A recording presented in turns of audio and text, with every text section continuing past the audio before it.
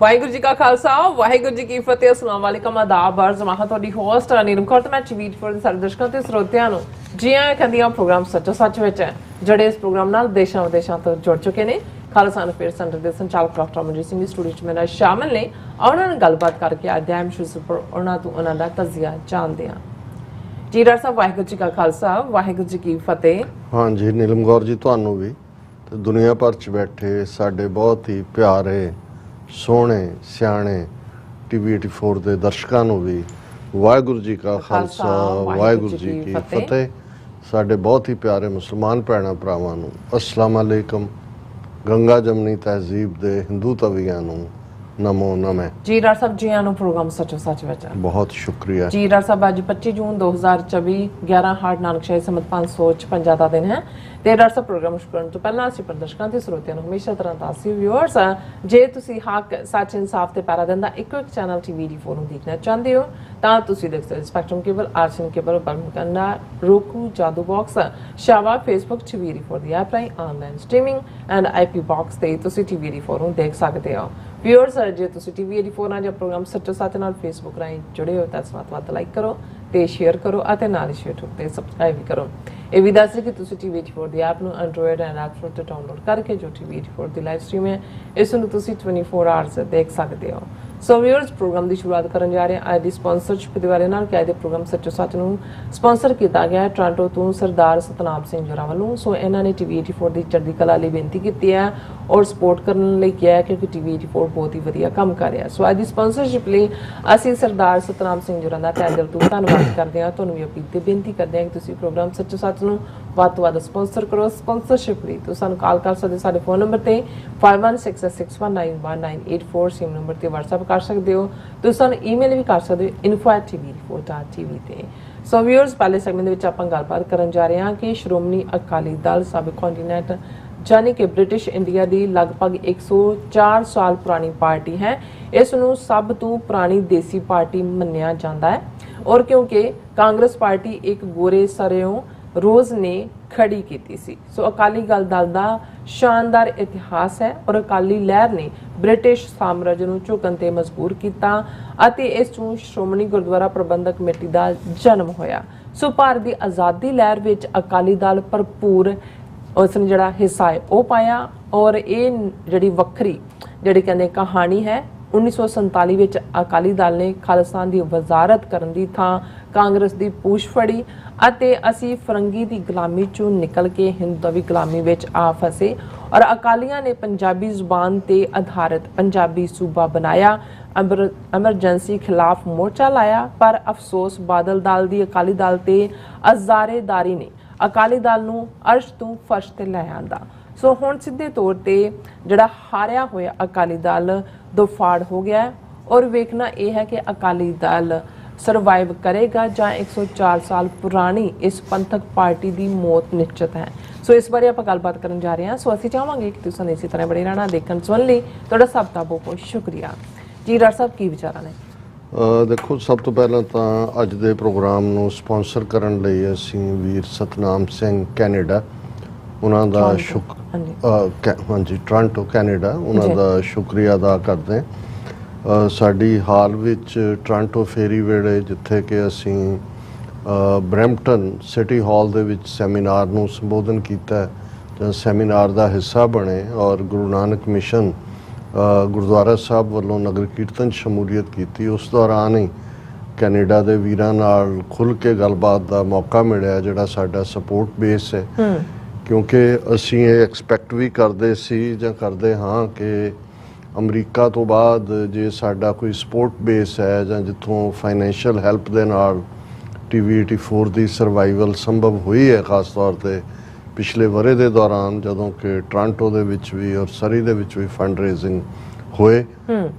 ਪਰ ਇਸ ਵਾਰ ਥੋੜ੍ਹਾ ਇਹ ਜਾਣ ਕੇ ਦੁੱਖ ਵੀ ਹੋਇਆ ਕਿ ਕੈਨੇਡਾ 'ਚ ਜਿਸ ਕਿਸਮ ਦੀ ਰਿਸੈਸ਼ਨ ਚੱਲ ਰਹੀ ਹੈ ਜਿਸ ਦਾ ਸ਼ਿਕਾਰ ਆਪਣੇ ਬਹੁਤ ਸਾਰੇ ਟਰੱਕਰ ਵੀਰ ਔਰ ਆਮ ਬਿਜ਼ਨਸਮੈਨ ਵੀ ਹੋਏ ਨੇ ਕਿਉਂਕਿ ਉੱਥੇ ਮੌਰਟਗੇਜਿਸ ਬਹੁਤ ਜ਼ਿਆਦਾ ਵੱਧ ਗਈਆਂ ਕਿਉਂਕਿ ਇੰਟਰਸਟ ਰੇਟ ਨੇ ਕੁਝ ਪ੍ਰਭਾਵ ਪਾਇਆ ਕਿ ਜਿਨ੍ਹਾਂ ਦੀ 3000 ਸੀ ਉਹ 5000 ਤੇ ਚਲੀ ਗਈ।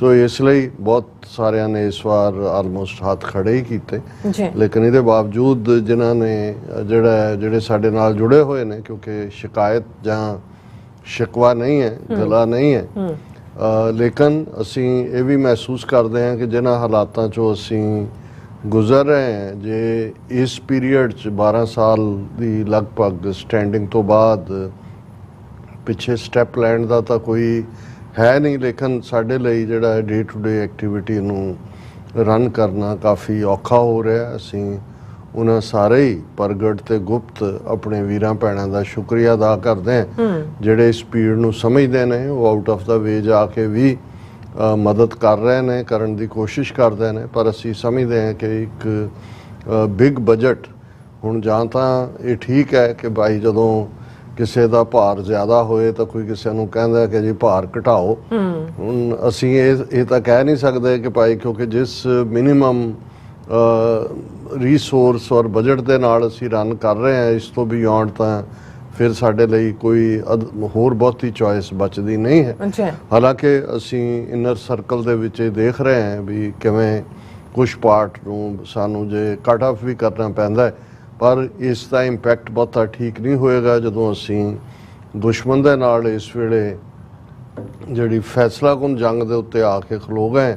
ਸੋ ਕੋਈ ਵੀ ਕਮਜ਼ੋਰ ਪਾਰਟ ਕਿਸੇ ਵੀ ਪਾਸਿਓਂ ਇਹ ਦੁਸ਼ਮਣ ਨੂੰ ਜਿਹੜਾ ਇੱਕ ਗਲਤ ਮੈਸੇਜ ਵੀ ਜਾਂਦਾ ਹੈ। ਹਾਲਾਂ ਅਸੀਂ ਇਹ ਯਕੀਨ ਕਰਦੇ ਹਾਂ, ਭਰੋਸਾ ਹੈ ਸਾਨੂੰ ਕਿ ਅਲਟੀਮੇਟਲੀ ਅਸੀਂ ਇਸ ਔਖੇ ਦੌਰ 'ਚੋਂ ਸਰਵਾਈਵ ਕਰਾਂਗੇ। ਇਹ ਠੀਕ ਹੈ ਕਿ ਇਸ ਵੇਲੇ ਜਿਹੜੇ ਸਾਡਾ ਸਪੋਰਟ ਬੇਸ ਹੈ, ਕਿਉਂਕਿ ਸਾਡਾ ਬੇਸ ਕੋਈ ਵੱਡੇ ਧਨਾੜ ਜਾਂ ਵੱਡੇ ਰੀਅਲ ਏਸਟੇਟ ਔਰ ਦੂਸਰੇ ਲੋਕ ਤਾਂ ਹੈ ਨਹੀਂ ਜਿਹੜੇ ਕਿ ਕੁਛ ਵੀ ਹਾਲਾਤ ਹੋ ਜਾਏ ਇੱਕ ਨਹੀਂ ਦੂਸਰੇ ਪਾਸਿਓਂ ਸਰਵਾਈਵ ਕਰਦੇ ਨੇ। ਸਾਡੇ ਤਾਂ ਬਹੁਤ ਸਾਰੇ ਉਹੀ ਨੇ ਜਿਹੜੇ ਸਮਾਲ ਬਿਜ਼ਨਸਿਸ ਨੇ ਜਾਂ ਟਰੱਕਿੰਗ ਹੈ ਜਾਂ ਟੈਕਸੀਜ਼ ਨੇ ਜਾਂ ਦੂਸਰਿਆਂ ਨੇ। ਸੋ ਸਾਰੇ ਪਾਸੇ ਹੀ ਇਸ ਵੇਲੇ ਇੱਕ ਮੰਦਹਾਲੀ ਹੈ। ਔਰ ਕਿਉਂਕਿ ਇਸ ਦਾ ਇੱਕ ਸ਼ਾਇਦ ਇਫੈਕਟ ਇਹ ਵੀ ਹੈ ਕਿ ਕੋਵਿਡ ਦੇ ਚਲਦਿਆਂ ਜਿਨ੍ਹਾਂ ਕਾਰੋਬਾਰਾਂ ਦੇ ਵਿੱਚ ਬਹੁਤ ਤੇਜ਼ੀ ਸੀ, ਜਿਨ੍ਹਾਂ 'ਚ ਖਾਸ ਤੌਰ ਤੇ ਟਰੱਕਿੰਗ ਇੰਡਸਟਰੀ ਸੀ, ਉਹਨਾਂ ਨੇ ਆਪਣੇ ਖਰਚੇ ਵੀ ਵਧਾਏ, ਕੁਛ ਨੇ ਘਰ ਵੀ ਐਕਸਟਰਾ ਲਿਆ ਜਾਂ ਕੋਈ ਹੋਰ ਲਿਆ। ਸੋ ਉਸ ਦਾ ਵੀ ਫਾਲ ਬੈਕ ਹੈ ਕਿ ਜੇ ਹੁਣ ਪ੍ਰੀ ਕੋਵਿਡ ਵਾਲੇ ਹਾਲਾਤ 'ਚ ਵੀ ਕਾਰੋਬਾਰ ਚਲੇ ਗਏ ਨੇ ਤੇ ਉਹਨਾਂ ਦੇ ਲਈ ਸਰਵਾਈਵ ਕਰਨਾ ਔਖਾ ਹੈ। ਸੋ ਮੈਂ ਇਹ ਨਹੀਂ ਹੈ ਕਿ ਵੀ ਅਸੀਂ ਕੋਈ ਆਪਣੀ ਕਮਜ਼ੋਰ ਕਹਾਣੀ ਕਹਿ ਰਹੇ ਹਾਂ, ਪਰ ਹਕੀਕਤਨ ਸਾਡੇ ਲਈ ਵੀ ਜਿਹੜੀ ਸਰਵਾਈਵਲ ਹੈ ਉਹ ਮੈਟਰ ਕਰਦੀ ਹੈ ਔਰ ਉਹ ਫਾਈਨੈਂਸ਼ੀਅਲ ਨਾਲ ਹੀ। ਬਾਕੀ ਸਾਡੀ ਜਿੰਨੀ ਕੁ ਡੈਡੀਕੇਟਿਡ ਟੀਮ ਹੈ ਅਸੀਂ ਉਸ ਦੇ ਉੱਤੇ ਕਾਊਂਟ ਕਰਦੇ ਹਾਂ, ਪਰ ਹੋ ਸਕਦਾ ਹੈ ਉਹਨਾਂ ਨੂੰ ਵੀ ਇਸ ਦਾ ਜਿਹੜਾ ਹੈ ਕੋਈ ਨਾ ਕੋਈ ਅਸਰ ਕਬੂਲਣਾ ਪਏ ਆਉਣ ਵਾਲੇ ਦਿਨਾਂ 'ਚ। ਸੋ ਅਸੀਂ ਇੱਕ ਕਾਈਂਡ ਆਫ ਵਾਰਨਿੰਗ ਸ਼ਾਟ ਵੀ ਹੈ। ਗੱਲ ਬੇਸ਼ੱਕ ਅਸੀਂ ਕਦੇ ਵੀ ਪੰਜਾਬ ਦੇ ਮਸਲਿਆਂ ਬਾਰੇ ਜਦੋਂ ਖਾਸ ਤੌਰ ਤੇ ਉੱਥੇ ਘਟੀਆ ਸਿਆਸਤ ਚੱਲ ਰਹੀ ਹੁੰਦੀ ਹੈ ਉਸ ਦੀ ਅਸੀਂ ਗੱਲ ਨਹੀਂ ਕਰਦੇ, ਜਿਸ ਦੀ ਸ਼ਿਕਾਇਤ ਕਈ ਵਾਰ ਸਾਡੇ ਵਿਊਅਰ ਵੀ ਕਰਨਗੇ ਕਿ ਇੰਟਰਨੈਸ਼ਨਲ ਇਸ਼ੂਜ਼ ਕਈ ਵਾਰ ਡੋਮੀਨੇਟ ਕਰਦੇ ਨੇ ਸਾਡੇ ਸ਼ੋਅ 'ਚ ਔਰ ਦਿੱਲੀ ਦਾ ਜਾਂ ਮੋਦੀ ਜਾਂ ਉਹਨਾਂ ਦਾ ਵਰਤਾਰਾ ਕਰਦਾ ਹੈ, ਪਰ ਪੰਜਾਬ ਦਾ। ਔਰ ਮੈਂ ਅੱਗੇ ਵੀ ਇਹ ਕਿਹਾ ਸੀ ਕਿ ਦੱਸੋ ਪੰਜਾਬ 'ਚ ਕਿਸ ਇਸ਼ੂ ਜਾਂ ਕਿਸ ਲੀਡਰ ਜਾਂ ਕਿਸ ਪਾਰਟੀ ਨਾਲ ਅਦਰ ਦੈਨ ਕਰਸ ਕਰਨ ਦੇ ਜਾਂ ਲਾਂਤਾਂ ਪਾਉਣ ਦੇ ਜਾਂ ਉਹਨਾਂ ਨੂੰ ਬੇਗੈਰਤ ਕਹਿਣ ਦੇ ਹੋਰ ਤਾਂ ਕੁਝ ਹੁੰਦੀ ਨਹੀਂ ਐਕਟੀਵਿਟੀ। ਜਦੋਂ ਹੁੰਦੀ ਹੈ ਜੇ ਦੀਪ ਸਿੱਧੂ ਜਾਂ ਸਿੱਧੂ ਮੂਸੇਵਾਲਾ ਜਾਂ ਲੇਟਰ ਔਨ ਪੰਜਾਬ ਦੇ ਵਿੱਚ ਜਿਹੜੀਆਂ ਤਬਦੀਲੀਆਂ ਚੱਲ ਰਹੀਆਂ ਹੁੰਦੀਆਂ ਨੇ ਉਹਨਾਂ ਦਾ ਹੋਇਆ, ਉਸ ਨੂੰ ਅਸੀਂ ਹਮੇਸ਼ਾ ਹਾਈਲਾਈਟ ਕਰਦੇ। ਪਰ ਅੱਜ ਅਸੀਂ ਲੀਡ ਇਸ਼ੂ ਇਸ ਲਈ ਪੰਜਾਬ ਦਾ ਜਾਂ ਅਕਾਲੀ ਦਲ ਦਾ ਬਣਾਇਆ ਕਿਉਂਕਿ ਇਨ ਦਾ ਐਂਡ ਆਫ ਦਾ ਡੇ ਬਾਦਲਾਂ ਦੇ ਨਾਲ ਜਾਂ ਉਸ ਤੋਂ ਪਹਿਲੇ ਜਿਹੜੀ ਅਕਾਲੀ ਦਲ ਦੀ ਲੀਡਰਸ਼ਿਪ ਖਾਸ ਤੌਰ ਤੇ 80s ਦੇ ਵਿੱਚ ਐਮਰਜ ਹੋਈ, ਜਿਨ੍ਹਾਂ ਨੇ ਕੌਮ ਨਾਲ ਧੋਖਾ ਕੀਤਾ, ਬਿਟਰੇ ਕੀਤਾ, ਜਿਨ੍ਹਾਂ ਨੇ ਸੰਤ ਭਿੰਡਰਾਂ ਵਾਲਿਆਂ ਦੇ ਅਗੇਂਸਟ ਭੋਗ ਕੇ 28-29 ਮੀਟਿੰਗਾਂ ਦਿੱਲੀ ਸਰਕਾਰ ਨਾਲ ਕਰਕੇ ਇੱਕ ਕਿਸਮ ਦਾ ਦਿੱਲੀ ਸਰਕਾਰ ਨੂੰ ਕਵਰ ਵੀ ਦਿੱਤਾ ਜਾਂ ਇਸ ਕਿਸਮ ਦਾ ਮਾਹੌਲ ਕ੍ਰੀਏਟ ਕੀਤਾ ਜਿਵੇਂ ਦਿੱਲੀ ਨੂੰ ਇਹ ਪਤਾ ਸੀ ਕਿ ਭਾਈ ਇਹਨਾਂ ਨੇ ਇਹ ਸਾਡੇ ਨਾਲ ਨੇ। ਹਾਲਾਂ ਮੈਂ ਇਸ ਪਾਰਟ ਨਾਲ ਤਾਂ ਸਹਿਮਤ ਨਹੀਂ ਹੁੰਦਾ ਕਿ ਜੇ ਇਹ ਨਾ ਰਲੇ ਹੁੰਦੇ ਤਾਂ ਫਿਰ ਉਹ ਨਾ ਕਰਦੇ। ਉਹ ਤਾਂ ਉਹਨਾਂ ਦੀ ਪਲੈਨਿੰਗ ਜਿਸ ਲੈਵਲ ਦੇ ਉੱਤੇ ਬ੍ਰਾਹਮਣਵਾਦੀਆਂ ਦੀ 5 ਸਦੀਆਂ ਦਾ ਵੈਰ ਔਰ KGB ਔਰ ਰਾਹ ਉਹਨਾਂ ਨੇ ਕੋਈ ਹੋਰ ਰਾਹ ਲੱਭ ਲੈਣਾ ਸੀ। ਲੇਕਿਨ ਇਹ ਤਾਂ ਔਨ ਰੈਕਰਡ ਹੈ ਕਿ ਭਾਈ ਇਹ ਸਾਰੇ ਜਿਹੜੇ ਨੇ ਇਹਨਾਂ ਨੇ ਕਿਤੇ ਨਾ ਕਿਤੇ ਆਪਣੀ ਪੋਜੀਸ਼ਨ ਕੰਪਰੋਮਾਈਜ਼ ਕੀਤੀ। ਯੂਜੂਅਲੀ ਅਸੀਂ ਬਾਦਲ ਟੋੜਾ ਤਲਵੰਡੀ, ਕਿਉਂਕਿ ਇਹ ਜਿਹੜਾ ਟਰਾਇਓ ਸੀ ਇਹਨੇ ਲੰਮਾ ਵਕਤ ਅਕਾਲੀ ਦਲ ਦੇ ਉੱਤੇ ਆਪਣੀ ਇਜ਼ਾਰੇਦਾਰੀ ਕਾਇਮ ਰੱਖੀ।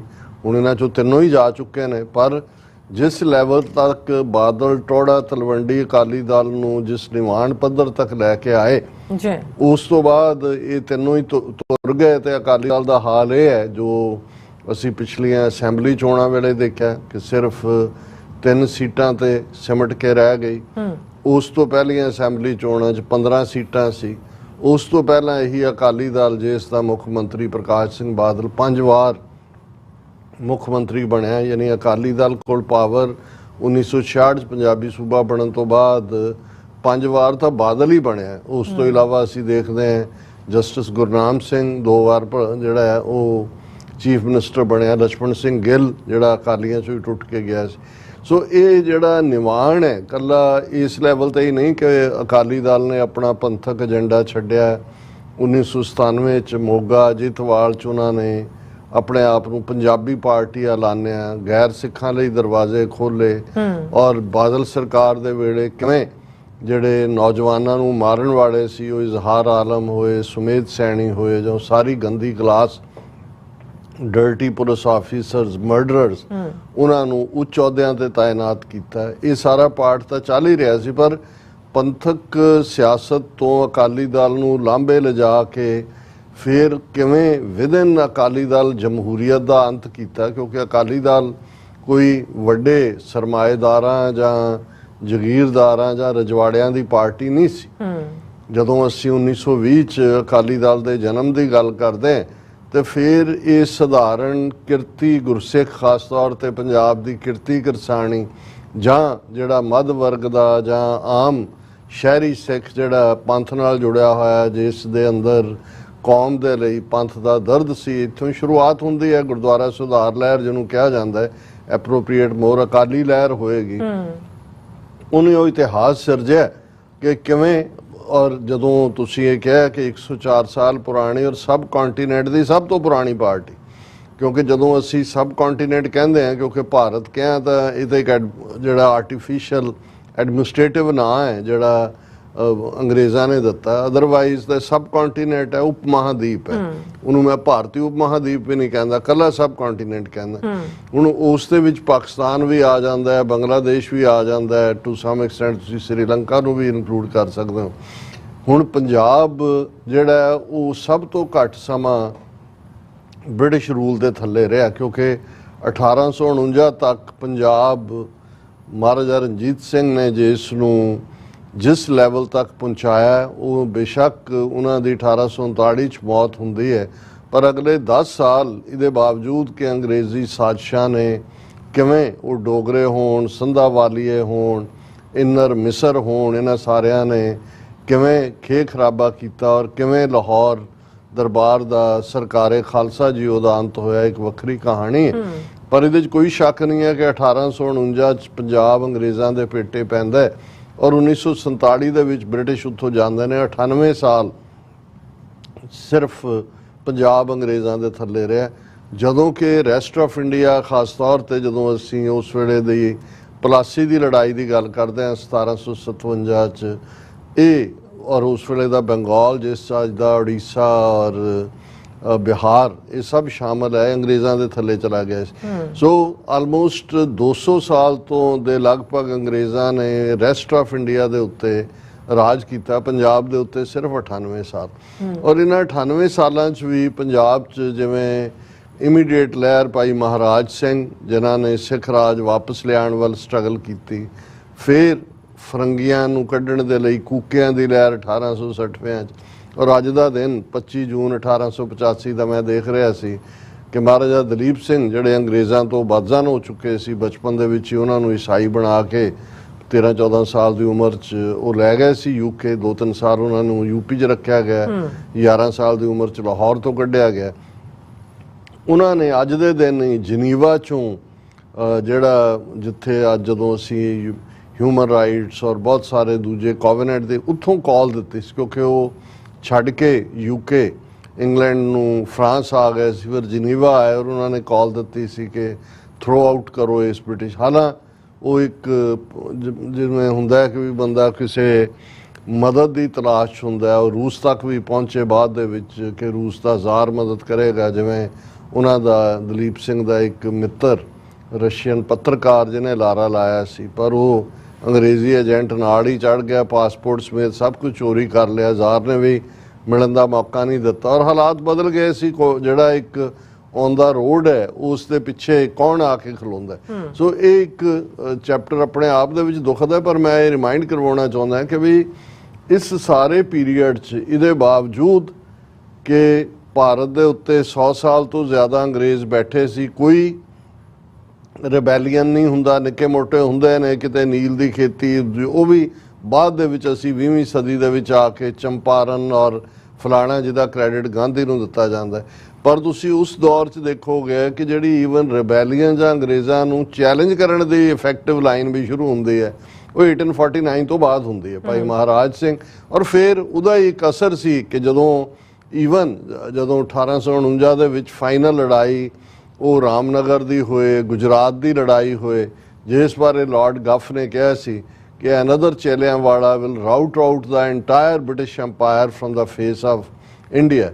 ਇੱਕ ਹੋਰ ਜੇ ਚੇਲਿਆਂਵਾਲਾ ਹੋਇਆ, ਜਿਸ ਚੇਲਿਆਂਵਾਲੇ ਬਾਰੇ ਸ਼ਾਹ ਮੁਹੰਮਦ ਨੇ ਔਰ ਦੂਸਰਿਆਂ ਨੇ ਜਦੋਂ ਉਸ ਸਾਰੇ ਦੀ ਗੱਲ ਕੀਤੀ ਕਿ ਭਾਈ ਸ਼ਾਹ ਮੁਹੰਮਦ ਨੇ ਸੈਕੰਡ ਵਾਰ ਨਹੀਂ ਲਿਖੀ ਹੋਈ, ਲੇਕਿਨ ਇਹ ਇੱਕ ਪਾਰਟ ਸੀ ਕਿ ਭਾਈ ਕਿਵੇਂ 4000 ਤੋਂ ਜ਼ਿਆਦਾ ਜਿਹੜੀਆਂ ਨੇ ਕੈਜੂਅਲਟੀਜ਼ ਹੁੰਦੀਆਂ ਨੇ ਔਰ ਬ੍ਰਿਟਿਸ਼ਰਸ ਦੌੜਨ ਤੇ ਮਜਬੂਰ ਹੁੰਦੇ ਨੇ। ਸੋ ਉਸ ਸਾਰੇ ਦੇ ਬਾਅਦ ਅਸੀਂ ਦੇਖਦੇ ਹਾਂ ਕਿ ਵਿਦਿਨ 8 ਇਅਰਸ 1857 ਦਾ ਗਦਰ, ਜਿਸ 'ਚ ਬੇਸ਼ੱਕ ਸਿੱਖਾਂ ਦੀ ਜਾਂ ਪੰਜਾਬ ਦੀ ਵੱਡੀ ਪਾਰਟਿਸਪੇਸ਼ਨ ਨਹੀਂ ਸੀ, ਲੇਕਿਨ 1849 'ਚ ਅੰਗਰੇਜ਼ਾਂ ਦੀ ਰਾਮਨਗਰ ਦੇ ਵਿੱਚ ਜਾਂ ਗੁਜਰਾਤ ਦੀ ਲੜਾਈਆਂ ਦੇ ਵਿੱਚ ਜੋ ਉਹਨਾਂ ਦੀ ਦੁਰਦਸ਼ਾ ਹੋਈ, ਉਸ ਨੂੰ ਯੂਪੀ, ਬਿਹਾਰ, ਜਿਹੜੇ ਸੈਂਟਰਲ ਪ੍ਰੋਵਿੰਸਿਸ ਸੀ, ਉਹਨਾਂ ਦੇ ਸੋਲਜਰੀ ਨੇ ਵੀ ਦੇਖਿਆ ਔਰ ਉਹ ਇੱਕ ਇੰਸਪੀਰੇਸ਼ਨ ਬਣੀ 1850। ਹਾਲਾਂ ਉਹਦੇ 'ਚ ਰਾਣੀ ਝਾਂਸੀ, ਤਾਂਤੀਆ ਟੋਪੇ ਔਰ ਇਸ ਕਿਸਮ ਦੇ ਜਿਹੜੇ ਨੇ ਉਹ ਦੂਜੇ ਸ਼ਾਮਲ ਸੀ। ਸਿੱਖ ਕਿਉਂ ਨਹੀਂ ਸ਼ਾਮਲ ਹੋਏ, ਇਹਦਾ ਇੱਕ ਵੱਖਰਾ ਹੈ, ਕਿਉਂਕਿ ਉਹ ਅਜੇ 8 ਸਾਲ ਪਹਿਲਾਂ ਤੋਂ ਲੰਡਨ ਟਾਪੂਆਂ ਅੰਦਰ ਕੁਰਲਾਟ ਹੋਇਆ ਜਦੋਂ ਸ਼ਾਹ ਮੁਹੰਮਦ ਕਹਿੰਦਾ ਕਿ ਕਈ ਕੋਟ ਚੜੇ ਪੂਰਬੀ ਦੱਖਣੀ ਜੀ, ਉਹ ਤਾਂ ਹਮਲਾਵਰ ਸੀ ਸਿੱਖ ਰਾਜ ਤੇ। ਪਰ ਮੈਂ ਇਹ ਕਹਿ ਰਿਹਾ ਵੀ ਸਿੱਖ ਪੰਜਾਬ ਦੇ ਖਾਸ ਤੌਰ ਤੇ ਜਾਂ ਪੰਜਾਬੀ ਇਨ ਜਨਰਲ ਆਰਾਮ ਨਾਲ ਨਹੀਂ ਬੈਠੇ ਔਰ ਇਸ ਸਾਰੇ ਚੋਂ ਉਹ ਕੂਕਾ ਲਹਿਰ ਹੋਏ, ਉਹ ਬਾਅਦ ਦੇ ਵਿੱਚ ਮਹਾਰਾਜਾ ਦਲੀਪ ਸਿੰਘ ਦੀ 1885 ਤੱਕ ਪਹੁੰਚਦੇ ਆ ਇੰਟਰਨੈਸ਼ਨਲ ਕਾਲ ਹੋਏ ਔਰ 20ਵੀਂ ਸਦੀ ਦੀ ਬਿਗਨਿੰਗ ਤੱਕ ਪਹੁੰਚਦੇ ਆ। ਅੰਮ੍ਰਿਤਸਰ ਤੋਂ ਮਦਨ ਲਾਲ ਢੀਂਗਰਾ ਜਿਹੜਾ ਇੰਗਲੈਂਡ ਦੇ ਵਿੱਚ ਜਿਹੜਾ ਉਸ ਰਸਤੇ ਨੂੰ ਚੁਣਦਾ, ਜਿਹੜਾ ਹਥਿਆਰਬੰਦ ਸੰਘਰਸ਼ ਦਾ ਰਸਤਾ, ਫਿਰ ਗਦਰੀ ਬਾਬਿਆਂ ਦੀ ਕਹਾਣੀ, ਫਿਰ ਅਸੀਂ ਕਰਤਾਰ ਸਿੰਘ ਸਰਾਭਾ ਤੋਂ ਭਗਤ ਸਿੰਘ ਔਰ ਉਹ ਸਾਰੀ ਕਹਾਣੀ ਨੂੰ ਦੁਹਰਾਉਂਦਾ। ਪਰ ਇਸ ਸਾਰੇ ਪੀਰੀਅਡ ਦੇ ਵਿੱਚ ਜੇ ਪੋਲੀਟੀਕਲੀ ਵਿਦਿਨ ਦਾ ਸਿਸਟਮ ਪੀਸਫੁਲ ਤਰੀਕੇ ਨਾਲ ਜਸਟਿਸ ਲੈਣ ਦੀ ਗੱਲ ਦੇ ਲਈ ਅਕਾਲੀ ਦਲ 1920 ਚ ਹੋਣ ਚਾਹੁੰਦਾ ਹੈ, ਤੇ ਫਿਰ ਜੇ ਅਕਾਲੀ ਮੂਵਮੈਂਟ ਦਾ ਤੁਸੀਂ ਇਤਿਹਾਸ ਦੇਖਦੇ ਹੋ, ਜੋ ਕੁਛ ਗਾਂਧੀ ਨੇ ਉਹ ਭਾਵੇਂ ਸੱਤਿਆਗ੍ਰਹਿ ਦੇ ਨਾਂ ਥੱਲੇ, ਅਸਹਿਯੋਗ ਦੇ ਨਾਂ ਥੱਲੇ ਜਿਹਦਾ ਕ੍ਰੈਡਿਟ ਉਹਨੇ ਲੈਣ ਦੀ ਕੋਸ਼ਿਸ਼ ਕੀਤੀ, ਉਹਦਾ ਰੀਅਲ ਜੇ ਐਕਸਪੈਰੀਮੈਂਟ ਔਨ ਗਰਾਊਂਡ ਕਰਕੇ ਦਿਖਾਇਆ ਤੇ ਉਹ ਅਕਾਲੀਆਂ ਨੇ ਦਿਖਾਇਆ। ਔਰ ਇਹ ਉਹ ਗੁਰੂ ਕੇ ਬਾਗ ਦਾ ਮੋਰਚਾ ਹੋਏ, ਜੈਤੋ ਦਾ ਮੋਰਚਾ ਹੋਏ, ਕਿ ਕਿਵੇਂ 6-6 ਫੁੱਟੇ ਸਿੱਖ ਜਵਾਨ, ਜਿਨ੍ਹਾਂ 'ਚੋਂ ਕੁਛ ਤਾਂ ਉਹ ਸੀ ਜਿਨ੍ਹਾਂ ਨੇ ਫਸਟ ਵਰਲਡ ਵਾਰ 'ਚ ਸਰਵ ਕੀਤਾ ਹੋਇਆ ਸੀ, ਉਹ ਕਿਵੇਂ ਵਾਹਿਗੁਰੂ ਵਾਹਿਗੁਰੂ ਜਪਦੇ ਆ ਅਕਾਲ ਤਖਤ ਤੋਂ ਅਰਦਾਸਾ ਸੋਧ ਕੇ ਨਿਕਲਦੇ, ਪੀਸਫੁਲੀ ਉਸ ਵਾਇਲੈਂਸ ਦਾ ਸ਼ਿਕਾਰ ਹੁੰਦੇ ਔਰ ਬਿਲਕੁਲ ਕੋਈ ਹੱਥ ਨਾ ਚੁੱਕਦਾ, ਕਿਸੇ ਨੇ ਰਿਬੈਲੀਅਨ ਨਹੀਂ। ਔਰ ਉਹੀ ਪਾਰਟ ਸੀ ਕਿ ਜਦੋਂ ਇਹ ਜਿੱਤਾਂ ਹਾਸਲ ਹੁੰਦੀਆਂ ਨੇ, ਉਹ ਚਾਬੀਆਂ ਦਾ ਮੋਰਚਾ ਹੋਏ ਜਾਂ ਬਾਅਦ ਦੇ ਵਿੱਚ ਗੁਰੂ ਕੇ ਬਾਗ ਦਾ ਮੋਰਚਾ ਹੋਏ, ਤੇ ਉਹ ਫਰੋਡੀਆ ਗਾਂਧੀ ਜਿਹੜਾ ਉਹ ਤਾਰਾਂ ਭੇਜਦਾ, congratulation you have won the first battle of freedom of India, ਮੁਬਾਰਕ, ਤੁਸੀਂ ਆਜ਼ਾਦੀ ਦੀ ਪਹਿਲੀ ਜੰਗ ਜਿੱਤ ਲਈ ਹੈ, ਹੁਣ ਤੁਸੀਂ ਭਾਰਤ ਨੂੰ ਜਿਹੜਾ ਅੱਗੋਂ ਆਜ਼ਾਦ ਕਰਾਓ। ਔਰ ਪੋਲੀਟੀਕਲੀ ਜਦੋਂ ਅਸੀਂ ਕਾਂਗਰਸ ਦੀ ਗੱਲ ਕਰਦੇ ਹਾਂ, ਬੇਸ਼ੱਕ ਗਾਂਧੀ ਨੂੰ ਤਾਂ ਬਾਅਦ ਦੇ ਵਿੱਚ ਜਿਹੜਾ ਉਹ ਲਿਆਂਦਾ ਗਿਆ ਸਾਊਥ ਅਫਰੀਕਾ ਤੋਂ, ਜਿੱਥੇ ਫਸਟ ਵਰਲਡ ਵਾਰ ਤੋਂ ਅੰਗਰੇਜ਼ਾਂ ਨੂੰ ਸਾਰਜੈਂਟ ਮੇਜਰ ਬਣ ਕੇ ਉਹਨਾਂ ਦੇ ਸਰਵ ਕਰ ਰਿਹਾ ਸੀ। ਔਰ ਕਾਂਗਰਸ ਪਾਰਟੀ ਅੰਗਰੇਜ਼ਾਂ ਨੇ ਖੜੀ ਕੀਤੀ 1885 ਚ ਸਰ ਹਿਊ ਰੋਜ਼ ਜਿਸ ਨੇ ਕਾਂਗਰਸ ਫਾਊਂਡ ਕੀਤੀ ਜੀ ਵਿਦਨ ਥੋੜੇ ਬਹੁਤ ਰਾਈਟ ਦੂਜੇ ਤੀਜੇ ਚੋਣਾਂ ਚਾਣਾ ਤਾਂ ਬਹੁਤ ਬਾਅਦ ਦੀ ਗੱਲ ਹੈ।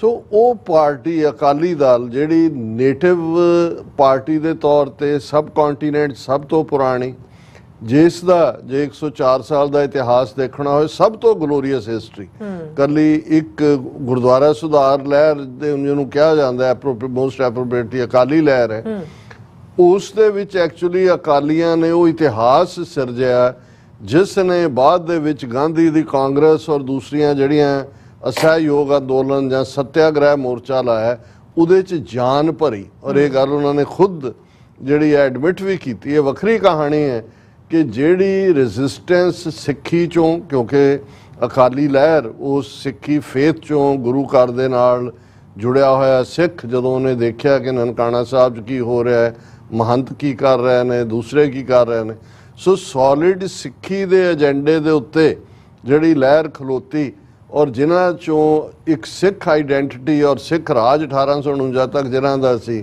ਇਹ ਅਨਫੋਰਚੂਨੇਟ ਹੈ ਕਿ ਕਿਵੇਂ ਅਲਟੀਮੇਟਲੀ ਉਹ ਸੋ ਕਾਲਡ ਇੰਡੀਅਨ ਨੈਸ਼ਨਲਿਜ਼ਮ ਦੇ ਖਾਤੇ ਦੇ ਵਿੱਚ ਉਸ ਨੂੰ ਗਾਂਧੀ, ਨਹਿਰੂ, ਪਟੇਲ, ਮੋਤੀ ਲਾਲ ਨਹਿਰੂ, ਮਦਨ ਮੋਹਨ ਮਾਲਵੀਆ, ਇਹ ਸਾਰੇ ਜਿਹੜੇ ਜਾਲਸਾਜ਼ ਕਿਸਮ ਦੇ ਲੋਕ ਸੀ ਉਹਨਾਂ ਨੇ ਫਸਾਇਆ। 1947 ਦੀ ਗੱਲ ਤੁਸੀਂ ਕੀਤੀ ਹੈ ਇੰਟਰੋਡਕਸ਼ਨ ਦੇ ਵਿੱਚ ਕਿ ਭਾਈ ਉਸ ਪੀਰੀਅਡ 'ਚ ਜਿੱਥੇ ਕਿ ਆਪਣੀ ਪਛਾਣ, ਆਪਣੇ ਹੱਕ, ਖਾਲਿਸਤਾਨ ਦੀ ਵਜ਼ਾਤ ਔਰ ਤੀਸਰੀ ਧਿਰ ਵਜੋਂ ਅਕਾਲੀ ਲਹਿਰ ਨੇ ਸਾਨੂੰ ਉਸ ਖਿੱਤੇ ਦੇ ਵਿੱਚ ਧਾਰਮਿਕ ਤੌਰ ਤੇ ਵੀ, ਜਦੋਂ ਗੁਰਦੁਆਰਾ ਸ਼੍ਰੋਮਣੀ ਗੁਰਦੁਆਰਾ ਪ੍ਰਬੰਧਕ ਕਮੇਟੀ ਬਣਦੀ ਹੈ 1924 ਚ ਐਲਾਨ ਹੁੰਦਾ ਹੈ, 1925 ਚ ਗੈਜ਼ਟ ਦੇ ਵਿੱਚ ਜਿਹੜਾ ਪ੍ਰੋਪਰਲੀ ਇਸ ਦੀ ਸ਼ੁਰੂਆਤ ਹੁੰਦੀ ਹੈ ਔਰ 1936-37 ਤੱਕ ਪਹੁੰਚਦੇ ਆ। ਪਹਿਲੀਆਂ ਸੂਬਾਈ ਚੋਣਾਂ ਹੁੰਦੀਆਂ ਨੇ, ਸਾਡੇ ਲਈ ਸੈਪਰੇਟ ਇਲੈਕਟੋਰੇਟ ਹੈ, ਅੱਡ ਸਿੱਖ ਨੁਮਾਇੰਦੇ ਅੱਡ ਵੋਟਾਂ ਪਾਉਂਦੇ ਨੇ। 1930s ਤੋਂ ਜਿਹੜਾ ਰਾਊਂਡ ਟੇਬਲ ਕਾਨਫਰੰਸਿਸ ਦਾ ਸਿਲਸਿਲਾ ਸ਼ੁਰੂ ਹੁੰਦਾ ਹੈ, 1940 ਚ ਜਿਹੜਾ ਟ੍ਰਾਂਸਫਰ ਆਫ ਪਾਵਰ ਤੱਕ ਪਹੁੰਚਦਾ ਹੈ। ਉਸ ਦੌਰ ਦੇ ਵਿੱਚ ਵੀ ਅਸੀਂ ਦੇਖਦੇ ਹਾਂ ਕਿ ਸਿੱਖਾਂ ਨੂੰ ਐਜ਼ ਏ ਅੱਡ ਐਂਟੀਟੀ ਮੰਨਿਆ ਜਾਂਦਾ ਹੈ। 47 ਦੇ ਦੌਰ 'ਚ ਅਕਾਲੀ ਲੀਡਰਸ਼ਿਪ ਜਿਸ ਦੇ ਵਿੱਚ ਮਾਸਟਰ ਤਾਰਾ ਸਿੰਘ ਬੇਸ਼ੱਕ ਖੜਕ ਸਿੰਘ ਬੈਕ ਸੀਟ ਤੇ ਚਲੇ ਗਏ ਸੀ, ਪਰ ਉਹ 1920 'ਚ ਕਾਂਗਰਸ ਵੱਲ ਲਿਜਾਣ 'ਚ ਉਹਨਾਂ ਦਾ ਇੱਕ ਵੱਡਾ ਰੋਲ ਸੀ, ਔਰ ਗਿਆਨੀ ਕਰਤਾਰ ਸਿੰਘ, ਬਲਦੇਵ ਸਿੰਘ। ਸੋ ਉਹ ਦੌਰ ਜੇ ਅਸੀਂ ਉਸ ਨੂੰ ਇੱਕ ਬੱਜਰ ਗੁਨਾਹ ਕਹੀਏ ਤਾਂ ਉਹਦੇ 'ਚ ਕੋਈ ਦੋ ਰਾਵਾਂ ਨਹੀਂ ਨੇ।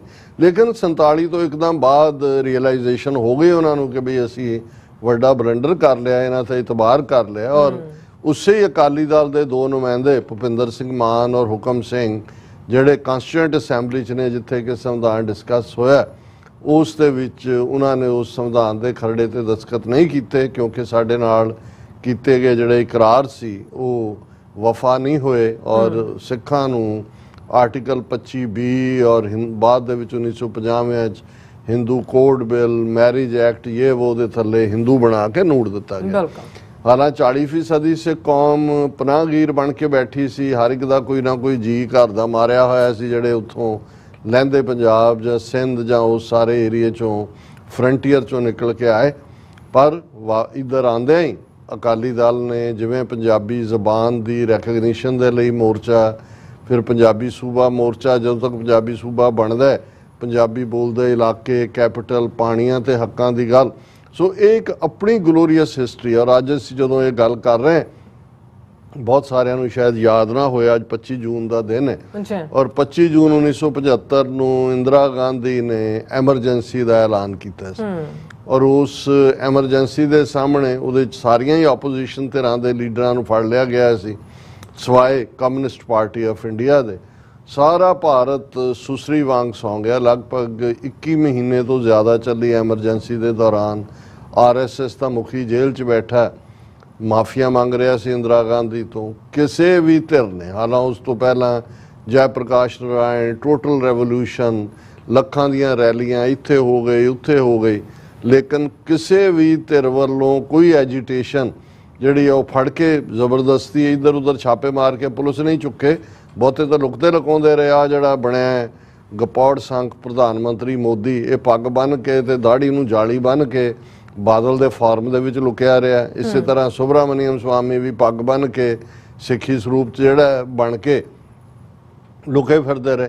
ਲੇਕਿਨ ਇਹ ਕ੍ਰੈਡਿਟ ਅਕਾਲੀ ਦਲ ਨੂੰ ਜਾਂਦਾ। ਉਸ ਵੇਲੇ ਬੇਸ਼ੱਕ ਸੰਤ ਹਰਚੰਦ ਸਿੰਘ ਲੌਂਗੋਵਾਲ ਦੀ ਅਗਵਾਈ ਥੱਲੇ ਇਹ ਮੋਰਚਾ, ਕਿਉਂਕਿ ਅਕਾਲੀ ਦਲ ਨੇ as a political party emergency ਦੇ ਖਿਲਾਫ ਮੋਰਚਾ ਲਾਇਆ।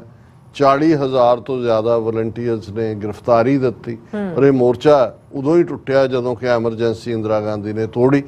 ਔਰ ਇਹ ਇੱਕ ਵੱਖਰੀ ਡਿਬੇਟ ਹੈ ਕਿ ਔਰ ਇਹ ਅੰਦਰੂਨੀ ਜਿਹੜੇ ਸਾਰੇ ਮਾਮਲਿਆਂ ਬਾਰੇ ਜਾਣਕਾਰ ਇੰਟੈਲੈਕਚੁਅਲ ਨੇ ਉਹ ਜਾਣਦੇ ਨੇ ਕਿ ਜਿਉਂ ਹੀ ਮੋਰਚਾ ਲਾਇਆ ਇੰਦਰਾ ਗਾਂਧੀ ਸਮਝਦੀ ਸੀ ਕਿ ਵੀ ਸਿੱਖ ਜਿਸ ਪਾਸੇ ਆ ਜਾਣ ਉਹਨਾਂ ਨੇ ਪਿੱਛੇ ਨਹੀਂ ਹਟਣਾ। ਉਹਨੇ ਸਿੱਖਾਂ ਦੇ ਨਾਲ, ਇਹਨਾਂ ਅਕਾਲੀ ਲੀਡਰਾਂ ਦੇ ਨਾਲ ਗੱਲਬਾਤ ਦਾ ਸਿਲਸਿਲਾ ਸ਼ੁਰੂ ਕੀਤਾ। ਉਹਨੇ ਕਿਹਾ ਜੋ ਤੁਸੀਂ ਚਾਹੁੰਦੇ ਹੋ ਪੰਜਾਬ 'ਚ ਲੈ ਲਓ, ਪੰਜਾਬ 'ਚ ਪੱਕੀ ਤੁਹਾਡੀ ਹਮੇਸ਼ਾ ਲਈ ਸਰਕਾਰ, ਚੰਡੀਗੜ੍ਹ, ਪਾਣੀ, ਇਲਾਕੇ, ਜੋ ਸਿਰਫ ਇੱਕ ਸ਼ਰਤ ਕਿ ਵੀ ਮੋਰਚਾ ਵਾਪਸ ਲੈ ਲਓ ਔਰ ਦਿੱਲੀ 'ਚ ਮੇਰੀ ਹਮਾਇਤ ਕਰੋ। ਹੁਣ ਉਸ ਪੀਰੀਅਡ ਦੇ ਵਿੱਚ ਜਿਵੇਂ ਅੰਦਰੂਨੀ ਸਾਧਨ ਕਹਿੰਦੇ ਨੇ ਵੀ ਟੌੜਾ ਔਰ ਤਲਵੰਡੀ ਜਾਂ ਦੂਸਰੇ ਇਸ ਪਾਸੇ ਵੱਲ ਝੁਕੇ ਸੀ ਕਿ ਭਾਈ ਅੱਗੇ ਵੀ ਅਸੀਂ 47 'ਚ ਮੌਕਾ ਗਵਾਇਆ ਕਿ ਭਾਈ ਜਿਹੜਾ ਇਹ ਫਰਮਾਨ ਅਸੀਂ 10ਵੇਂ ਪਾਤਸ਼ਾਹ ਦਾ ਪੜ੍ਹਦੇ ਹਾਂ ਕਿ ਕਹੂ ਕਿਸੇ ਕੋ ਰਾਜ ਨਾ ਦੇ ਹੈ ਜੋ ਲੈ ਹੈ ਨਿਜ ਬਲ ਸੇ ਲੈ ਹੈ। ਨਿਜ ਬਲ ਉਹ ਹਾਲਾਤ ਪੈਦਾ ਹੁੰਦੇ ਨੇ ਜਦੋਂ ਕਿ ਜਿਹੜੀ ਕਾਬਜ਼ ਤੇ ਰਹਿ ਜਾਂ ਜਿਹੜੀ ਪਾਵਰ 'ਚ ਹੈ ਉਹ ਕਿਤੇ ਨਾ ਕਿਤੇ ਕਮਜ਼ੋਰ ਹੁੰਦੀ ਹੈ ਤਾਂ ਉਹਨਾਂ ਹਾਲਾਤਾਂ 'ਚ ਤੁਹਾਡੀ ਤਾਕਤ ਉੱਭਰ, ਜਿਵੇਂ ਸਿੱਖਾਂ ਨੂੰ ਨਵਾਬੀ ਦਾ ਟਾਈਟਲ ਭੇਜਣਾ ਜਾਂ as a sub nation recognise ਕਰਨਾ। ਲੇਕਿਨ ਬਾਦਲ ਜਿਹੜਾ ਬਿਲਕੁਲ ਜਿਸ ਦੇ ਉੱਤੇ ਇਹ ਪੈਦਾਇਸ਼ੀ ਤੌਰ ਤੇ ਹੀ ਪਤਾ ਨਹੀਂ ਇਹ ਹਿੰਦੂ ਤਵੀਆਂ ਦੀ ਨਸਲ ਹੈ ਕੋਈ, ਇਸ ਦੇ ਉੱਤੇ ਉਹ ਚੜਿਆ ਹੋਇਆ ਸੀ ਹਿੰਦੂਤਵਾ ਦਾ। ਇਸ ਨੇ ਉਸ ਪ੍ਰਪੋਜ਼ਲ ਨੂੰ ਸਾਬੋਤਾਜ ਕੀਤਾ। ਗੱਲਬਾਤ ਦੇ ਦਰਵਾਜ਼ੇ ਬੰਦ ਹੋਏ। ਨਤੀਜੇ ਦੇ ਤੌਰ ਤੇ ਇੱਕ ਹੋਰ ਮੌਕਾ ਜਿਹਦੇ 'ਚ ਅਸੀਂ ਆਟੋਨੋਮਸ ਤੱਕ ਪਹੁੰਚ ਸਕਦੇ ਸੀ ਉਹ ਵੀ ਗਵਾਇਆ। ਔਰ ਇਸ 'ਚੋਂ ਹੀ ਉਹ ਰਿਵੈਂਜ ਵੀ ਪੈਦਾ ਹੋਇਆ ਇੰਦਰਾ ਗਾਂਧੀ ਦੇ ਮਾਈਂਡ 'ਚ ਕਿ ਭਾਈ, ਔਰ ਇਹਦੇ 'ਚ ਕੋਈ ਸ਼ੱਕ ਨਹੀਂ ਹੈ ਕਿ ਸਿੱਖਾਂ ਤੋਂ ਬਿਨਾਂ ਤਾਂ ਸਾਰੇ ਸੁਸਰੀ ਵਾਂਗ ਸੌਂ ਗਏ। ਐਮਰਜੈਂਸੀ ਟੁੱਟੀ। ਅਕਾਲੀਆਂ ਨੂੰ ਉਸ ਪੀਰੀਅਡ ਦੇ ਵਿੱਚ ਬੜਿਆਂ ਨੇ ਆ ਕੇ ਉਹ ਮੁਰਾਰਜੀ ਦੇਸਾਈ ਹੋਏ ਔਰ ਦੂਸਰੇ ਸਾਰੇ ਆ ਕੇ ਧੰਨਵਾਦ ਕਿ ਜੀ ਸਿੱਖਾਂ ਦੀ ਬਦੌਲਤ ਇਹ ਉਹ ਹੋਇਆ। ਪਰ ਨਾਲ ਦੀ ਨਾਲ ਜਦੋਂ ਨਰਕਧਾਰੀਆਂ ਰਾਹੀਂ ਕਾਂਡ ਏਜੰਸੀਆਂ ਨੇ ਕਰਵਾਇਆ ਤੇ ਉਹ ਸਾਰੀ ਤੇਰੀ ਮੁਰਾਰਜੀ ਦੇਸਾਈ ਸਮੇਤ ਸਿੱਖਾਂ ਦੇ ਖਿਲਾਫ ਭੁਗਤੇ। ਉਹਨਾਂ ਦੀ ਸਰਕਾਰ ਟੁੱਟੀ ਦੇਸਾਈ ਦੀ। ਇੰਦਰਾ ਗਾਂਧੀ ਫਿਰ ਵਾਪਸ ਪਾਵਰ 'ਚ ਆਈ 1980-81। ਪਹਿਲਾਂ ਤਾਂ ਆਪਣੀ ਸੀਟ ਵੀ ਹਾਰ ਗਈ ਸੀ ਰਾਏ ਬਰੇਲੀ ਦੀ। ਫਿਰ ਉਹਨੇ ਜਿਹੜਾ ਰਿਵੈਂਜ ਹੈ 5 ਸਦੀਆਂ ਦਾ ਵੀ ਔਰ ਆਪਣਾ ਵੀ ਔਰ ਅੱਗੋਂ ਰਾਹ ਪੱਧਰਾ ਕਰਨ ਲਈ ਵੀ ਅਸੀਂ ਦੇਖਦੇ ਹਾਂ ਕਿ ਜੂਨ 84 ਦੇ ਘੱਲੂਘਾਰੇ ਦੇ ਵਿੱਚ ਫਿਰ ਇਹ ਸਾਰਾ ਕੀ ਰੋਲ ਅਦਾ ਕੀਤਾ। ਹੁਣ ਮੈਂ ਇਹ ਸਾਰੀ ਬੈਕਗਰਾਉਂਡ ਇਸ ਲਈ ਦਿੱਤੀ ਕਿ ਇਹ ਇੱਕ ਡਿਕਲਾਈਨ ਸੀ ਅਕਾਲੀ ਦਲ ਦਾ ਜਿਹਦੇ 'ਚ ਬਾਦਲ ਨੇ ਸਭ ਤੋਂ ਵੱਡਾ ਰੋਲ ਅਦਾ ਕੀਤਾ ਚੀਫ ਮਿਨਿਸਟਰੀ ਦੀ ਖਾਤਰ। ਹਿੰਦੂ ਤਵੀਆਂ ਨੂੰ ਅਨਕੰਡੀਸ਼ਨਲ ਸਪੋਰਟ, ਬੀਜੇਪੀ ਹਿੰਦੂ ਤਵੀਆਂ ਨੂੰ ਇਹ ਕਹਿ ਕੇ ਕਿ ਜੀ ਸਾਡਾ ਤਾਂ ਪਤੀ ਪਤਨੀ ਦਾ ਰਿਸ਼ਤਾ ਹੈ। ਕਿਵੇਂ ਲੱਤ ਮਾਰੀ ਫਿਰ ਪਤੀ ਨੇ ਪਤਨੀ ਨੂੰ, ਉਹ ਤਾਂ ਮਰ ਗਿਆ ਬੁੱਢਾ ਬਾਦਲ। ਲੇਕਿਨ ਇਹ ਵੀ ਕਿ ਭਾਈ ਤੁਸੀਂ ਕਿਤੇ ਨਾ ਕਿਤੇ ਆਪਣੀ ਵਿਦਨ ਪਾਰਟੀ ਜਿਹੜਾ ਕੁਛ ਤਾਂ ਰੱਖੋ। ਉਹ ਫਿਰ ਆਪਣੀ ਉਹਨੂੰ ਪਿਤਾ ਪੁਰਖੀ ਜਾਇਦਾਦ ਬਣਾਉਂਦੇ ਆ ਸੁਖਬੀਰ ਬਾਦਲ। ਔਰ ਇਸ ਪੀਰੀਅਡ ਦੇ ਵਿੱਚ ਧਾਰਮਿਕ ਕਿੰਨੀਆਂ ਅਵਗਿਆਵਾਂ ਕੀਤੀਆਂ, ਸੌਦਾ ਸਾਧ ਦੀ ਕਿਵੇਂ ਪੁਸ਼ਤਪਨਾਈ ਕੀਤੀ, ਜੇ ਪੰਥ ਖਲੋਤਾ ਕਿਵੇਂ ਉਹਦਾ ਜਾਲੀ ਮਾਫੀਨਾਮੇ ਦੇ ਥੱਲੇ ਇੰਸਟੀਟਿਊਸ਼ਨਸ ਅਕਾਲ ਤਖਤ ਸਮੇਤ ਸਭ ਨੂੰ ਜਿਹੜਾ ਉਹ ਨਿਵਾਣ ਤੇ ਲਿਆ ਕੇ ਖੜਾ ਕੀਤਾ। ਅੱਜ ਹਾਲਾਤ ਜਦੋਂ ਅਸੀਂ ਇਹ ਗੱਲਬਾਤ ਕਰ ਰਹੇ ਹਾਂ ਔਰ ਇਹ ਇਸ਼ੂ ਅੱਜ ਦਾ ਮੇਜਰ ਇਸ਼ੂ ਹੈ ਕਿ ਜਿਹੜੇ ਇਹਨਾਂ ਦੀ ਇਹ ਚੋਰਾਂ ਦੀ ਬਰਾਤ ਦਾ ਲਗਾਤਾਰਤਾ ਨਾਲ ਹਿੱਸਾ ਸੀ, ਜਿਹਦਾ ਦੂਲਾ ਪ੍ਰਕਾਸ਼ ਸਿੰਘ ਬਾਦਲ ਰਿਹਾ ਲਾੜਾ ਤੇ ਹੁਣ ਸੁਖਬੀਰ ਬਾਦਲ ਹੈ, ਉਹਨਾਂ ਦਾ ਇੱਕ ਵੱਡਾ ਟੋਲਾ ਜਿਹੜਾ ਹੈ ਉਹ ਵੱਡਾ ਗਰੁੱਪ ਉਹ ਇਕੱਠਾ ਹੁੰਦਾ ਹੈ ਜਲੰਧਰ ਦੇ ਵਿੱਚ। ਔਰ ਉਹ ਜਿਹੜੇ ਨੇ ਮੰਗ ਕਰਦੇ ਨੇ ਕਿ ਬਾਦਲ ਜਿਹੜਾ ਉਹ ਰਿਜ਼ਾਈਨ ਵੀ ਕਰੇ ਸੁਖਬੀਰ ਬਾਦਲ ਔਰ ਇਹਨੂੰ ਅੱਗੇ ਤੋਰਿਆ ਜਾਏ। ਯਾਨੀ ਜਿਹਨੂੰ ਅਸੀਂ ਵਰਟੀਕਲ ਸਪਲਿਟ ਕਹਿੰਦੇ ਹਾਂ ਅਕਾਲੀ ਦਲ ਦੇ ਵਿੱਚ, ਇਹ ਹੋਈ। ਇਹਨਾਂ ਜਿਹੜੀ ਹੈ ਇਸ ਜਿਹੜੇ ਲਾੜੇ ਦੀ ਸੁਖਬੀਰ ਬਾਦਲ ਦੀ ਬਰਾਤ ਦਾ ਲੰਬਾ ਵਕਤ ਹਿੱਸਾ ਰਹੇ, ਜਿਨ੍ਹਾਂ ਨੇ ਸੌਦਾ ਸਾਧ ਦੇ ਨਾਲ ਵੀ ਭਾਈਵਾਲੀਆਂ ਪਾਈਆਂ, ਜਿਨ੍ਹਾਂ ਨੇ ਔਰ ਹੁਣ ਤੱਕ ਜੇ ਇਹ ਕਹਿਣਾ ਹੋਏ ਵੀ ਇਹ ਸਾਰਾ ਟੋਲਾ ਉਹਨਾਂ ਗੁਨਾਹਾਂ ਦੇ ਲਈ ਜ਼ਿੰਮੇਵਾਰ ਹੈ ਜਿਹੜੇ ਪ੍ਰਕਾਸ਼ ਸਿੰਘ ਬਾਦਲ ਨੇ ਕੀਤੇ ਜਾਂ ਸੁਖਬੀਰ ਸਿੰਘ ਬਾਦਲ ਨੇ ਕੀਤੇ। ਇਹਨਾਂ 'ਚ ਸਿਕੰਦਰ ਮਲੂਕਾ, ਸੁਰਜੀਤ ਰਖੜਾ, ਜਗੀਰ ਕੌਰ, ਪ੍ਰੇਮ ਸਿੰਘ ਚੰਦੂ ਮਾਜਰਾ, ਕਿਰਨਜੋਤ ਕੌਰ, ਮਨਜੀਤ ਸਿੰਘ, ਸੁਰਿੰਦਰ ਬੁੱਲੇਵਾਲ, ਗੁਰਪ੍ਰਤਾਪ ਵਡਾਲਾ, ਕੁਲਦੀਪ ਸਿੰਘ ਵਡਾਲੇ ਦਾ ਮੁੰਡਾ, ਚਰਨਜੀਤ ਬਰਾੜ ਇਹ ਕੱਲ ਤੱਕ ਪੀਏ ਸੀ ਉਹਦਾ, ਸੁਖਬੀਰ ਬਾਦਲ ਦਾ, ਹਰਿੰਦਰਪਾਲ ਟੌੜਾ ਇਹ ਉਹਦਾ ਜਵਾਈ ਹੈ ਗੁਰਚਰਨ ਸਿੰਘ ਟੌੜੇ ਦਾ, ਗਗਨਜੀਤ ਬਰਨਾਲਾ ਇਹ ਉਹਦਾ ਸੁਰਜੀਤ ਬਰਨਾਲੇ ਦਾ ਮੁੰਡਾ ਹੈ, ਪਰਮਜੀਤ ਲਾਂਡਰਾ, ਪਰਮਿੰਦਰ ਢੀਂਡਸਾ ਸੁਖਦੇਵ ਢੀਂਡਸੇ ਦਾ ਮੁੰਡਾ, ਬਲਬੀਰ ਗੌਂਸ, ਰਣਧੀਰ ਰਖੜਾ, ਸੁੱਚਾ ਸਿੰਘ ਛੋਟੇਪੁਰ, ਕਰਨੈਲ ਸਿੰਘ ਪੰਜੌਲੀ ਤੇ ਸਰਵਨ ਫਲੌਰ। ਚਲੋ ਕਰਨੈਲ ਸਿੰਘ ਪੰਜੌਲੀ ਵਕਤਨ ਬਾ ਵਕਤਨ ਪੰਥ ਦੀ ਗੱਲ ਕਰਦਾ ਰਿਹਾ, ਪਰ ਹੁਣ ਇਹਨਾਂ ਸਾਰਿਆਂ ਦੇ ਨਾਲ ਉਹਦੇ 'ਚ ਉਹਨਾਂ ਨੇ ਕਿਹਾ ਕਿ ਤੇ ਇਸ ਨੂੰ ਹੁਣ ਅੱਗੋਂ ਕੀ ਹੋਏਗਾ, ਜ਼ਾਹਰ ਹੈ ਵੀ ਇਹ ਵੀ ਜਿਹੜਾ ਹੈ ਇਹ ਸਾਰੇ ਹਾਰੇ ਨੇ, ਮਤਲਬ ਜਿਨ੍ਹਾਂ ਨੂੰ ਕੋਈ ਡਿਸਗ੍ਰੇਸਡ ਨੇ, ਡਿਸਕ੍ਰੈਡਿਟਡ ਨੇ। ਔਰ ਇਹ ਕਿਉਂਕਿ ਇਸ ਕਿਸਮ ਦੀ ਇਹ ਡਿਵੀਜ਼ਨ ਵੱਲ ਜਾ ਰਹੇ ਸੀ, ਸੁਖਬੀਰ ਬਾਦਲ ਨੇ ਵੀ ਆਪਣਾ ਪਹਿਲਾਂ ਹੀ ਜਿੰਨੇ ਕੁ ਰਹਿ ਗਏ ਇਹਨਾਂ 'ਚੋਂ ਬਚ ਗਏ, ਉਹਨਾਂ ਦੀ ਮੀਟਿੰਗ ਚੰਡੀਗੜ੍ਹ 'ਚ ਸੱਦੀ ਹੋਈ ਸੀ ਔਰ ਉੱਥੇ ਉਹਨਾਂ ਨੇ ਜਿਹੜੇ ਮਤੇ ਕੀਤੇ ਔਰ ਸੁਖਬੀਰ ਬਾਦਲ ਨੇ ਕਿਹਾ ਜੀ ਇਹ ਸਾਰਾ ਜਿਹੜੇ ਜ਼ਿਲ੍ਹਾ ਪ੍ਰਧਾਨ ਕੁਛ ਉੱਥੇ ਇਕੱਠੇ ਹੋਏ ਅਕਾਲੀ ਦਲ ਦੇ ਕਿ ਜੀ ਇਹ ਕਿਉਂਕਿ ਅਸੀਂ ਬੀਜੇਪੀ ਨਾਲੋਂ ਤੋੜ ਵਿਛੋੜ ਕਰ ਲਿਆ ਇਸ ਲਈ ਇਹ ਸਾਰੀ ਬੀਜੇਪੀ ਦੀ ਸਾਜ਼ਿਸ਼ ਹੈ ਔਰ ਇਹ ਸਾਜ਼ਿਸ਼ਾਂ ਹੋ ਰਹੀਆਂ ਨੇ ਸਿੱਖ ਕੌਮ ਨੂੰ ਪਾਰਟੀ ਰਹਿਤ ਕਰਨ ਦੀਆਂ, ਪੰਥ ਨੂੰ ਪਾਰਟੀ ਰਹਿਤ ਕਰਨ ਦੀਆਂ। ਔਰ ਨਾਲ ਦੀ ਨਾਲ ਉਹਨੇ ਸੁਖਬੀਰ ਬਾਦਲ ਨੇ ਕਿਹਾ ਜੀ ਮਹਾਰਾਸ਼ਟਰ ਤੋਂ ਸਿੱਖਣ ਦੀ ਲੋੜ ਹੈ ਕਿ ਕਿਵੇਂ ਜਿਹੜੀ ਸ਼ਿਵ ਸੈਨਾ ਨੂੰ ਬੀਜੇਪੀ ਨੇ ਤੋੜਿਆ ਸੀ, ਜਿਹੜਾ ਕਮਜ਼ੋਰ ਗਰੁੱਪ ਕਰਕੇ ਅੱਡ ਕੀਤਾ ਸੀ, ਉਹਨਾਂ ਨੇ ਵਾਪਸ ਇਲੈਕਸ਼ਨ ਜਿੱਤੀ ਹੈ। ਸੋ ਕਹਿਣ ਦਾ ਮਤਲਬ ਹੈ ਸਾਡਾ ਇਹਨਾਂ ਸਾਰਿਆਂ 'ਚ ਕੋਈ ਇੰਟਰਸਟ ਨਹੀਂ ਹੈ। ਇਹ ਜਿਹੜੇ ਟੁੱਟ ਵੀ ਰਹੇ ਨੇ ਸੁਖਬੀਰ ਬਾਦਲ ਨਾਲੋਂ ਕਿ ਜੀ ਅਸਤੀਫਾ ਦੇਣ, ਇਹ ਵੀ ਉਵੇਂ ਹੀ ਡਿਸਕ੍ਰੈਡਿਟਡ ਨੇ।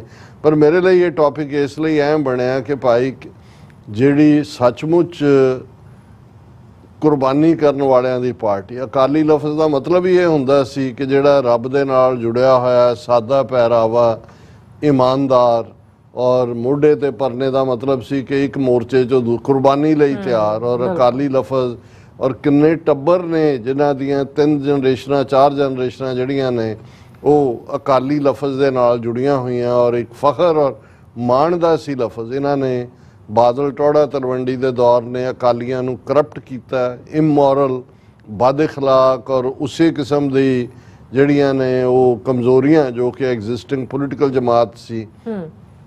ਔਰ ਪ੍ਰਕਾਸ਼ ਸਿੰਘ ਬਾਦਲ ਨੇ ਕਿਵੇਂ ਇਸ ਸਾਰੇ ਦਾ ਬੇੜਾ ਗਰਕ ਕੀਤਾ। ਸੁਖਬੀਰ ਬਾਦਲ ਉਸ ਨੂੰ ਹੋਰ ਅੱਗੇ ਤੱਕ ਲੈ ਗਿਆ ਔਰ ਅੱਜ ਹਾਲਾਤ ਇਹ ਨੇ। ਹੁਣ ਸਵਾਲ ਜਿਹੜਾ ਸਾਡਾ ਇਹ ਹੈ ਕਿ ਵੀ ਕੀ ਇਹ ਅਕਾਲੀ ਦਲ ਦਾ ਅੰਤ ਹੈ ਜਿਹੜਾ ਕਿ ਏਜੰਸੀਆਂ ਚਾਹੁੰਦੀਆਂ ਨੇ, ਬੀਜੇਪੀ ਵੀ ਚਾਹੁੰਦੀ ਹੈ। ਜ਼ਾਹਰ ਹੈ ਪੰਜਾਬ 'ਚ ਜਿਵੇਂ ਆਮ ਆਦਮੀ ਪਾਰਟੀ ਨੂੰ ਉਭਾਰਿਆ ਗਿਆ ਔਰ ਉਹ ਹੋਰ ਤਾਂ ਨਾ ਪੈਰ ਕਿਤੇ ਨਹੀਂ ਲੱਗੇ ਉਹਨਾਂ ਦੇ। ਦਿੱਲੀ ਦੀਆਂ ਵੀ 7 ਦੀਆਂ 7 ਪਾਰਲੀਮੈਂਟ ਦੀਆਂ ਸੀਟਾਂ ਕਾਂਗਰਸ ਨਾਲ ਅਲਾਇੰਸ ਹੋਣ ਦੇ ਬਾਵਜੂਦ ਉਹਨਾਂ ਨੇ ਲੂਜ਼ ਕੀਤੀਆਂ ਨੇ। ਹਰਿਆਣੇ 'ਚ ਵੀ ਕੋਈ ਸੀਟ ਨਹੀਂ ਮਿਲੀ, ਪੰਜਾਬ 'ਚੋਂ 3 ਸੀਟਾਂ ਇਹਨਾਂ ਨੂੰ ਮਿਲੀਆਂ ਨੇ, ਸਰਕਾਰ ਵੀ ਪੰਜਾਬ 'ਚ ਬਣਾਈ ਹੋਈ ਹੈ। ਹੁਣ ਇਹ ਆਲਰੇਡੀ ਏਜੰਸੀਆਂ ਨੇ ਉਹਨਾਂ ਨੂੰ ਐਜ਼ ਏ ਸਬਸਟੀਚਿਊਟ ਖੜਾ ਕੀਤਾ ਕਿਉਂਕਿ ਦੇਖੋ ਗੱਲ ਅੱਜ ਉਹਦੇ ਤੇ ਕੌਣ ਹੈ, ਕੱਲ ਨੂੰ ਕੌਣ, ਇਹ ਮੈਟਰ ਨਹੀਂ ਕਰਦਾ। ਅਕਾਲੀ ਦਲ ਦਾ ਮਤਲਬ ਸਿੱਖ ਕੌਮ ਦੇ ਹੱਕਾਂ ਹਿੱਤਾਂ ਦੀ ਰਾਖੀ ਸੀ। ਸੋ ਅਜੇ ਵੀ ਅਸੀਂ ਸਮਝਦੇ ਹਾਂ ਕਿ ਜੇ ਪੰਜਾਬ ਦੇ ਵਿੱਚ ਪੰਥਕ ਆਵਾਜ਼ ਬੋਲੀ ਹੈ ਤੇ ਉਹ ਅਸੀਂ ਖਡੂਰ ਸਾਹਿਬ ਔਰ ਬਠਿੰਡੇ ਦੇ ਫਰੀਦਕੋਟ ਦੇ ਚੋਣ ਨਤੀਜਿਆਂ ਤੋਂ ਦੇਖ ਸਕਦੇ ਹਾਂ। ਔਰ ਸ਼ਾਇਦ ਏਜੰਸੀਆਂ ਨੂੰ ਇਸ ਗੱਲ ਨੇ ਹੋਰ ਫਿਕਰ ਪਾਇਆ ਕਿ ਇਹ ਉਹ ਆਵਾਜ਼ ਉੱਭਰ ਰਹੀ ਹੈ। ਬੇਸ਼ੱਕ ਉਹਨਾਂ ਦੇ ਕੋਲ ਕੋਈ ਚੋਣ ਮਸ਼ੀਨਰੀ ਨਹੀਂ ਸੀ, ਕੋਈ ਕੁਛ ਨਹੀਂ ਸੀ, ਲੇਕਿਨ ਇੱਕ ਵੇਵ ਚੱਲੀ ਕਿਉਂਕਿ ਉਹਨਾਂ ਨੇ ਨਕਾਰਿਆ। ਅਕਾਲੀ ਬਹੁਤੀ ਥਾਵਾਂ ਤੇ 5ਵੀਂ ਥਾਂ ਤੇ ਆਏ, 1-2-3 ਨੂੰ ਛੱਡ ਕੇ ਸੀਟਾਂ ਨੂੰ ਉਹਨਾਂ ਦਾ ਸਭ ਥਾਂ ਤੇ ਜ਼ਮਾਨਤ ਜ਼ਬਤ ਹੋਈ। ਸੋ ਬੀਜੇਪੀ ਨੂੰ ਵੀ ਕੋਈ ਸੀਟ ਨਹੀਂ ਦਿੱਤੀ ਹੈ, ਭਾਵੇਂ ਉਹਨਾਂ ਨੇ ਆਪਣੀ ਪਰਸੈਂਟੇਜ ਵਧਾਈ। ਸੋ ਇਸ ਸਾਰੇ ਦੇ ਵਿੱਚ ਜਿਹੜੀ ਗੇਮ ਹੈ ਇਹਦੇ 'ਚ ਕੋਈ ਸ਼ੱਕ ਨਹੀਂ ਹੈ ਕਿ ਡਾਈਸੈਂਟਿੰਗ ਗਰੁੱਪ ਵਾਲੇ ਉੱਤੇ ਹੀ ਸੀ ਜੋ ਅਕਾਲੀ ਦਲ ਦਾ 25-30 ਸਾਲ ਤੋਂ ਹਾਲ ਹੋ ਰਿਹਾ ਸੀ। ਉਦੋਂ ਇਹਨਾਂ ਦੀ ਆਵਾਜ਼ ਨਾ ਨਿਕਲੀ। ਜਾਂ ਹੁਣ ਸੁਖਬੀਰ ਬਾਦਲ ਨੂੰ ਇਹ ਨਜ਼ਰ ਆ ਰਿਹਾ ਜੀ ਇਹ ਦੂਜੇ ਸਾਜ਼ਿਸ਼ਾਂ ਕਰ ਰਹੇ ਨੇ, ਬੀਜੇਪੀ ਕਰ ਰਹੀ ਹੈ। ਸੋ ਸਾਡਾ ਇੰਨਾ ਕੁ ਪਾਰਟ ਹੈ ਕਿ ਭਾਈ ਜੇ ਪੰਜਾਬ ਦੇ ਵਿੱਚ ਜਿਹੜੀਆਂ ਪੰਥਕ ਧਿਰਾਂ ਨੇ ਸੱਚਾਈ ਦੇ ਨਾਲ, ਇਮਾਨਦਾਰੀ ਦੇ ਨਾਲ, ਕਿਉਂਕਿ ਇਸ ਟੋਲੇ ਦੇ ਉੱਤੇ ਯਕੀਨ ਕਰਨਾ ਵੀ ਜਿਹੜੇ ਨੇ ਉਹ ਵਕਤ ਦਾ ਜ਼ਿਆ ਹੋਏਗਾ। ਹੁਣ ਇਹੀ ਦੇਖਣ ਵਾਲੀ ਗੱਲ ਹੈ ਕਿ ਜਿਹੜੀ ਦੇਖੋ ਪੰਜਾਬ ਦੇ ਵਿੱਚ ਸਿੱਖ ਪੋਲੀਟਿਕਸ, ਸਿੱਖ ਕੌਮ ਦਾ ਨਜ਼ਰੀਆ, ਕੌਮੀ ਘਰ ਖਾਲਿਸਤਾਨ ਦੀ ਗੱਲ। ਔਰ ਅਫਸੋਸ ਕਿ ਵੀ ਅਸੀਂ ਦੇਖਦੇ ਹਾਂ ਕਿ ਜਿੱਥੇ ਇਹ ਸਾਡੇ 2 ਉਮੀਦਵਾਰ ਜਿੱਤਦੇ ਨੇ ਜਿਨ੍ਹਾਂ ਨੂੰ ਮੈਂ ਸਾਡੇ ਇਸ ਲਈ ਕਿਹਾ ਕਿਉਂਕਿ ਪੰਥਕ ਜਜ਼ਬੇ ਨੇ ਇਹਨਾਂ ਨੂੰ ਜਿਤਾਇਆ, ਉੱਥੇ ਸਰਦਾਰ ਸਿਮਰਨਜੀਤ ਸਿੰਘ ਮਾਨ ਇਲੈਕਸ਼ਨ ਲੂਜ਼ ਕਰਦੇ ਨੇ। ਲੇਕਿਨ ਪੰਜਾਬ ਦੇ ਵਿੱਚ ਉਹ ਧਿਰ ਬਰਾਬਰ ਕਾਇਮ ਹੈ ਜਿਹੜੀ ਪੰਥ ਪ੍ਰਸਤ ਹੈ। ਔਰ ਜੇ ਇਸ ਸਾਰਿਆਂ ਨੂੰ ਨਕਾਰ ਕੇ ਸਾਡੇ ਯੰਗਸਟਰਸ ਖਾਸ ਤੌਰ ਤੇ ਕੋਈ ਨਵਾਂ ਏਜੰਡਾ, ਉਹੀ ਜਿਹੜਾ ਪੰਥ ਪ੍ਰਸਤੀ ਦਾ ਅਕਾਲੀਆਂ ਦੇ ਜ਼ਿੰਮੇ ਕਦੇ 1920 ਚ ਲੱਗਾ ਸੀ, ਉਹਨੂੰ ਲੈ ਕੇ ਅੱਗੇ ਤੁਰਦੇ ਨੇ, ਤੇ ਫਿਰ ਉਹ ਅਕਾਲੀ ਦਲ ਦਾ ਜਿਹੜਾ ਹੈ ਉਹ ਇਹ ਨਹੀਂ ਹੈ ਕਿ ਕੋਈ ਨਾਂ ਨਾਲ ਚੀਜ਼ ਜੁੜੀ ਹੁੰਦੀ ਹੈ। ਇਹ ਤਾਂ ਸਡਨਲੀ ਉਸ ਪੀਰੀਅਡ 'ਚ ਇਹਦਾ ਨਾਂ ਅਕਾਲੀ ਦਲ ਉਹਨਾਂ ਨੇ ਬਣਾਇਆ। ਲੇਕਿਨ ਗੱਲ ਪੰਥਕ ਹਿੱਤਾਂ ਦੀ ਪੈਰਵਾਈ ਦੀ ਹੈ, ਕੌਮੀ ਕਾਰ ਆਜ਼ਾਦੀ, ਕੌਮੀ ਕਾਰ ਖਾਲਿਸਤਾਨ, ਇਸ ਨਾਲ ਜੁੜਿਆ ਹੋਇਆ ਪਾਰਟ ਹੈ। ਸੋ ਜਿਹਨੂੰ ਕਹਿੰਦੇ ਨੇ we are keeping the fingers crossed. ਪਰ ਇਹ ਜਿਹੜੀ ਚਾਲ ਚੱਲੀ ਹੈ, ਜਿਸ ਨੂੰ ਮੈਂ ਸਮਝਦਾ ਵੀ ਹੈ ਤਾਂ ਆਲਰੇਡੀ ਅਰਸ਼ ਤੋਂ ਫਰਿਸ਼ਤੇ ਆ ਚੁੱਕੇ ਸੀ, ਲੇਕਿਨ ਇਹ ਫਰਦਰ ਇਸ ਦਾ ਬਿਲਕੁਲ ਅੰਤ ਵਾਲੀ ਗੱਲ ਜਿਹੜੀ ਹੈ ਉਹ ਜਾਰੀ ਲੱਗਦੀ ਹੈ। ਜੀ ਡਾਕਟਰ ਸਾਹਿਬ ਤੁਹਾਡਾ ਬਹੁਤ ਬਹੁਤ ਸ਼ੁਕਰੀਆ। ਸੋ ਥਲੇ ਬ੍ਰੇਕ ਤੇ ਜਾਣ ਤੋਂ ਪਹਿਲਾਂ ਅਸੀਂ ਆਪਣੇ ਦਰਸ਼ਕਾਂ ਦੇ ਸਰੋਤਿਆਂ ਨੂੰ ਅਪੀਲ ਤੇ ਬੇਨਤੀ ਕਰਦੀ ਹਾਂ ਵਿਊਅਰਸ, ਜਿਸ ਤਰ੍ਹਾਂ ਤੁਸੀਂ ਜਾਣਦੇ ਹੋ TV 84 ਹੱਕ ਸੱਚ ਇਨਸਾਫ ਦੀ ਆਵਾਜ਼ ਬੁਲੰਦ ਕਰ ਰਿਹਾ ਹੈ। ਇਹ ਆਵਾਜ਼ ਤੁਹਾਡੇ ਪਿਆਰ ਸਦਕਾ, ਤੁਹਾਡੇ ਡੋਨੇਸ਼ਨ ਸਦਕਾ ਹੀ ਹੋ ਸਕਦੀ ਹੈ। ਸੋ ਅਸੀਂ ਚਾਹਾਂਗੇ ਕਿ ਤੁਸੀਂ TV 84 ਦੀ ਚੜ੍ਹਦੀ ਕਲਾ ਲਈ ਵੱਧ ਤੋਂ ਵੱਧ ਡੋਨੇਟ ਕਰੋ। ਡੋਨੇਟ ਕਰਨ ਲਈ ਸਾਡੀ ਵੈਬਸਾਈਟ TV84.tv ਤੇ ਜਾ ਕੇ ਪੇਪਲ ਦੀ ਵਰਤੋਂ ਕਰਕੇ ਵਨ ਟਾਈਮ ਡੋਨੇਟ ਕਰ ਸਕਦੇ ਹੋ, ਮੰਥਲੀ ਡੋਨੇਟ ਵੀ ਕਰ ਸਕਦੇ ਹੋ। ਤੁਸੀਂ TV 84 ਦੇ ਨਾਮ ਤੇ ਚੈੱਕ ਬਣਾ ਕੇ ਸਾਨੂੰ ਮੇਲ ਵੀ ਕਰ ਸਕਦੇ ਹੋ ਸਾਡੇ ਇਸ ਪਤੇ ਤੇ 36-01 37 Avenue, Long Island City, New York 11101 USA, ਜਾਂ ਫਿਰ ਤੁਸੀਂ ਸਾਨੂੰ ਫੋਨ ਰਾਹੀਂ ਸੰਪਰਕ ਕਰ ਸਕਦੇ ਹੋ 5166191984। ਤੁਸੀਂ ਸਾਨੂੰ ਈਮੇਲ ਵੀ ਕਰ ਸਕਦੇ info@tv ਤੇ। ਅਸੀਂ ਤੁਹਾਡੇ ਤਹਿ ਦਿਲ ਤੋਂ ਸ਼ੁਕਰਗੁਜ਼ਾਰ ਹੋਵਾਂਗੇ। ਸੋ ਥਲੇ ਨੇ ਬ੍ਰੇਕ ਵਿਊਅਰਸ, ਤੁਸੀਂ ਇਸੇ ਤਰ੍ਹਾਂ ਬਣੇ ਰਹਿਣਾ। ਮਿਲਦੇ ਹਾਂ after this short break.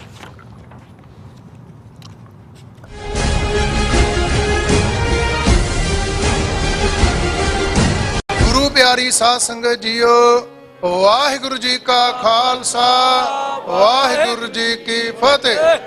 Try state ਦੇ ਕੇਂਦਰੀ ਅਸਥਾਨ Gurdwara Sahib Sikh culture society Richmond Hill New York ਵਿਖੇ Baba Banda Singh Bahadur international Sikh society of New York ਦੇ ਸਮੁੱਚੇ ਸੇਵਾਦਾਰਾਂ ਵੱਲੋਂ ਮਹਾਨ ਸ਼ਹੀਦ ਸਿੱਖ ਕੌਮ ਦੇ ਪਹਿਲੇ ਬਾਦਸ਼ਾਹ ਬਾਬਾ ਬੰਦਾ ਸਿੰਘ ਬਹਾਦਰ ਤਿੰਨਾਂ ਦਾ ਮਹਾਨ ਸ਼ਹੀਦੀ ਦਿਹਾੜਾ ਅਤੇ ਉਹਨਾਂ ਨਾਲ ਸ਼ਹੀਦ ਹੋਣ ਵਾਲੇ ਸਮੂਹ ਸ਼ਹੀਦਾਂ ਦੀ ਸ਼ਹਾਦਤ ਨੂੰ ਨਤਮਸਤਕ ਹੁੰਦਿਆਂ ਹੋਇਆਂ ਗੁਰਦੁਆਰਾ ਸਾਹਿਬ ਵਿਖੇ ਵਿਸ਼ੇਸ਼ ਪ੍ਰੋਗਰਾਮ 28, 29 ਅਤੇ 30 ਜੂਨ ਨੂੰ ਮਨਾਏ ਜਾ ਰਹੇ ਹਨ।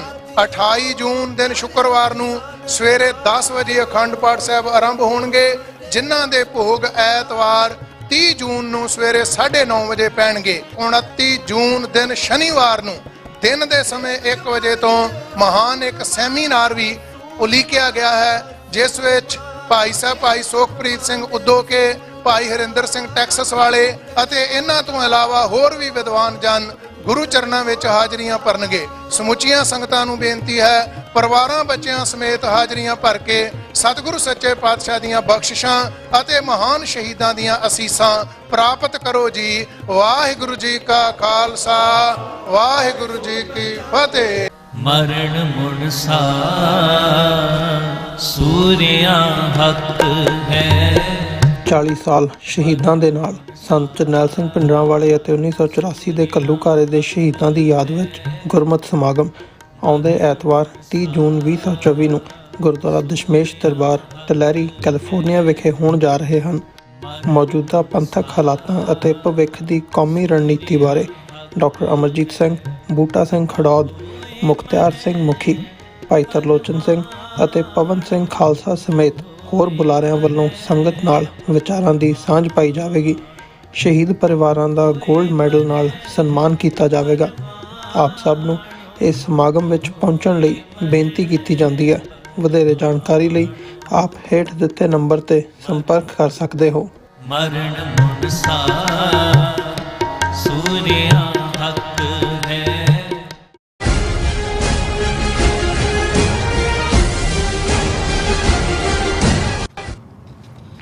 Viewers welcome back to programme. So ਵੀ ਇਸ ਗੱਲਬਾਤ ਕਰਨ ਜਾ ਰਹੇ ਹਾਂ ਕਿ ਮੀਡੀਆ ਰਿਪੋਰਟਾਂ ਅਨੁਸਾਰ ਕੈਨੇਡਾ ਵਿੱਚ ਹਰਦੀਪ ਸਿੰਘ ਨਿੱਜਰ ਦੇ ਕਤਲकांड ਵੇਲੇ ਵੈਨਕੂਵਰ ਵਿੱਚ ਤਾਇਨਾਤ ਕੌਂਸਲ ਜਨਰਲ ਆਫ ਇੰਡੀਆ ਨੂੰ ਹੁਣ ਭਾਰਤ ਦਾ ਹਾਈ ਕਮਿਸ਼ਨ ਬਣਾ ਕੇ ਸਾਈਪ੍ਰਸ ਵਿੱਚ ਭੇਜ ਦਿੱਤਾ ਗਿਆ ਹੈ ਔਰ ਕੈਨੇਡਾ ਛੱਡਣ ਵੇਲੇ ਮਨੀਸ਼ ਵੱਲੋਂ ਪ੍ਰੋਟੋਕੋਲ ਦਾ ਪਾਲਣ ਨਹੀਂ ਕੀਤਾ ਗਿਆ।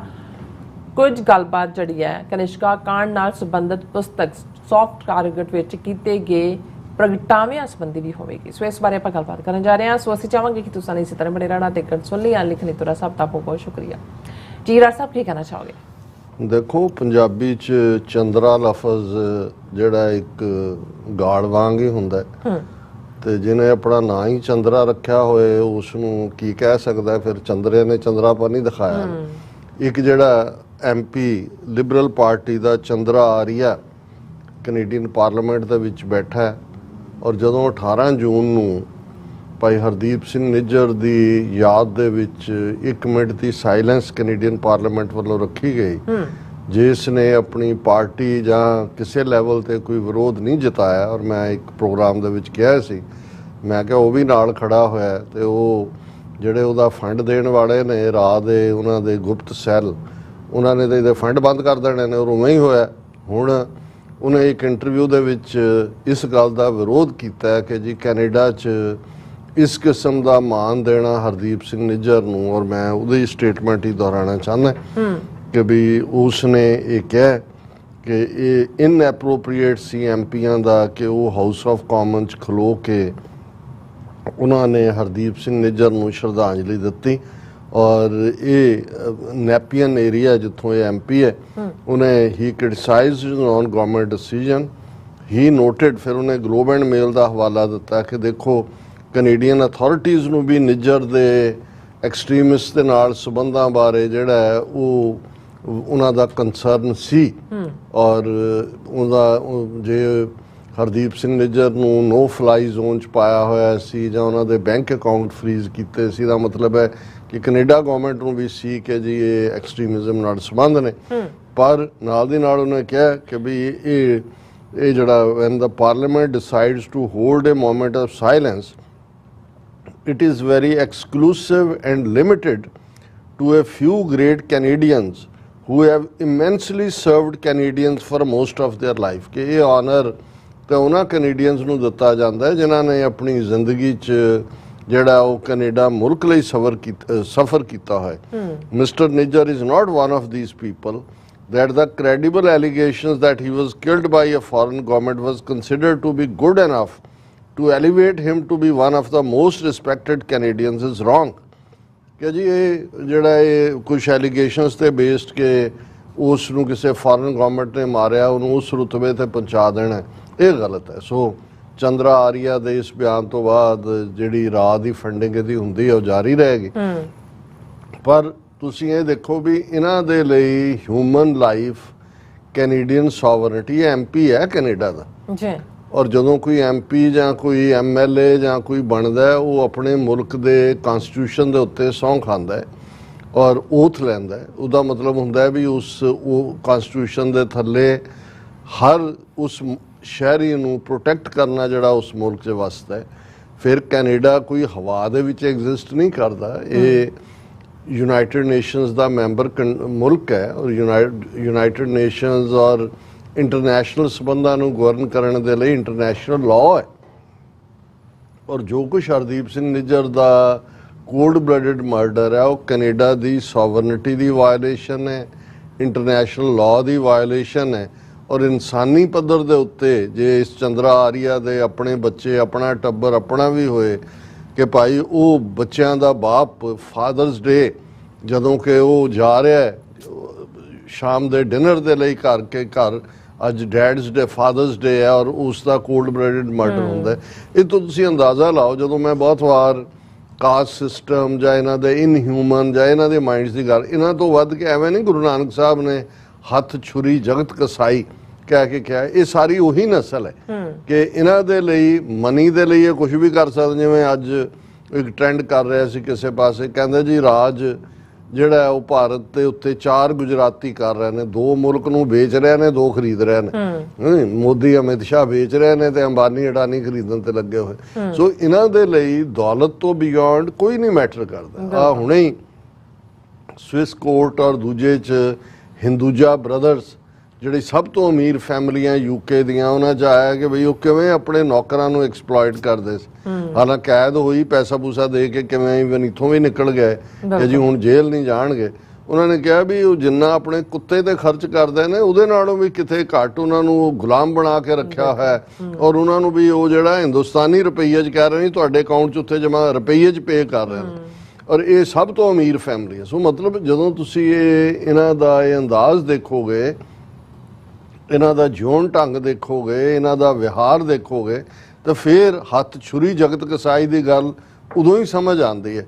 ਹੁਣ ਇੱਕ ਪਾਸੇ ਤਾਂ ਇਹ ਰਵੱਈਆ ਹੈ, ਦੂਸਰੇ ਪਾਸੇ ਅਸੀਂ ਸਿੱਖਸ ਫਾਰ ਜਸਟਿਸ ਦੀ ਇੱਕ ਬਰੀਫ ਪ੍ਰੈਸ ਰਿਲੀਜ਼ ਤੋਂ ਜਿਹੜਾ ਇਸ ਨਿਊਜ਼ ਨੂੰ ਡਿਸਕਸ ਕਰ ਰਹੇ ਹਾਂ ਕਿ ਜਿਹੜਾ council general of India Manish Vancouver ਦੇ ਵਿੱਚ ਸੀ ਜਦੋਂ ਹਰਦੀਪ ਸਿੰਘ ਨਿੱਜਰ ਦਾ ਮਰਡਰ ਹੁੰਦਾ ਹੈ, ਔਰ ਵਾਸ਼ਿੰਗਟਨ ਪੋਸਟ ਦੀ ਜਿਹੜੀ ਇਨਵੈਸਟੀਗੇਸ਼ਨ ਜਿਸ ਨੇ ਉਸ ਵੱਲ ਇਸ਼ਾਰਾ ਕੀਤਾ, ਬੇਸ਼ੱਕ ਜਿਹੜੇ 3 ਜਾਂ 4 ਪੇਸ਼ਾਵਰ ਉਹਨਾਂ ਦੇ ਹਾਇਰਡ ਕਾਤਲ ਨੇ, ਉਹਨਾਂ ਨੇ ਤਾਂ ਹੁਣ ਕੋਰਟ 'ਚ ਕਿਹਾ ਤਰੀਕ ਸੀ ਕਿ ਜੀ ਸਾਡੀ ਜਾਨ ਨੂੰ ਖਤਰਾ ਹੈ ਜਾਂ ਦੂਜਾ ਹੈ, ਔਰ ਉਹਨਾਂ ਦੀ ਹੁਣ ਅੱਗੋਂ ਸ਼ਾਇਦ ਪਤਾ ਨਹੀਂ 9 ਅਗਸਤ ਕਿ ਕਿੰਨੀ ਡੇਟ ਪਈ ਹੈ, ਮੈਂ ਕਿਤੇ ਦੇਖਿਆ। ਲੇਕਿਨ ਗੱਲ ਇਹ ਨਹੀਂ ਹੈ, ਵਾਸ਼ਿੰਗਟਨ ਪੋਸਟ ਨੇ ਇਹਦੇ ਮਨੀਸ਼ ਦੇ ਉੱਤੇ ਜਿਹੜਾ ਉਹ ਸੂਈ ਰੱਖੀ ਸੀ ਕਿ ਵੀ ਇਹ ਜਿਹੜਾ ਸਾਰਾ ਹਾਇਰਿੰਗ ਜਾਂ ਦੂਜਾ ਜਿਹਨੂੰ ਜਸਟਿਨ ਟਰੂਡੋ ਨੇ 18 ਸਤੰਬਰ ਨੂੰ ਕਿਹਾ ਵੀ ਇੰਡੀਅਨ ਏਜੰਟ ਬਿਹਾਈਂਡ ਨੇ, ਉਹਦੇ 'ਚ ਇਹਦਾ ਰੋਲ ਵੀ ਹੈ। ਉਹ ਬਿਨਾਂ ਕਿਸੇ ਪ੍ਰੋਟੋਕੋਲ ਦੀ ਪਰਵਾਹ ਕੀਤੇ, ਕਿਉਂਕਿ ਜਿਹੜੇ ਡਿਪਲੋਮੈਟ ਆਉਂਦੇ ਨੇ ਕੌਂਸਲ ਜਨਰਲ ਜਾਂ ਦੂਜੇ, ਉਹ ਰੁਖਸਤ ਵੀ ਹੁੰਦੇ ਨੇ ਪ੍ਰੋਪਰਲੀ ਕਿਉਂਕਿ ਡਿਪਲੋਮੈਟਿਕ ਸਟੇਟਸ ਹੁੰਦਾ ਹੈ, ਉਹਨੂੰ ਉਹਨਾਂ ਨੇ ਉੱਥੋਂ ਕੱਢ ਕੇ ਤੇ ਸਾਈਪਰਸ ਦੇ ਵਿੱਚ ਇੰਡੀਆ ਦਾ ਹਾਈ ਕਮਿਸ਼ਨਰ ਲਾਇਆ। ਹੁਣ ਇਹਦੇ 'ਚ ਤਾਂ ਕੋਈ ਸ਼ੱਕ ਨਹੀਂ ਹੈ ਵੀ ਉਹਨੂੰ ਪ੍ਰਮੋਸ਼ਨ ਦਿੱਤੀ, ਪ੍ਰਮੋਸ਼ਨ ਕੌਂਸਲ ਜਨਰਲ ਤੋਂ ਸਾਈਪਰਸ ਦੇ ਵਿੱਚ ਹਾਈ ਕਮਿਸ਼ਨਰ ਬਣਾਇਆ। ਲੇਕਿਨ ਇਹ ਇੱਕ ਫਲੀਇੰਗ ਇਸ ਲਈ ਲਫ਼ਜ਼ ਅਸੀਂ ਇਸਤੇਮਾਲ ਕੀਤਾ ਕਿ ਉੱਥੋਂ ਭੱਜਿਆ, ਕਿਉਂਕਿ ਅਲਟੀਮੇਟਲੀ ਜਿਹੜਾ ਹੈ ਉਹ ਜਿਵੇਂ ਪਹਿਲੇ 1985 ਦੇ ਪੀਰੀਅਡ 'ਚ ਕਨਿਸ਼ਕਾ ਕਾਂਡ ਲਈ ਜ਼ਿੰਮੇਵਾਰ ਜਿਹੜੇ 5-6 ਬੰਦੇ ਸੀ ਉਹਨਾਂ ਨੂੰ ਪਰਸੋਨਾ ਨਾਨ ਗ੍ਰੈਟਾ ਬਣਾ ਕੇ ਕੱਢਿਆ ਗਿਆ ਸੀ ਕੈਨੇਡਾ 'ਚੋਂ, ਜਿਹਦਾ ਬਹੁਤਾ ਕੈਨੇਡੀਅਨ ਏਜੰਸੀਆਂ ਨੇ ਭੋਗ ਨਹੀਂ ਪਾਇਆ। ਬਾਅਦ ਦੇ ਵਿੱਚ ਹੀ ਸਾਹਮਣੇ ਆਇਆ ਵੀ ਕੀ ਵਾਪਰਿਆ। ਅੱਜ ਹੀ ਦਾ ਇਕਨੋਮਿਸਟ ਦੀ ਇੱਕ ਸਟੋਰੀ ਦੇਖ ਰਿਹਾ ਸੀ, ਉਸ ਦੇ ਵਿੱਚ ਵੀ ਪੁਆਇੰਟ ਆਊਟ ਕੀਤਾ ਹੋਇਆ। ਸੋ ਇਸ ਤੋਂ ਪਹਿਲਾਂ ਕਿ ਇਹਨੂੰ ਕੈਨੇਡਾ ਦੀ ਸਰਕਾਰ ਜਿਹੜੀ ਹੈ ਇਹ ਇੰਡੀਅਨ ਗਵਰਨਮੈਂਟ ਨੂੰ ਕਹਿੰਦੀ ਕਿ ਵੀ ਇਹਦੀ ਡਿਪਲੋਮੈਟਿਕ ਇਮਿਊਨਿਟੀ ਖਤਮ ਕਰੋ, he will be tried in this case, ਜਾਂ ਉਹਨੂੰ ਮੁਲਕ ਛੱਡਣ ਦਾ ਹੁਕਮ ਦਿੰਦੇ, ਇਹ ਜਿਹੜਾ ਮੁਲਕ ਤੋਂ ਭੱਜਿਆ। ਔਰ ਇਹ Sikhs for justice the press release ਹੈ ਕਿ ਭਾਈ ਬਿਨਾਂ ਜਿਹੜਾ ਪ੍ਰੋਟੋਕੋਲ ਨੂੰ ਫੋਲੋ ਕੀਤੇ, ਔਰ ਕਿਉਂਕਿ ਵਾਸ਼ਿੰਗਟਨ ਪੋਸਟ ਦੀ ਇਨਵੈਸਟੀਗੇਸ਼ਨ ਨੇ ਇਸ ਇੰਡੀਅਨ ਕੌਂਸੂਲੇਟ ਨੂੰ ਮਨੀਸ਼ ਨੂੰ ਐਕਸਪੋਜ਼ ਕੀਤਾ ਸੀ ਕਿ logistic and intelligence to the assassins of ਸ਼ਹੀਦ ਨਿੱਜਰ, ਲੌਜਿਸਟਿਕ ਐਂਡ ਇੰਟੈਲੀਜੈਂਸ ਇਹ ਪ੍ਰੋਵਾਈਡ ਕੀਤੀ। ਉਹ ਜਿਹੜਾ ਉੱਥੋਂ ਛੱਡ ਕੇ ਚਲਾ ਗਿਆ, ਔਰ ਇਹ ਇੱਕ ਪਾਸੇ ਇਹ ਜਦੋਂ ਮਨੀਸ਼ ਉੱਥੋਂ ਨਿਕਲਿਆ, ਇਹ ਉਹੀ ਪੀਰੀਅਡ ਹੈ ਜਦੋਂ 3 ਜਿਹੜੇ ਕਾਤਲ ਨੇ ਨਿੱਜਰ ਦੇ ਲਈ ਜਿਹੜੇ ਹਾਇਰਡ ਅਸੈਸਨ ਨੇ ਉਹ ਫੜੇ ਜਾਂਦੇ ਨੇ, ਔਰ ਇਸ ਦੇ ਉੱਤੇ ਹੀ ਉਹਨਾਂ ਨੇ ਗੁਰਪਤਵੰਤ ਸਿੰਘ ਪੰਨੂ ਹੋਰਾਂ ਦੀ ਸਟੇਟਮੈਂਟ ਹੈ, since Manish has left Canada and is now stationed in Cyprus as High Commissioner of India, Sikhs for Justice will approach the European Union to investigate the role of Indian diplomat in the assassination of Shahid Nijjar.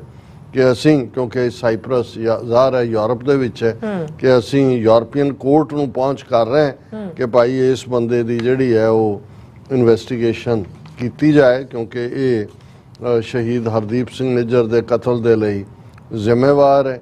ਔਰ ਇਸ ਦੇ ਨਾਲ ਨਾਲ ਜਿਵੇਂ ਤੁਸੀਂ ਕਿਹਾ ਕਿ ਭਾਈ ਅਸੀਂ ਥੋੜਾ ਜਿਹਾ ਸੌਫਟ ਟਾਰਗੇਟ ਦੇ ਉੱਤੇ ਵੀ ਥੋੜੀ ਨਜ਼ਰਸਾਨੀ ਕਰਦੇ ਹਾਂ, ਕਿਉਂਕਿ ਅੱਜ ਕੱਲ ਇਸ ਨੂੰ ਕਈ ਪਾਸਿਓਂ ਕੋਰਟ ਵੀ ਕੀਤਾ ਜਾ ਰਿਹਾ। ਔਰ ਇੱਕ ਜਾਣਕਾਰੀ ਜਿਹੜੀ ਇਹਨਾਂ ਦਿਨਾਂ ਦੇ ਵਿੱਚ ਸਾਹਮਣੇ ਆਈ, ਅਸੀਂ ਜ਼ਿਕਰ ਤਾਂ ਕੀਤਾ ਸੀ ਕਿ ਕਿਵੇਂ ਜਿਹੜੀ ਇਹ ਫਲਾਈਟ 182 에ਅਰ ਇੰਡੀਆ ਫਲਾਈਟ ਜਿਹੜੀ ਜਿਹਦਾ ਨਾਂ ਕਨਿਸ਼ਕਾ ਸੀ, ਹਾਦਸਾਗ੍ਰਸਤ ਹੋਈ, ਬੰਬ ਧਮਾਕੇ 'ਚ 329 ਮਾਰੇ ਗਏ। ਉਸ ਦੇ ਵਿੱਚ 22 ਮੁਸਾਫਰ ਜਿਹੜੇ ਨੇ ਉਹਨਾਂ ਨੇ ਕੁਝ ਸਮਾਂ ਪਹਿਲਾਂ ਜਿਹੜਾ 24 ਆਵਰਸ ਬਿਫੋਰ ਆਪਣੀਆਂ ਟਿਕਟਾਂ ਕੈਂਸਲ ਕਰਾਈਆਂ ਸੀ। ਹੁਣ ਉਹਨਾਂ 'ਚੋਂ ਕੁਛ ਤਾਂ ਬਿਜ਼ਨਸਮੈਨ ਨੇ, ਸਿੱਖ ਨਾਵਾਂ ਵਾਲੇ, ਇਹ ਹੋ ਸਕਦਾ ਉਹਨਾਂ ਨੇ ਮੌਕੇ ਦੇ ਉੱਤੇ ਉਹਨਾਂ ਦੀ ਜਿਹੜੀ ਹੋਇਆ, ਜਾਂ ਇਹਨਾਂ ਦਾ ਵੀ ਕੋਈ ਸਬੰਧ ਉਸ ਇੰਡੀਅਨ ਸਿਸਟਮ ਵਾਲਿਆਂ ਨਾਲ ਹੋਏ ਜਿਨ੍ਹਾਂ ਨੂੰ ਉਹਨਾਂ ਨੇ ਇਨਫੋਰਮ ਕੀਤਾ ਹੋਇਆ, ਪਰ ਅਸੀਂ ਫਿਰ ਵੀ ਉਹਨਾਂ ਨੂੰ ਬੈਨੀਫਿਟ ਆਫ ਡਾਊਟ ਦਿੰਦੇ। ਔਰ ਇਹ ਸੌਫਟ ਟਾਰਗੇਟ ਨੇ ਉਹਨਾਂ ਦੀ ਲਿਸਟ ਦਿੱਤੀ ਹੈ ਜਿਹੜੇ ਇੰਡੀਅਨ ਕੌਂਸੂਲੇਟ ਜਾਂ ਹਾਈ ਕਮਿਸ਼ਨ 'ਚ ਕੰਮ ਕਰਨ ਵਾਲੇ ਸੀ, ਜਿਨ੍ਹਾਂ ਨੇ ਆਪਣੀਆਂ ਜਿਹੜੀ ਟ੍ਰਿਪ ਹੈ ਉਹ ਕੈਂਸਲ ਕੀਤੀ। ਉਹਨਾਂ ਦੇ ਵਿੱਚ RK Sharma, first secretary at Indian consulate in Toronto. ਹੁਣ ਫਸਟ ਸੈਕਟਰੀ ਫੋਰਨ ਸਰਵਿਸ ਦਾ ਹੁੰਦਾ ਹੈ, ਯਾਨੀ ਕੌਂਸੂਲੇਟ ਤੋਂ ਬਾਅਦ ਨੈਕਸਟ ਮੋਸਟ ਇੰਪੋਰਟੈਂਟ, ਇਹ ਫਲਾਈ ਕਰ ਰਿਹਾ ਸੀ, ਇਹਨੇ ਆਪਣੀ ਟਿਕਟ ਕੈਂਸਲ ਕਰਾਈ। VK ਸੂਦ, ਇਹ diplomat at the Indian consulate in Toronto, ਇਹ ਫੁੱਲ ਫਲੈਜ ਡਿਪਲੋਮੈਟ, ਉਹਨੇ ਆਪਣੀ ਟਿਕਟ ਕੈਂਸਲ ਕਰਾਈ। BK ਰਾਓ, ਇਹ ਰਾ ਏਜੰਟ ਬੇਸਡ ਇਨ ਮੌਂਟਰੀਆਲ, ਇਹ ਡਿਪਲੋਮੈਟਿਕ ਕਵਰ ਦੇ ਵਿੱਚ ਰਾ ਦਾ ਏਜੰਟ BN ਕੌਰ, ਇਹ ਸੌਫਟ ਟਾਰਗੇਟ ਹਵਾਲਾ ਦੇ ਰਿਹਾ। ਅੱਛਾ। MK ਭੁੱਟਾ, ਰਾ ਏਜੰਟ ਬੇਸਡ ਇਨ ਟੋਰਾਂਟੋ, ਹੁਣ ਟੋਰਾਂਟੋ ਵਾਲਾ ਰਾ ਏਜੰਟ ਵੀ ਔਰ ਮੌਂਟਰੀਆਲ ਵਾਲਾ ਵੀ ਆਪਣੀਆਂ ਟਿਕਟਾਂ ਕੈਂਸਲ ਕਰਵਾਉਂਦੇ ਨੇ।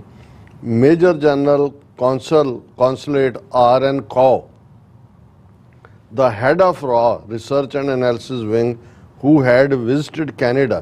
ਹੁਣ ਇਹ RN ਕੌ ਹੈ ਜਿਹੜਾ ਪਿਓ ਹੈ ਰਾ ਦਾ, ਕਸ਼ਮੀਰੀ ਬਾਹਮਣ। ਹੁਣ ਇਹ ਵਿਜ਼ਿਟ ਕਰ ਰਿਹਾ ਸੀ। ਹੁਣ ਉਹਨੇ ਫਾਈਨਲੀ, ਇਹਦਾ ਮਤਲਬ ਇਹ ਹੈ ਕਿ ਇਸ ਸਾਰੀ ਤਰਤੀਬ ਨੂੰ ਫਾਈਨਲ ਸ਼ੇਪ ਦੇਣ ਵੇਲੇ RN ਕੌ ਕੈਨੇਡਾ ਦੇ ਵਿੱਚ ਮੌਜੂਦ ਸੀ, ਕੈਂਸਲ, ਔਰ ਉਸ ਤੋਂ ਬਾਅਦ ਉੱਥੋਂ ਸਲਿੱਪ ਕੀਤੇ ਹੋਣਗੇ। ਹੁਣ ਇਹ ਸਾਰਿਆਂ ਦੇ ਤੋਂ ਬਾਅਦ ਕੋਈ ਬਹੁਤਾ ਭੁਲੇਖਾ ਨਹੀਂ ਰਹਿ ਜਾਂਦਾ ਕਿ ਭਾਈ ਇਸ ਹਾਦਸੇ ਦੇ ਪਿੱਛੇ ਕੌਣ ਹੈ। ਔਰ ਇਸ ਤੋਂ ਇਲਾਵਾ ਜਿਹੜੇ ਹੋਰਨਾਂ ਦੇ ਫੈਮਿਲੀ ਮੈਂਬਰਸ ਵੀ, ਜਿਨ੍ਹਾਂ ਨੇ ਪਰਿਵਾਰਾਂ ਨੇ ਜਾਣਾ ਸੀ, ਉਹਨਾਂ ਦੇ ਵਿੱਚ ਕੌਣ, ਕਿਹਨੇ ਕੈਂਸਲ ਕਰਾਇਆ। ਔਰ family members of RK Sharma, ਜਿਸ ਸ਼ਰਮੇ ਦਾ ਅਸੀਂ ਜ਼ਿਕਰ ਕੀਤਾ ਹੈ ਕਿ ਭਾਈ ਜਿਹੜਾ ਫਸਟ ਸੈਕਟਰੀ ਸੀ ਇੰਡੀਅਨ ਕੌਂਸੂਲੇਟ, ਉਹਦੀ ਫੈਮਿਲੀ ਜਾ ਰਹੀ ਸੀ, ਉਹਨਾਂ ਦੇ ਫੈਮਿਲੀ ਮੈਂਬਰਸ ਦੀ ਵੀ 4 ਫੈਮਿਲੀ ਮੈਂਬਰ ਸੀ ਜਿਨ੍ਹਾਂ ਨੇ ਜਾਣਾ ਸੀ, ਉਹਨਾਂ ਦੀ ਟਿਕਟ ਕੈਂਸਲ ਹੋਈ। Family members of VK Sood, ਇਹ ਜਿਹੜਾ ਕੌਂਸਲ ਜਨਰਲ ਸੀ ਟੋਰਾਂਟੋ 'ਚ, ਡਿਪਲੋਮੈਟ ਐਟ ਇੰਡੀਅਨ, ਉਹਨੇ ਵੀ ਆਪਣਾ ਜਿਹੜਾ 3 ਮੈਂਬਰ ਉਹਦੇ ਪਰਿਵਾਰ ਦੇ ਜਾਣੇ ਸੀ, ਉਹਨਾਂ ਦੀਆਂ ਟਿਕਟਾਂ ਕੈਂਸਲ ਕੀਤੀਆਂ। Family members of BK Rao, BK Rao ਜਿਹੜਾ ਮੌਂਟਰੀਆਲ ਬੇਸ ਸੀ, ਉਸ ਦੇ 2 ਮੈਂਬਰ ਫੈਮਿਲੀ ਦੇ ਜਾਣੇ ਸੀ। ਔਰ ਫੈਮਿਲੀ ਮੈਂਬਰਸ ਆਫ MK ਭੁੱਟਾ, ਇਹ ਰਾ ਏਜੰਟ ਟੋਰਾਂਟੋ 'ਚ ਸੀ। ਹੁਣ ਇਸ ਤੋਂ ਕੀ ਭੁਲੇਖਾ ਰਹਿ ਜਾਂਦਾ, ਉਹਨਾਂ ਆਪ ਤਾਂ ਉਹਨਾਂ ਦੀਆਂ ਟਿਕਟਾਂ, ਉਹਨਾਂ ਦੇ ਫੈਮਿਲੀ ਜਾ ਰਹੀਆਂ ਸੀ। ਹੁਣ ਜਿਹੜਾ ਇਨਸਾਈਡਰ ਸੀ ਉਸਨੇ ਕਿਹਾ ਇਹ ਤਾਂ ਮਰਨ ਵਾਲਿਆਂ 'ਚ ਆਪਣੇ ਜਿਹੜੇ ਨੇ 4 ਰਾ ਦੇ ਏਜੰਟ ਜਿਹੜੇ ਇੱਥੇ ਬੇਸਡ ਨੇ, ਪਲੱਸ RN ਕੌ ਵਿਜ਼ਿਟ ਕਰ ਰਿਹਾ ਜਾਂ ਦੂਜਾ ਕਰ ਰਿਹਾ, ਹੋ ਸਕਦਾ ਹੈ ਕਿਉਂਕਿ ਇਹ ਜਿਹੜਾ ਇਸ ਕਿਸਮ, ਜਿਵੇਂ ਏਜੰਸੀ ਰਾ ਨੇ ਜੋ ਦਰਬਾਰ ਸਾਹਿਬ ਤੇ ਹਮਲੇ ਦੇ ਲਈ ਜਿਹੜੀ ਸਾਰੀ ਪਲਾਨ ਤਿਆਰ ਕੀਤੀ, ਉਹਦੇ 'ਚ ਉਹਨਾਂ ਨੇ ਕੁਝ ਆਫੀਸਰ ਪਿਕ ਕੀਤੇ ਜਿਹਦਾ ਨਾਂ ਉਹਨਾਂ ਨੇ 3rd ਏਜੰਸੀ ਰੱਖਿਆ, ਕਿਉਂਕਿ ਰਾ ਦੇ ਵਿੱਚ ਸਿੱਖ ਵੀ ਕੰਮ ਕਰਦੇ ਨੇ। ਉਹਨਾਂ ਨੂੰ ਲੱਗਾ ਵੀ ਕੋਈ ਲੀਕ ਨਾ ਹੋਏ, ਸੋ ਉਹਦੇ 'ਚੋਂ ਫਰਦਰ ਉਹਨਾਂ ਨੇ ਉਹ ਕੱਢਣੇ ਹੁੰਦੇ ਨੇ। ਸੋ ਇਹਦੇ 'ਚ ਉਹਨਾਂ ਨੇ ਜਿਨ੍ਹਾਂ ਨੇ ਮਾਸਟਰਮਾਈਂਡ ਕੀਤਾ ਉਹ ਡਿਫਰੈਂਟ ਲੋਕ ਸੀ। ਇਹ ਲੋਕ ਤਾਂ ਰੂਟੀਨ ਦੇ ਵਿੱਚ ਛੁੱਟੀਆਂ ਸੀ, ਉਹ ਆਪਣੇ ਬੱਚਿਆਂ ਦੇ ਨਾਲ ਉਹਨਾਂ ਨੇ ਉਹ ਟਿਕਟਾਂ ਬੁੱਕ ਕਰਾਈਆਂ ਸੀ। ਪਰ ਜਦੋਂ ਫਾਈਨਲ ਲਿਸਟ ਇਹਨਾਂ ਤੱਕ ਗਈ ਹੋਏਗੀ ਕਿ ਵੀ ਜਿਹੜੀ ਹੁਣ ਫਲਾਈਟ ਅਸੀਂ ਉਡਾਣੀ ਆ, ਉਹਦੇ 'ਚ ਉਹਨਾਂ ਨੂੰ ਕਿਹਾ ਵੀ ਆ ਤਾਂ ਇੰਨੇ ਆਪਣੇ ਬੰਦੇ ਨੇ ਜੀ, ਕਿਉਂਕਿ 24 ਆਵਰਸ ਬਿਫੋਰ ਉਹਨਾਂ ਨੇ ਸਾਰਿਆਂ ਨੂੰ ਫਿਰ ਉਹਨਾਂ ਦੀਆਂ ਟਿਕਟਾਂ ਕੈਂਸਲ ਕੀਤੀਆਂ। ਹੁਣ ਐਵੇਂ ਨਹੀਂ ਸੌਫਟ ਟਾਰਗੇਟ ਨੇ ਕਨਕਲੂਡ ਕੀਤਾ ਕਿ ਵੀ ਜੇ ਤੁਸੀਂ ਸਬੂਤ ਚਾਹੁੰਦੇ ਹੋ ਏਅਰ ਇੰਡੀਆ ਕਿਹਨੇ ਕੀਤਾ ਹੈ, ਬੱਸ ਲੈ ਜਾਓ, ਵਹੀਕਲਸ ਟੋਰਾਂਟੋ ਵੀ, ਵੈਨਕੂਵਰ ਵੀ ਔਰ ਆਟਵਾ ਵੀ, ਉੱਥੋਂ ਭਰ ਕੇ ਲਿਆਓ, ਸਾਰੇ ਸਬੂਤ ਤੁਹਾਡੇ ਕੋਲ ਹੋਣਗੇ। ਹਰ ਇਸ ਦੇ ਉੱਤੇ ਇਹਨਾਂ ਦੇ ਫਿੰਗਰਪ੍ਰਿੰਟ ਨੇ। ਸੋ ਮੈਨੂੰ ਇਹ ਲੱਗਾ ਵੀ ਜਿੱਥੇ ਅਸੀਂ ਅਜੋਕੀ ਸਿਚੁਏਸ਼ਨ ਬਾਰੇ ਗੱਲ ਕਰਦੇ ਹਾਂ, ਉੱਥੇ ਇਹ ਜਿਹੜੀ ਜਾਣਕਾਰੀ ਵਾਲੀ ਗੱਲ, ਔਰ ਇਹ ਕਿਸੇ ਮਾੜੇ ਮੋਟੇ ਦਾ ਨਹੀਂ ਹੈ। ਜਦੋਂ ਅਸੀਂ ਸੌਫਟ ਟਾਰਗੇਟ ਦੀ ਗੱਲ ਕਰਦੇ ਹਾਂ ਤੇ ਸੌਫਟ ਟਾਰਗੇਟ ਨੂੰ 2 ਪ੍ਰੋਮੀਨੈਂਟ ਜਰਨਲਿਸਟ, ਜਿਨ੍ਹਾਂ ਦੇ ਵਿੱਚ ਬੁਰਾਇਕ ਮੈਕਐਂਡਰਿਊ ਔਰ ਜ਼ਾਹਿਰ ਕਸ਼ਮੀਰੀ, ਟੋਰਾਂਟੋ ਸਟਾਰ ਔਰ ਗਲੋਬ ਐਂਡ ਮੇਲ ਦੋਨੋਂ ਅਖਬਾਰਾਂ ਦੇ ਪ੍ਰੋਮੀਨੈਂਟ ਬੰਦੇ, ਉਹਨਾਂ ਨੇ ਇਹ ਲਿਸਟ ਦਿੱਤੀ ਹੈ ਕਿ ਭਾਈ ਇਹ ਜਿਹੜੇ 22 ਪੈਸੇਂਜਰ ਜਿਨ੍ਹਾਂ 'ਚ ਵੱਡੇ ਡਿਪਲੋਮੈਟ ਔਰ ਉਹਨਾਂ ਦੇ ਟੱਬਰ ਸੀ, ਇਹਨਾਂ ਨੇ ਆਪਣੀਆਂ ਟਿਕਟਾਂ ਐਨ ਬਿਫੋਰ ਕੈਂਸਲ ਕੀਤੀਆਂ ਸੀ। ਜੀ ਰਾਜ ਸਾਹਿਬ, ਤੁਹਾਡਾ ਬਹੁਤ ਬਹੁਤ ਧੰਨਵਾਦ। ਸੋ ਇੱਥੇ ਲੈਣਾ ਬ੍ਰੇਕ। ਵਿਊਅਰਸ, ਤੁਸੀਂ ਇਸੇ ਤਰ੍ਹਾਂ ਬਣੇ ਰਹਿਣਾ, ਮਿਲਦੇ ਹਾਂ ਛੋਟੇ ਜਿਹੇ ਬ੍ਰੇਕ ਤੋਂ ਬਾਅਦ।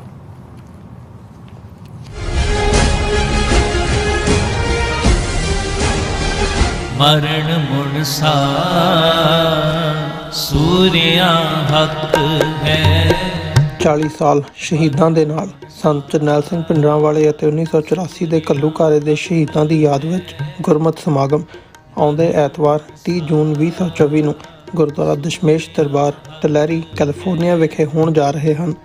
ਮੌਜੂਦਾ ਪੰਥਕ ਹਾਲਾਤਾਂ ਅਤੇ ਭਵਿੱਖ ਦੀ ਕੌਮੀ ਰਣਨੀਤੀ ਬਾਰੇ ਡਾਕਟਰ ਅਮਰਜੀਤ ਸਿੰਘ, ਬੂਟਾ ਸਿੰਘ ਖੜੌਦ, ਮੁਖਤਿਆਰ ਸਿੰਘ ਮੁਖੀ, ਭਾਈ ਤਰਲੋਚਨ ਸਿੰਘ ਅਤੇ ਪਵਨ ਸਿੰਘ ਖਾਲਸਾ ਸਮੇਤ ਹੋਰ ਬੁਲਾਰਿਆਂ ਵੱਲੋਂ ਸੰਗਤ ਨਾਲ ਵਿਚਾਰਾਂ ਦੀ ਸਾਂਝ ਪਾਈ ਜਾਵੇਗੀ। ਸ਼ਹੀਦ ਪਰਿਵਾਰਾਂ ਦਾ ਗੋਲਡ ਮੈਡਲ ਨਾਲ ਸਨਮਾਨ ਕੀਤਾ ਜਾਵੇਗਾ। ਆਪ ਸਭ ਨੂੰ ਇਸ ਸਮਾਗਮ ਵਿੱਚ ਪਹੁੰਚਣ ਲਈ ਬੇਨਤੀ ਕੀਤੀ ਜਾਂਦੀ ਹੈ। ਵਧੇਰੇ ਜਾਣਕਾਰੀ ਲਈ ਆਪ ਹੇਠ ਦਿੱਤੇ ਨੰਬਰ ਤੇ ਸੰਪਰਕ ਕਰ ਸਕਦੇ ਹੋ। ਮਰਨ ਮੁਨਸਾ ਸੂਰਿਆ ਹੱਕ ਹੈ। ਗੁਰੂ ਪਿਆਰੀ ਸਾਧ ਸੰਗਤ ਜੀਓ, ਵਾਹਿਗੁਰੂ ਜੀ ਕਾ ਖਾਲਸਾ, ਵਾਹਿਗੁਰੂ ਜੀ ਕੀ ਫਤਿਹ। ਟਰਾਈ ਸਟੇਟ ਦੇ ਕੇਂਦਰੀ ਅਸਥਾਨ Gurdwara Sahib Sikh culture society Richmond Hill New York ਵਿਖੇ Baba Banda Singh Bahadur international Sikh society of New York ਦੇ ਸਮੁੱਚੇ ਸੇਵਾਦਾਰਾਂ ਵੱਲੋਂ ਮਹਾਨ ਸ਼ਹੀਦ ਸਿੱਖ ਕੌਮ ਦੇ ਪਹਿਲੇ ਬਾਦਸ਼ਾਹ ਬਾਬਾ ਬੰਦਾ ਸਿੰਘ ਬਹਾਦਰ ਤਿੰਨਾਂ ਦਾ ਮਹਾਨ ਸ਼ਹੀਦੀ ਦਿਹਾੜਾ ਅਤੇ ਉਹਨਾਂ ਨਾਲ ਸ਼ਹੀਦ ਹੋਣ ਵਾਲੇ ਸਮੂਹ ਸ਼ਹੀਦਾਂ ਦੀ ਸ਼ਹਾਦਤ ਨੂੰ ਨਤਮਸਤਕ ਹੁੰਦਿਆਂ ਹੋਇਆਂ ਗੁਰਦੁਆਰਾ ਸਾਹਿਬ ਵਿਖੇ ਵਿਸ਼ੇਸ਼ ਪ੍ਰੋਗਰਾਮ 28, 29 ਅਤੇ 30 ਜੂਨ ਨੂੰ ਮਨਾਏ ਜਾ ਰਹੇ ਹਨ।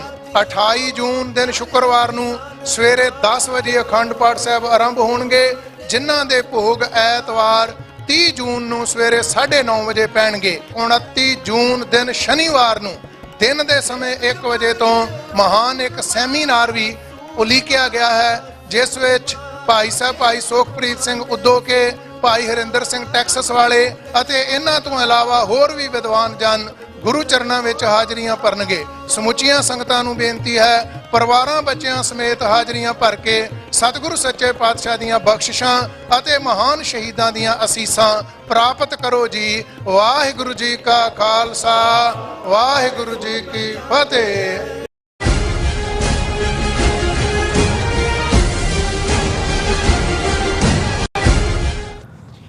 Viewers welcome back to programme. So viewers ਗੱਲਬਾਤ ਕਰਨ ਜਾ ਰਹੇ ਹਾਂ ਕਿ ਭਾਰਤੀ ਲੋਕ ਸਭਾ ਵਿੱਚ ਨਵੇਂ ਚੁਣ ਕੇ ਆਏ ਐਮਪੀਜ਼ ਵੱਲੋਂ ਸਹੁੰ ਚੁੱਕ ਸਮਾਗਮ ਚੱਲ ਰਿਹਾ ਹੈ ਔਰ ਕਿਸੇ ਨੇ ਹਿੰਦੂ ਰਾਸ਼ਟਰ ਜ਼ਿੰਦਾਬਾਦ ਕਹਿ ਕੇ ਸਹੁੰ ਚੱਕੀ ਹੈ ਤੇ ਕਿਸੇ ਨੇ ਫਲਸਤੀਨੀ ਮੁਲਕ ਦੀ ਜ਼ਿੰਦਾਬਾਦ ਮੰਗੀ ਹੈ ਔਰ ਪੰਜਾਬ ਦੇ ਐਮਪੀਜ਼ ਨੇ ਪੰਜਾਬੀ ਵਿੱਚ ਸਹੁੰ ਚੱਕੀ ਔਰ ਸਰਬਜੀਤ ਸਿੰਘ, ਹਰਸਿਮਰਤ ਕੌਰ ਬਾਦਲ ਵੱਲੋਂ ਸਹੁੰ ਚੱਕਣ ਤੋਂ ਬਾਅਦ ਵਾਹਿਗੁਰੂ ਜੀ ਕਾ ਖਾਲਸਾ, ਵਾਹਿਗੁਰੂ ਜੀ ਕੀ ਫਤਿਹ ਬੁਲਾਈ ਗਈ ਹੈ ਔਰ ਖਡੂਰ ਸਾਹਿਬ ਤੋਂ ਜਿੱਤੇ ਆਜ਼ਾਦ ਉਮੀਦਵਾਰ ਭਾਈ ਅਮਰਤਪਾਲ ਸਿੰਘ ਅਤੇ ਕਸ਼ਮੀਰ ਤੋਂ ਉਮਰ ਅਬਦੁੱਲਾ ਨੂੰ ਹਰਾਉਣ ਵਾਲੇ ਪਿਛਲੇ 3 ਸਾਲ ਤੋਂ ਬੰਦ ਇੰਜੀਨੀਅਰ ਦੇ ਨਾਂ ਸਦਨ ਵਿੱਚ ਬੋਲੇ ਗਏ ਨੇ, ਪਰ ਉਹਨਾਂ ਨੂੰ ਜੇਲ੍ਹਾਂ ਵਿੱਚੋਂ ਸਹੁੰ ਚੱਕਣ ਲਈ ਬਾਹਰ ਨਹੀਂ ਲਿਆਂਦਾ ਗਿਆ।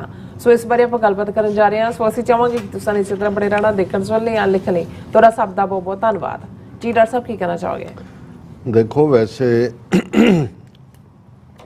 ਇੱਕ ਜ਼ਮਾਨੇ 'ਚ ਐਂਟਰਟੇਨਮੈਂਟ ਦੇ ਲਈ ਸਰਕਸ ਬਹੁਤ ਪਪੂਲਰ ਸੀ। ਹੁਣ ਵੈਸੇ ਵੀ ਹੋਰ ਬਹੁਤ ਸਾਰੇ ਐਂਟਰਟੇਨਮੈਂਟ ਦੇ ਜ਼ਰੀਏ ਆ ਗਏ।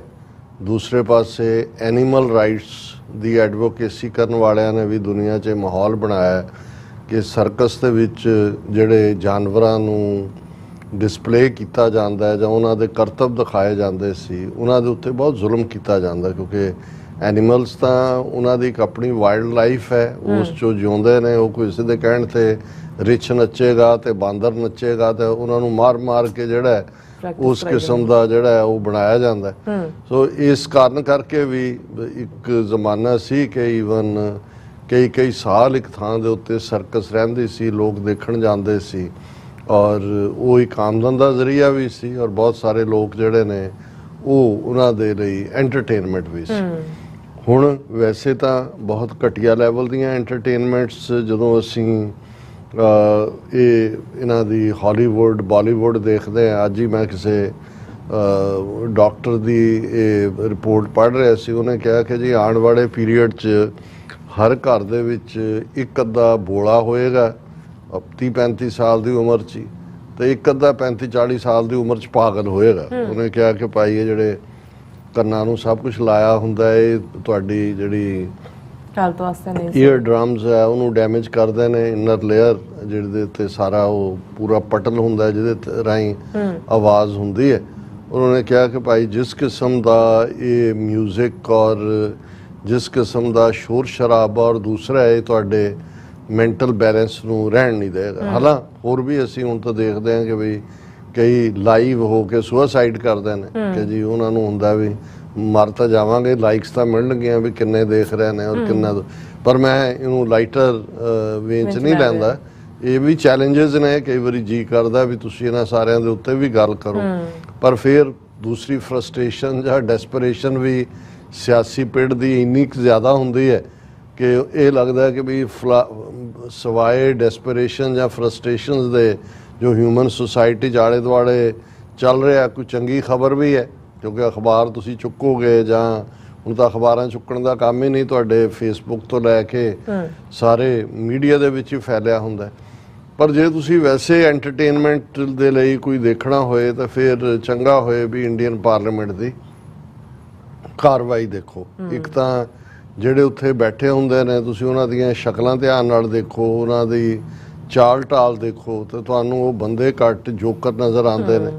ਫਿਰ ਉਹਨਾਂ ਨੂੰ ਤੁਸੀਂ ਹੋਰ ਜੇ ਉਹਨਾਂ ਦੇ ਪ੍ਰੋਫਾਈਲ ਲੱਭਣਾ ਸ਼ੁਰੂ ਕਰੋ ਜਾਂ ਉਹਨਾਂ ਦੇ ਬੇਸ ਜਿਹੜੀਆਂ ਕੋਈ ਉੱਥੇ ਇਮਾਨਦਾਰੀ ਜਾਂ ਟਰਾਂਸਪੇਰੈਂਸੀ ਨੂੰ ਸਾਹਮਣੇ ਲਿਆਉਣ ਲਈ ਕੰਮ ਕਰਦੀਆਂ ਜਥੇਬੰਦੀਆਂ ਨੇ, ਫਿਰ ਤੁਹਾਨੂੰ ਨਜ਼ਰ ਆਏਗਾ ਜੀ ਇਹਨਾਂ 'ਚੋਂ 1/3 ਤਾਂ ਕੋਈ ਬਲਾਤਕਾਰੀ ਹੈ, ਕੋਈ ਮਰਡਰ ਹੈ, ਕਿਸੇ ਦੇ ਉੱਤੇ ਕਿੰਨੇ ਕੇਸ ਚੱਲਦੇ ਨੇ ਔਰ ਕਿਸ ਲੈਵਲ ਦੇ ਚੋਰ ਬਾਜ਼ਾਰੀ ਜਾਂ ਦੂਜੀ ਇਹ ਤਾਂ ਆਮ ਵਰਗੀ ਗੱਲ ਹੈ। ਤੇ ਤੁਸੀਂ ਉੱਤੇ ਡਾਇਸ ਤੇ ਬੈਠੇ ਆ ਜਿਹੜੇ ਟ੍ਰੇਜਰੀ ਬੈਂਚਸ ਜਿਨ੍ਹਾਂ ਨੂੰ ਕਹਿੰਦੇ ਨੇ ਸਰਕਾਰੀ ਬੈਂਚ, ਮੋਦੀ, ਅਮਿਤ ਸ਼ਾਹ ਔਰ ਬਾਕੀ ਸਾਰਿਆਂ ਦਾ ਦੇਖੋਗੇ, ਫਿਰ ਮੈਂ ਤਾਂ ਜਦੋਂ ਵੀ ਮੋਦੀ ਔਰ ਅਮਿਤ ਸ਼ਾਹ ਦੇਖਦਾ, ਇੱਕ ਤਾਂ ਉਹ ਜਿਹੜੀ ਰੰਗੇ ਬਿੱਲੇ ਦੀ ਜੋੜੀ ਹੈ ਉਹ ਮੈਨੂੰ ਨਜ਼ਰ ਆ ਜਾਂਦੀ ਹੈ, ਫਿਰ ਇਹਨਾਂ ਦੇ ਹੱਥਾਂ 'ਚੋਂ ਖੂਨ ਡ੍ਰਿਪ ਕਰਦਾ ਨਜ਼ਰ ਆਉਂਦਾ ਹੈ, ਜੋ ਕੁਛ ਇਹਨਾਂ ਨੇ 2002 'ਚ ਕੀਤਾ, ਜੋ ਲਗਾਤਾਰਤਾ ਨਾਲ ਕਰ ਰਹੇ ਨੇ। ਫਿਰ ਜਦੋਂ ਇਹ ਹਵਾਲਾ ਕਾਨੂੰਨ ਦਾ ਦੇਣਗੇ ਕਿ ਜੀ ਕਾਨੂੰਨ ਆਪਣਾ ਕੰਮ ਕਰੇਗਾ ਜਾਂ ਕਾਨੂੰਨ, ਫਿਰ ਇਹ ਹਾਸਾ ਆ ਰਿਹਾ ਹੁੰਦਾ ਕਿ ਭਾਈ ਇਹ ਕਿਹੜੇ ਕਾਨੂੰਨ ਦੀ ਗੱਲ ਕਰਦੇ ਨੇ। ਔਰ ਫਿਰ ਉਹ ਜਿਹੜਾ ਸਿੰਪਲ ਜਿਹਾ ਜੁਮਲਾ ਅੱਜ ਕੱਲ੍ਹ ਚੱਲ ਰਿਹਾ ਹੈ ਕਿ ਵੀ ਮੁਲਕ 4 ਗੁਜਰਾਤੀਆਂ ਦੇ ਕੋਲ ਹੈ, 2 ਮੁਲਕ ਵੇਚ ਰਿਹਾ, 2 ਖਰੀਦ ਰਹੇ ਨੇ। ਮੋਦੀ ਅਮਿਤ ਸ਼ਾਹ ਵੇਚ ਰਹੇ ਨੇ ਔਰ ਅੰਬਾਨੀ ਅਡਾਨੀ ਖਰੀਦ ਰਹੇ ਨੇ। ਔਰ ਤੁਸੀਂ ਇਹਨਾਂ ਸਾਰਿਆਂ ਦਾ ਉਹ ਰਾਫੇਲ ਸੌਦਿਆਂ ਤੋਂ ਲੈ ਕੇ ਈਵਨ ਰਾਮ ਮੰਦਰ ਬਣਨ ਤੱਕ, ਕੱਲ੍ਹ ਅਸੀਂ ਗੱਲ ਕੀਤੀ ਕਿ ਭਾਈ ਕਿੰਨੇ ਵੱਡੇ ਲੈਵਲ ਦੇ ਉੱਤੇ ਕਿੰਨਾ ਧਨ ਸਰਕਾਰੀ, ਗੈਰ ਸਰਕਾਰੀ, ਆਮ ਲੋਕਾਂ ਦਾ, ਸ਼ਰਧਾ ਦਾ ਲੱਗਾ। ਔਰ ਪਹਿਲਾ ਮੀਂਹ ਪੈਂਦਾ ਹੈ ਔਰ ਉਹਨਾਂ ਦਾ ਸੈਂਕਟਰਮ ਅਯੁੱਧਿਆ ਮੰਦਰ ਦਾ ਗਰਭ ਗ੍ਰਹਿ, ਉਹਦੇ 'ਚ ਵੀ ਪਾਣੀ ਕੋਈ।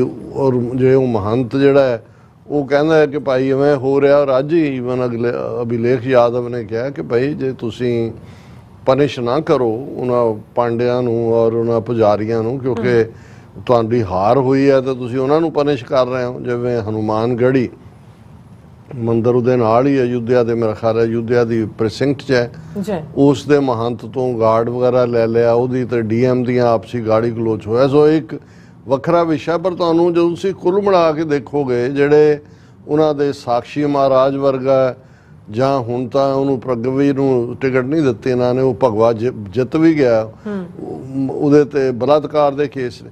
ਸੋ ਜਦੋਂ ਤੁਸੀਂ ਇਹਨਾਂ ਸਾਰਿਆਂ ਵੱਲ ਦੇਖੋਗੇ ਤਾਂ ਤੁਹਾਨੂੰ ਇਹ ਨਜ਼ਰ ਆਉਂਦਾ ਹੈ ਕਿ ਵੀ ਇਹ ਲੋਕਾਂ ਦੇ ਨੁਮਾਇੰਦੇ ਜਿਨ੍ਹਾਂ ਦੇ ਥੱਲੇ 1 ਬਿਲੀਅਨ 500 ਮਿਲੀਅਨ ਲੋਕ, ਇਹ ਕੀ ਕਿਰਦਾਰ ਹੈ ਇਹਨਾਂ ਦਾ, ਕੀ ਕਰੈਕਟਰ ਹੈ। ਇਹ 1/3 ਪਾਰਲੀਮੈਂਟ ਕ੍ਰਿਮੀਨਲਸ ਨਾਲ ਹੈ। ਫਿਰ ਤੁਸੀਂ ਉਹਨਾਂ ਦਾ ਦੇਖੋ ਕਿ ਵੀ ਕਿੰਨੇ ਉਹਨਾਂ 'ਚੋਂ ਕਰੋੜਪਤੀ ਨੇ ਮੈਜੋਰਿਟੀ, ਔਰ ਆਮ ਲੋਕ ਉਹ ਇਹ ਸਮਝਦੇ ਨੇ, ਉਹਨਾਂ ਨੂੰ ਇਹ ਇੱਕ ਉਹ ਮੰਤਰ ਜਪਾਇਆ ਹੋਇਆ ਹੈ ਕਿ ਜੀ ਡੈਮੋਕ੍ਰੇਸੀ, ਜਮਹੂਰੀਅਤ। ਦੇਖੋ ਜੀ ਦੁਨੀਆ 'ਚ ਸਭ ਤੋਂ ਜ਼ਿਆਦਾ 60-62 ਕਰੋੜ ਲੋਕਾਂ ਨੇ ਵੋਟਾਂ ਪਾਈਆਂ, ਸਾਡੀਆਂ ਮਸ਼ੀਨਾਂ, ਸਾਡਾ ਫਲਾਣਾ। ਉਹ ਪਿੱਛੇ ਜੇ ਐਲਨ ਮਸਕ ਨੇ ਇੱਕ ਸਟੇਟਮੈਂਟ ਦਿੱਤੀ, ਉਹ ਵੀ ਆਪਣੇ ਕਿਸਮ ਦਾ ਖਬਤੀ ਹੈ। ਉਹਨੇ ਕਿਹਾ ਵੀ ਇਹ ਬੰਦ ਕਰੋ ਮਸ਼ੀਨਾਂ, ਇਹ ਹਾਈਜੈਕ ਹੋ ਸਕਦੀਆਂ। ਉਹ ਕਹਿ ਰਹੇ ਨੇ ਇੰਡੀਆ ਵਾਲੇ, ਇਹਨੂੰ ਐਲਨ ਮਸਕ ਨੂੰ ਨਹੀਂ ਪਤਾ ਕਿ ਵੀ ਸਾਡੇ ਕੋਲ ਭਾਰਤ 'ਚ ਐਸੀ ਟੈਕਨੀਕ ਹੈ ਜਿਹਨੂੰ ਕੋਈ ਹਾਈਜੈਕ ਹੀ ਨਹੀਂ ਕਰ ਸਕਦਾ ਹੈ, ਜਾਂ ਜੇ ਇਸ ਨੂੰ ਕੁਛ ਨਹੀਂ। ਸੋ ਕੁੱਲ ਮਿਲਾ ਕੇ ਇਸ ਸਾਰੀ ਜਦੋਂ ਅਸੀਂ ਨਟੰਕੀ, ਡਰਾਮੇਬਾਜ਼ੀ, ਐਂਟਰਟੇਨਮੈਂਟ ਕਹਿੰਦੇ ਹਾਂ, ਹੁਣ ਨਵੀਂ ਲੋਕ ਸਭਾ ਚੁਣ ਕੇ ਆ ਗਈ ਔਰ ਇਹ ਦਿਲਚਸਪ ਹੁੰਦਾ ਤੁਸੀਂ ਦੇਖੋ ਕਿ ਜੀ ਸਹੁੰ ਚੁੱਕ ਰਹੇ ਨੇ, ਹਾਲਾਂ ਨਾ ਵੀ ਤੁਸੀਂ ਉਹਨਾਂ ਦੀ ਕਾਰਵਾਈ ਲਾਈਵ ਦੇਖੋ ਤੇ ਛੋਟੇ ਛੋਟੇ ਕਲਿੱਪ ਪਾ ਕੇ ਪਾਉਣ ਵਾਲੇ ਵੀ ਨੇ। ਸੋ ਮੈਂ ਕੁਦਰਤੀ ਉਹ 2-4 ਨੂੰ ਦੇਖਿਆ ਸਹੁੰ ਚੁੱਕਦਿਆਂ ਨੂੰ ਵੀ। ਕਈਆਂ ਨੇ ਲਾਲ ਰੰਗ ਦਾ ਕਵਰ ਵਾਲਾ ਸੰਵਿਧਾਨ ਹੱਥ 'ਚ ਫੜਿਆ ਹੋਇਆ, ਰਾਹੁਲ ਗਾਂਧੀ ਨੇ, ਉਹਨੇ ਯਾਦਵ ਨੇ ਨੀਲੇ ਕਵਰ ਵਾਲਾ ਫੜਿਆ ਹੋਇਆ। ਸਹੁੰ ਦੇ ਲਈ ਉਹੀ ਲਫ਼ਜ਼ ਘੜੇ ਘੜਾਏ ਨੇ। ਚਲੋ ਜਦੋਂ ਪੰਜਾਬ ਦੇ ਐਮਪੀਆਂ ਦੀ ਵਾਰੀ ਆਈ, ਸਰਬਜੀਤ ਸਿੰਘ ਫਰੀਦਕੋਟ, ਉਹਨੇ ਲਈ ਮੈਨੂੰ ਇੱਕ ਗੱਲ ਤਾਂ ਚਲੋ ਚੰਗੀ ਲੱਗੀ ਵੀ ਘੱਟੋ ਘੱਟ ਪੰਜਾਬ ਵਾਲੇ ਜਿਹੜੇ ਨੇ ਉਹ ਕਾਂਗਰਸ ਦੇ ਹੋਣ ਜਾਂ ਡਾਕਟਰ ਧਰਮਵੀਰ ਗਾਂਧੀ ਜਾਂ ਦੂਜੇ, ਔਰ ਇਹਨਾਂ ਸਾਰਿਆਂ ਨੇ ਪੰਜਾਬੀ 'ਚ ਸਹੁੰ ਚੁੱਕੀ। ਚਲੋ ਘੱਟੋ ਘੱਟ ਜੇ ਹੀ ਪਟਿਆਲੇ ਤੋਂ ਜਾਂ ਦੂਜੇ ਕੋਈ ਹੋਰ, ਉਹ ਜ਼ਮਾਨਾ ਸੀ ਲక్ష్ਮੀਕਾਂਤ ਚਾਵਲਾ ਪੰਜਾਬ ਦੀ ਮਿਨਿਸਟਰ ਵੀ ਬਣਦੇ ਸੀ, ਪੰਜਾਬ ਅਸੈਂਬਲੀ ਸੰਸਕ੍ਰਿਤ ਦੇ ਵਿੱਚ ਸਹੁੰ ਚੁੱਕਦੇ ਸੀ, ਤਾਂ ਦਿੱਲੀ ਪਾਰਲੀਮੈਂਟ 'ਚ ਖਲੋ ਕੇ ਘੱਟੋ ਘੱਟ ਪੰਜਾਬ ਵਾਲਿਆਂ ਨੇ। ਔਰ ਜਦੋਂ ਸਰਬਜੀਤ ਸਿੰਘ ਦੀ ਵਾਰੀ ਆਈ, ਉਹਨੇ ਉੱਤੋਂ ਦੀ ਗਾਤਰਾ ਵੀ ਪਾਇਆ ਹੋਇਆ, ਔਰ ਦੂਜਾ ਉਹਨੇ ਜੋ ਵੀ ਲਿਖੇ ਲਿਖਾਏ ਸ਼ਬਦ ਉਹਨਾਂ ਨੂੰ ਦਿੱਤੇ ਜਾਂਦੇ ਨੇ ਕਿ ਜੀ ਮੈਂ ਸਹੁੰ ਖਾਂਦਾ ਸੰਵਿਧਾਨ ਦੀ, ਇਹ ਉਹ ਤਾਂ ਕੰਨ ਬੰਦ ਕਰਨੇ ਪੈਂਦੇ ਨੇ ਕਿ ਵੀ ਕਿਹੜੇ ਸੰਵਿਧਾਨ ਦੀ ਸਹੁੰ। ਪਰ ਉਹਨੇ ਜਿਉਂ ਹੀ ਗੱਲ ਮੁਕਾਈ, ਨਾਲ ਦੀ ਨਾਲ ਉਹਨੇ ਵਾਹਿਗੁਰੂ ਜੀ ਕਾ ਖਾਲਸਾ ਵਾਹਿਗੁਰੂ ਜੀ ਕੀ ਫਤਿਹ ਪਾਰਲੀਮੈਂਟ 'ਚ ਗੂੰਜਿਆ। ਫਿਰ ਹਰਸਿਮਰਤ ਬਾਦਲ ਨੇ ਵੀ ਗੁੰਜਾਇਆ ਤੇ ਸ਼ਾਇਦ ਆਮ ਆਦਮੀ ਪਾਰਟੀ ਦੇ ਜਾਂ ਕਾਂਗਰਸ ਦੇ ਕਿਸੇ ਨੇ ਵੀ ਫਤਿਹ ਬੁਲਾਉਣ। ਉਹ ਮੈਂ ਕਿਉਂਕਿ ਉਹ 7 ਮਿੰਟ ਦਾ ਕਲਿੱਪ ਸੀ ਤੇ ਉਹ ਚੱਲਿਆ, ਔਰ ਉਸ 'ਚ ਮੈਨੂੰ ਹੋਈ ਹੈਰਾਨੀ। ਮੈਂ ਕਿਹਾ ਵੀ ਉਹੀ ਸੰਗਰੂਰ ਤੋਂ ਜੇ ਸਿਮਰਨਜੀਤ ਸਿੰਘ ਮਾਨ ਜਿੱਤਦੇ ਤੇ ਇਸ ਫਤਿਹ ਦੇ ਨਾਲ ਹੋ ਸਕਦਾ ਉਹ ਖਾਲਿਸਤਾਨ ਜ਼ਿੰਦਾਬਾਦ ਵੀ ਕਹਿ ਦਿੰਦਾ, ਪਰ ਉੱਥੋਂ ਜਿਹੜਾ ਸਿਰ ਕੱਟਿਆ ਉਮੀਦ ਹੇਅਰ ਆਇਆ, ਉਹਨੇ ਇਨਕਲਾਬ ਜ਼ਿੰਦਾਬਾਦ, ਜੈ ਜਵਾਨ ਜੈ ਕਿਸਾਨ ਕਹਿ ਕੇ ਉਹ ਬਹਿ ਗਿਆ। ਮਤਲਬ ਉਹਨੇ ਪਹਿਲਾਂ ਤਾਂ ਗੱਲ ਹੀ ਮੈਨੂੰ ਇਹ ਲੱਗਿਆ ਮੈਂ ਕਿ ਕਿੱਥੇ ਸੰਗਰੂਰ ਨੂੰ, ਜਿਹਨੂੰ ਕਦੇ ਸਿੱਖ ਐਮਪੀ ਰਿਪਰੈਜ਼ੈਂਟ ਕਰਦੇ ਰਹੇ ਨੇ, ਆਲਵੇਜ਼ ਸਿਮਰਨਜੀਤ ਸਿੰਘ ਮਾਨ ਨਾਲ ਹੀ ਜੁੜਿਆ ਹੋਇਆ। ਉਸ ਤੋਂ ਪਹਿਲਾਂ ਇੱਕ ਜ਼ਮਾਨੇ 'ਚ ਹਰਚੰਦ ਸਿੰਘ ਲੌਂਗੋਵਾਲ ਉੱਥੋਂ ਐਮਪੀ ਬਣੇ ਸੀ, ਬਾਅਦ 'ਚ ਉਹਨਾਂ ਨੇ ਜਿਹੜੀ ਐਮਪੀ ਤਾਂ ਉਹਨਾਂ ਨੂੰ ਟਿਕਟ ਦਿੱਤੀ ਸੀ, ਉਹਨਾਂ ਨੇ ਇਹਨੂੰ ਬਲਵੰਤ ਰਾਮੂਵਾਲੀਆ ਨੂੰ ਦੇ ਦਿੱਤੀ ਸੀਗੀ। ਸੋ ਮੈਂ ਕਿਹਾ ਵੀ ਇਹ ਇੱਥੇ ਹੁਣ ਇਹ ਇਨਕਲਾਬ, ਕਿਹੜਾ ਇਨਕਲਾਬ ਜਿਹੜਾ ਭਗਵੰਤ ਮਾਨ ਪੰਜਾਬ ਦਾ ਪੈਸਾ ਇਕੱਠਾ ਕਰਕੇ ਉੱਥੇ ਕੇਜਰੀਵਾਲ ਦੇ ਹਵਾਲੇ ਕਰ ਰਿਹਾ, ਇਹ ਇਨਕਲਾਬ ਹੈ ਕਿ ਕੀ ਇਨਕਲਾਬ ਹੈ। ਹੁਣ ਇਸੇ ਲੜੀ ਦੇ ਵਿੱਚ ਇੱਕ ਜਿਹੜਾ ਬੀਜੇਪੀ ਦਾ ਰਾਏ ਬਰੇਲੀ ਤੋਂ ਜਿੱਤਿਆ ਹੋਇਆ ਐਮਪੀ ਛਤਰਪਾਲ ਗੰਗਵਤ, ਉਹਨੇ ਜਦੋਂ ਸਹੁੰ ਚੁੱਕੀ ਤਾਂ ਉਹਨੇ ਜੈ ਹਿੰਦੂ ਰਾਸ਼ਟਰ ਕਿਹਾ। ਹੁਣ ਇਹ ਆਪਣੇ ਆਪ ਦੇ ਵਿੱਚ, ਕਿਉਂਕਿ ਸਹੁੰ ਦੇ ਲਫ਼ਜ਼ ਉਹੀ ਨੇ, ਉਸ ਤੋਂ ਬਾਅਦ ਕੌਣ ਕੀ ਕਹਿੰਦਾ। ਮੈਂ ਜਦੋਂ ਇਹ ਕਿਹਾ ਵੀ ਨੌਟੰਕੀ ਤੁਹਾਨੂੰ ਉਹ ਦੇਖਣ 'ਚ ਆ ਰਹੀ ਹੈ ਕਿ ਵੀ ਇਹ ਕਿਹਾ, ਫਿਰ ਜਿਹੜੇ ਮਨੀਪੁਰ ਤੋਂ 2 ਐਮਪੀ ਬਣੇ ਨੇ, ਉਹਨਾਂ ਦੇ ਵਿੱਚ ਇੱਕ ਮਿਸਟਰ ਬਿਮੋਲ ਆਕੋਜਮ ਤੇ ਇੱਕ ਐਲਫਰੈਡ ਕੈਨ ਆਰਥਰ, ਉਹਨਾਂ ਨੇ ਜਿਹੜਾ ਜਦੋਂ ਸਹੁੰ ਚੁੱਕੀ, ਔਰ ਖ਼ਾਸ ਤੌਰ 'ਤੇ ਮਿਸਟਰ ਆਰਥਰ ਨੇ ਅੰਗਰੇਜ਼ੀ 'ਚ ਸਹੁੰ ਚੁੱਕੀ, ਪਰ ਹਿੰਦੀ 'ਚ ਉਹਨੇ ਕਿਹਾ मणिपुर में न्याय दिलाइए देश बचाइए। और ये अपने आप दे विच एक पुकार भी सी कि भाई तुसी मणिपुर नूं बिल्कुल छड़ दिता, 1 साल हो गया उत्थे जो जुल्म चल रहे ने, की चल रहा। हुण जिहड़ा एक होर कलाकार किस्म दा जिहड़ा MP है और वो AIMIM लीडर है असाउद्दीन ओवैसी, हैदराबाद चो जित के आया है।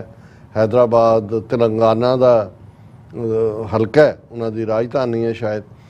और उसने जिहड़ा सहुं चुकण तो बाद उन्हें कहा जय भीम, जय मीम, जय तेलंगाना, जय फलस्तीन। वैसे तो राइम कर गया मीम दे नाल फलस्तीन, पर इस दे उत्ते ओपोजिशन ने ਜਿਹੜਾ ਉਹ ਤਾਂ ਕੁਛ ਨਹੀਂ ਕਿਹਾ। ਇਹਨਾਂ ਦੇ ਜਿਹੜੇ ਟ੍ਰੇਜਰੀ ਬੀਜੇਪੀ ਵਾਲਿਆਂ ਨੇ ਚੀਕਾਂ ਮਾਰਨੀਆਂ ਸ਼ੁਰੂ ਕਰਤੀਆਂ ਕਿ ਫਲਸਤੀਨ ਕਿਵੇਂ, ਔਰ ਦੂਜੇ ਉਧਰ ਕਿਰੇਨ ਰਿਜਿਜੂ ਉਹ ਕਹਿੰਦਾ ਜੀ ਜਿਹੜੀ ਹੁਣ ਬਾਹਰਲੇ ਮੁਲਕ ਦਾ ਨਾਂ ਲਿਆ, ਅਸੀਂ ਦੇਖਣਾ ਵੀ ਇਹਦੇ ਥੱਲੇ ਦੀ ਮੈਂਬਰਸ਼ਿਪ ਵੀ ਕੈਂਸਲ ਹੋ ਸਕਦੀ ਹੈ ਕਿ ਇਹ ਸਹੁੰ ਜਿਹੜੀ ਹੈ ਕਿਸੇ ਹੋਰ ਮੁਲਕ ਦੇ ਨਾਂ ਤੇ ਚੁੱਕੇ।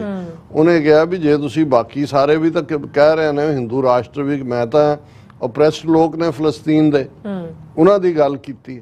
ਲੇਕਿਨ ਇਹ ਹੁਣ ਦੇਖਣਾ ਹੋਏਗਾ ਵੀ ਕੌਣ ਕੀ ਕਹਿੰਦਾ। ਪਰ ਇਹ ਇੱਕ ਨਟੰਕੀ ਚੋਂ ਮੈਨੂੰ ਲੱਗਾ ਕਿ ਵੀ ਚਲੋ ਦੋ ਕੁ ਗੱਲਾਂ ਜਿਹੜੀਆਂ ਪੋਜ਼ਿਟਿਵਿਟੀ ਦੀਆਂ, ਇੱਕ ਤਾਂ ਫਤਿਹ ਵੀ ਗੂੰਜੀ ਪਾਰਲੀਮੈਂਟ ਦੇ ਵਿੱਚ, ਔਰ ਘੱਟੋ ਘੱਟ ਜਿਹੜੇ ਜਿੰਨੇ ਕੁ ਦੀਆਂ ਮੈਂ ਦੇਖੀ, ਹੋ ਸਕਦਾ ਕਿਸੇ ਨੇ ਹਿੰਦੀ 'ਚ ਵੀ ਚੁੱਕੀ ਹੋਏ, ਪਰ ਇਹ ਰਾਜਾ ਵੜਿੰਗ ਵੀ ਔਰ ਦੂਜੇ ਵੀ ਜਿਹੜੇ ਅੱਜ ਦੇ ਪੀਰੀਅਡ ਸੀ, ਇਹਨਾਂ ਸਾਰਿਆਂ ਨੇ ਪੰਜਾਬੀ ਦੇ ਵਿੱਚ ਸਹੁੰ ਚੁੱਕੀ। ਹੁਣ ਕਿਉਂਕਿ ਪਿਛਲੇ 2-3 ਦਿਨ ਤੋਂ ਯੂਟਿਊਬਰ ਲੱਗੇ ਹੋਏ ਸੀ ਜੀ, ਅੰਮ੍ਰਿਤਪਾਲ ਸਿੰਘ ਉਹਨਾਂ ਦਾ ਹੋ ਗਿਆ ਫੈਸਲਾ, ਉਹ ਸਹੁੰ ਚੁੱਕਣਗੇ, ਔਰ ਦੂਸਰੇ ਜਿਨ੍ਹਾਂ ਨੇ ਉਹਨੂੰ ਉਮਰ ਅਬਦੁੱਲਾ ਨੂੰ ਹਰਾਇਆ, ਰਸ਼ੀਦ ਇੰਜੀਨੀਅਰ, ਇਹ ਕਸ਼ਮੀਰੀ ਐਕਟਿਵਿਸਟ ਨੇ 3 ਸਾਲ ਤੋਂ ਯੂਆਪਾ ਦੇ ਥੱਲੇ ਅੰਦਰ ਦਿੱਤਾ ਹੋਇਆ, ਕਿ ਬਈ ਇਹਨਾਂ ਨੂੰ ਲਿਆਣਗੇ, ਇਹਨਾਂ ਨੂੰ ਕੋਈ ਇਹਨਾਂ ਦਾ ਨਾਂ ਬੋਲਿਆ ਗਿਆ ਅੰਮ੍ਰਿਤਪਾਲ ਸਿੰਘ, ਕਿਉਂਕਿ ਸਪੀਕਰ ਦੀ ਕੁਰਸੀ ਤੋਂ ਬੋਲਿਆ ਜਾਂਦਾ, ਪ੍ਰੋ ਟਰਮ ਸਪੀਕਰ ਉਹ ਆਉਂਦੇ ਨੇ। ਸੋ ਮਤਲਬ ਇਹ ਹੈ ਕਿ ਵੀ ਪਹਿਲੀ ਗੱਲ ਤਾਂ ਜਿਨ੍ਹਾਂ ਨੇ ਨਾਂ ਬੋਲਿਆ ਉਹਨਾਂ ਨੂੰ ਵੀ ਪਤਾ ਹੈ ਕਿ ਵੀ ਉਹਨਾਂ ਨੂੰ ਲਿਆਣਾ, ਉਹ ਤਾਂ ਜੇਲ੍ਹਾਂ 'ਚ ਨੇ, ਉਹਦਾ ਜਾਂ ਤਾਂ ਪ੍ਰੋ ਟਰਮ ਸਪੀਕਰ ਵੱਲੋਂ, ਹਾਲਾਂ ਮੈਂ ਕਿਤੇ ਪੜ੍ਹਿਆ ਕਿ 90 ਦਿਨ ਦਾ ਟਾਈਮ ਹੈ ਜਿਹਦੇ ਥੱਲੇ ਉਹ ਸਹੁੰ ਚੁੱਕ ਸਕਦੇ ਨੇ, ਪਰ ਇੱਕ ਇਹ ਵੀ ਚੱਲ ਰਿਹਾ ਵੀ ਜੇ ਉਹਨਾਂ ਨੂੰ ਨਾ ਹੀ ਸਹੁੰ ਚੁੱਕੀ ਵਿਦਨ ਟਾਈਮ ਉਹਨਾਂ ਦੀ ਮੈਮਰੀ ਖਤਮ ਹੋ ਜਾਏਗੀ। ਔਰ ਇਸ ਸਾਰੇ ਦੇ ਚੱਲਦਿਆਂ ਅਸੀਂ ਸਮਝਦੇ ਹਾਂ ਕਿ ਵੀ ਭਾਈ ਅੰਮ੍ਰਿਤਪਾਲ ਸਿੰਘ ਦਾ ਜਿਹੜਾ ਉਹਨਾਂ ਦਾ ਜਿੱਤਣਾ ਆਪਣੇ ਆਪ ਦੇ ਵਿੱਚ ਜਿਹੜਾ ਇੱਕ ਤਾਂ ਸਭ ਤੋਂ ਵੱਡਾ, ਈਵਨ ਮੋਦੀ ਇੰਨੀਆਂ ਵੋਟਾਂ ਦੇ ਫਰਕ ਨਾਲ ਨਹੀਂ ਜਿੱਤਿਆ ਜਿੰਨੀਆਂ ਨਾਲ ਅੰਮ੍ਰਿਤਪਾਲ ਸਿੰਘ ਜਿੱਤਿਆ। ਪੰਜਾਬ ਦੀਆਂ 13 ਸੀਟਾਂ ਚੋਂ ਜਿਹੜਾ ਹੈ ਉਹ ਸਭ ਤੋਂ ਜ਼ਿਆਦਾ ਲੀਡ ਲਈ ਹੈ। ਔਰ ਇਸੇ ਤਰ੍ਹਾਂ ਰਸ਼ੀਦ ਇੰਜੀਨੀਅਰ ਜਿਹਨਾਂ ਨੂੰ ਕਹਿੰਦੇ ਨੇ, ਉਹ ਵੀ ਝੂਠੇ ਮਨੀ ਲਾਂਡਰਿੰਗ ਦੇ ਕੇਸ ਔਰ ਯੂਆਪਾ ਬਣਾ ਕੇ, ਹੁਣ ਆਉਣ ਵਾਲੇ ਪੀਰੀਅਡ 'ਚ ਦੇਖਣਾ ਹੋਏਗਾ ਕਿ ਹਕੂਮਤ ਦੀ ਕੀ ਨੀਤੀ ਹੁੰਦੀ ਹੈ।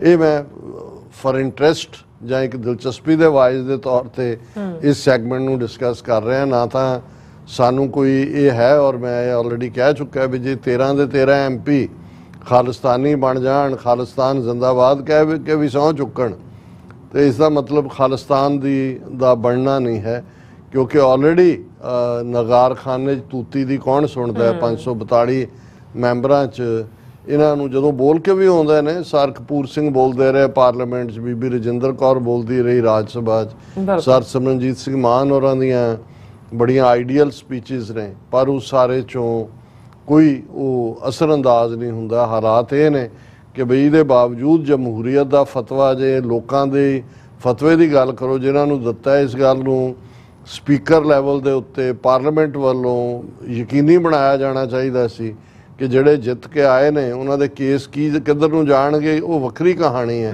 ਔਰ ਇਸ ਦੇ ਉੱਤੇ ਮੇਰਾ ਖਿਆਲ ਹੈ ਕਿ ਵੀ ਸ਼ਰਮਿੰਦਗੀ ਔਰ ਇਹਨਾਂ ਨੂੰ ਲੱਖ ਲਾਹਨਤ, ਇਹਨਾਂ ਨੂੰ ਭਗਵੰਤ ਮਾਨ ਸਰਕਾਰ ਨੂੰ ਵੀ, ਕਿਉਂਕਿ NSA ਤਾਂ ਸਟੇਟ ਗਵਰਨਮੈਂਟ ਲਾਂਦੀ ਹੈ ਜਿੰਨੀ ਕਿ ਮੇਰੀ ਅੰਡਰਸਟੈਂਡਿੰਗ ਹੈ। ਇੱਕ ਪਾਸੇ ਤਾਂ ਉਹ ਅਰਵਿੰਦ ਕੇਜਰੀਵਾਲ ਜਿਹਦੀ ਜ਼ਮਾਨਤ ਜਿਹੜੀ ਉਹਨੇ ਇੰਟਰਮ ਕੋਰਟ ਨੇ ਦਿੱਤੀ, ਹਾਈ ਕੋਰਟ ਨੇ ਕੈਂਸਲ ਕਰਤੀ, ਸੁਪਰੀਮ ਕੋਰਟ ਨੇ ਨਹੀਂ ਸੁਣਵਾਈ ਕੀਤੀ, ਉਹ ਇਹਦੇ 'ਚ ਕੋਈ ਸ਼ੱਕ ਨਹੀਂ ਹੈ ਕਿ ਕੇਜਰੀਵਾਲ ਦੇ ਖਿਲਾਫ ਜਿਹੜਾ ਜ਼ਿਆਦਤੀ ਹੋ ਰਹੀ ਹੋਏਗੀ, ਅਦਾਲਤਾਂ ਨੂੰ ਵਰਤਿਆ ਜਾ ਰਿਹਾ।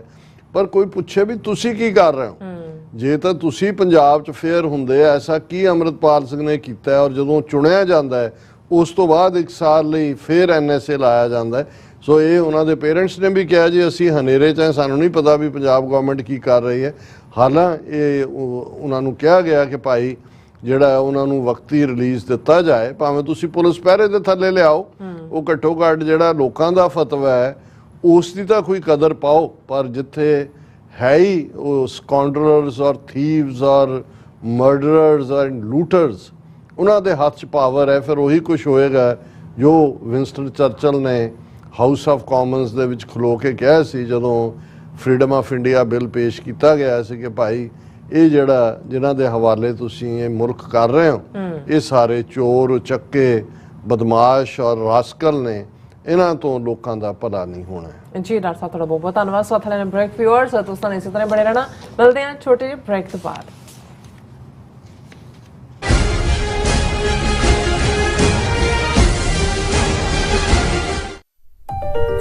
FBI ਤੋਂ ਮੈਂ ਹਾਂ ਸੁਖਵੀਰ ਕੌਰ ਤੇ ਹੁਣ ਸੁਣੋ FBI ਵੱਲੋਂ ਜ਼ਰੂਰੀ ਜਾਣਕਾਰੀ। ਸਾਡੇ ਦੇਸ਼ ਅਮਰੀਕਾ ਵਿੱਚ ਬਾਹਰਲੇ ਦੇਸ਼ਾਂ ਦੀਆਂ ਸਰਕਾਰਾਂ ਵੱਲੋਂ ਅੰਤਰਰਾਸ਼ਟਰੀ ਦਬਾਅ ਪਾਇਆ ਜਾ ਰਿਹਾ ਹੈ। ਇਸ ਨੂੰ ਰੋਕਣ ਲਈ FBI ਨੂੰ ਤੁਹਾਡੇ ਸਹਿਯੋਗ ਦੀ ਲੋੜ ਹੈ। ਵਿਦੇਸ਼ੀ ਸਰਕਾਰਾਂ ਜਾਂ ਉਹਨਾਂ ਦੇ ਮੁਲਾਜ਼ਮਾਂ ਜਾਂ ਮੁਖਬਰਾਂ ਵੱਲੋਂ ਅਮਰੀਕਾ ਵਿੱਚ ਵਸਦੇ ਕਿਸੇ ਵੀ ਇਨਸਾਨ ਨਾਲ ਕੀਤੇ ਜਾ ਰਹੇ ਅੰਤਰਰਾਸ਼ਟਰੀ ਦਬਾਅ ਦੀਆਂ ਕੁਝ ਕਿਸਮਾਂ ਇਹ ਨੇ: ਨਿਗਰਾਨੀ ਰੱਖਣੀ, ਪਿੱਛਾ ਕਰਨਾ, ਤੰਗ ਪਰੇਸ਼ਾਨ ਕਰਨਾ, ਅਗਵਾ ਕਰਨ ਦੀ ਕੋਸ਼ਿਸ਼ ਜਾਂ ਉਸ ਤੇ ਸਰੀਰਕ ਹਮਲਾ ਕਰਨਾ ਅਤੇ ਧਮਕੀਆਂ ਤੇ ਡਰਾਵੇ ਰਾਹੀਂ ਜ਼ਬਰਦਸਤੀ ਕਿਸੇ ਭਾਈਚਾਰੇ ਜਾਂ ਵਿਅਕਤੀਆਂ ਬਾਰੇ ਜਾਣਕਾਰੀ ਇਕੱਠੀ ਕਰਨ ਦੀ ਕੋਸ਼ਿਸ਼ ਕਰਨੀ, ਕਿਸੇ ਨੂੰ ਉਸ ਦੇ ਮੂਲ ਦੇਸ਼ ਨੂੰ ਮੁੜਨ ਲਈ ਮਜਬੂਰ ਕਰਨਾ ਜਾਂ ਮੂਲ ਦੇਸ਼ ਵਿੱਚ ਵਸਦੇ ਉਸ ਦੇ ਰਿਸ਼ਤੇਦਾਰਾਂ ਨੂੰ ਡਰਾਉਣਾ ਜਾਂ ਹਿਰਾਸਤ ਵਿੱਚ ਲੈਣਾ, ਕਿਸੇ ਦੇ ਕੰਪਿਊਟਰ ਜਾਂ ਫੋਨ ਨੂੰ ਹੈਕ ਕਰਕੇ ਉਸ ਦੀ ਨਿੱਜਤਾ ਤੇ ਹਮਲਾ ਕਰਨਾ ਜਾਂ ਉਸ ਬਾਰੇ ਇੰਟਰਨੈਟ ਤੇ ਕੂੜ ਪ੍ਰਚਾਰ ਕਰਨਾ, ਕਿਸੇ ਦੀਆਂ ਵਿੱਤੀ ਜਾਇਦਾਦਾਂ ਨੂੰ ਜ਼ਬਤ ਕਰਨਾ। ਜੇ ਤੁਹਾਨੂੰ ਲੱਗਦਾ ਹੈ ਕਿ ਤੁਸੀਂ ਅੰਤਰਰਾਸ਼ਟਰੀ ਦਬਾਅ ਦੇ ਸ਼ਿਕਾਰ ਹੋ ਤਾਂ FBI ਨੂੰ ਹੁਣੇ ਕਾਲ ਕਰੋ 1-800-CALL-FBI ਜਾਂ 1-800-225-5324 ਤੇ ਸੰਪਰਕ ਕਰੋ।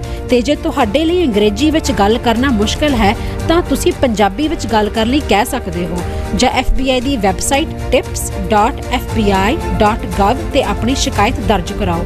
ਹੋਰ ਜਾਣਕਾਰੀ ਲਈ ਦੇਖੋ fbi.gov/TNR। ਜੇਕਰ ਤੁਸੀਂ ਤੁਰੰਤ ਸਰੀਰਕ ਖਤਰੇ ਵਿੱਚ ਹੋ ਤਾਂ 911 ਤੇ ਕਾਲ ਕਰੋ। FBI ਵੱਲੋਂ ਤੁਹਾਡੀ ਰਿਪੋਰਟ ਕਦੀ ਵੀ ਕਿਸੇ ਵਿਦੇਸ਼ੀ ਸਰਕਾਰ ਨਾਲ ਸਾਂਝੀ ਨਹੀਂ ਕੀਤੀ ਜਾਵੇਗੀ। FBI ਦਾ ਮਨੋਰਥ ਅਮਰੀਕਾ ਵਿੱਚ ਵਸਦੇ ਲੋਕਾਂ ਦੀ ਰੱਖਿਆ ਕਰਨਾ ਅਤੇ ਯੂਨਾਈਟਿਡ ਸਟੇਟਸ ਦੇ ਸੰਵਿਧਾਨ ਨੂੰ ਕਾਇਮ ਰੱਖਣਾ ਹੈ।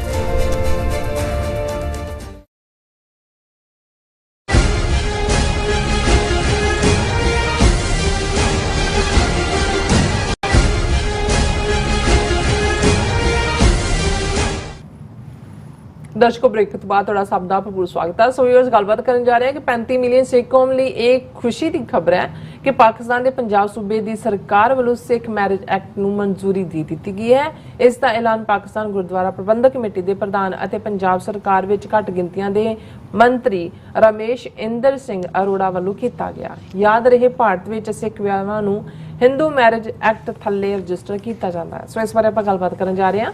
ਸੋ ਅਸੀਂ ਚਾਹਾਂਗੇ ਕਿ ਤੁਸੀਂ ਇਸੇ ਤਰ੍ਹਾਂ ਬੜੇ ਰਹਿਣਾ, ਦੇਖਣ ਸੁਣਨ ਲਈ ਲਿਖਣ ਲਈ ਤੁਹਾਡਾ ਸਭ ਦਾ ਬਹੁਤ ਬਹੁਤ ਧੰਨਵਾਦ। ਜੀ ਰਾਜ ਸਾਹਿਬ, ਕੀ ਕਹਿਣਾ ਚਾਹੋਗੇ? ਦੇਖੋ, ਖਬਰ ਤਾਂ ਸੱਚਮੁੱਚ ਹੀ ਖੁਸ਼ੀ ਦੀ ਹੈ ਜੀ।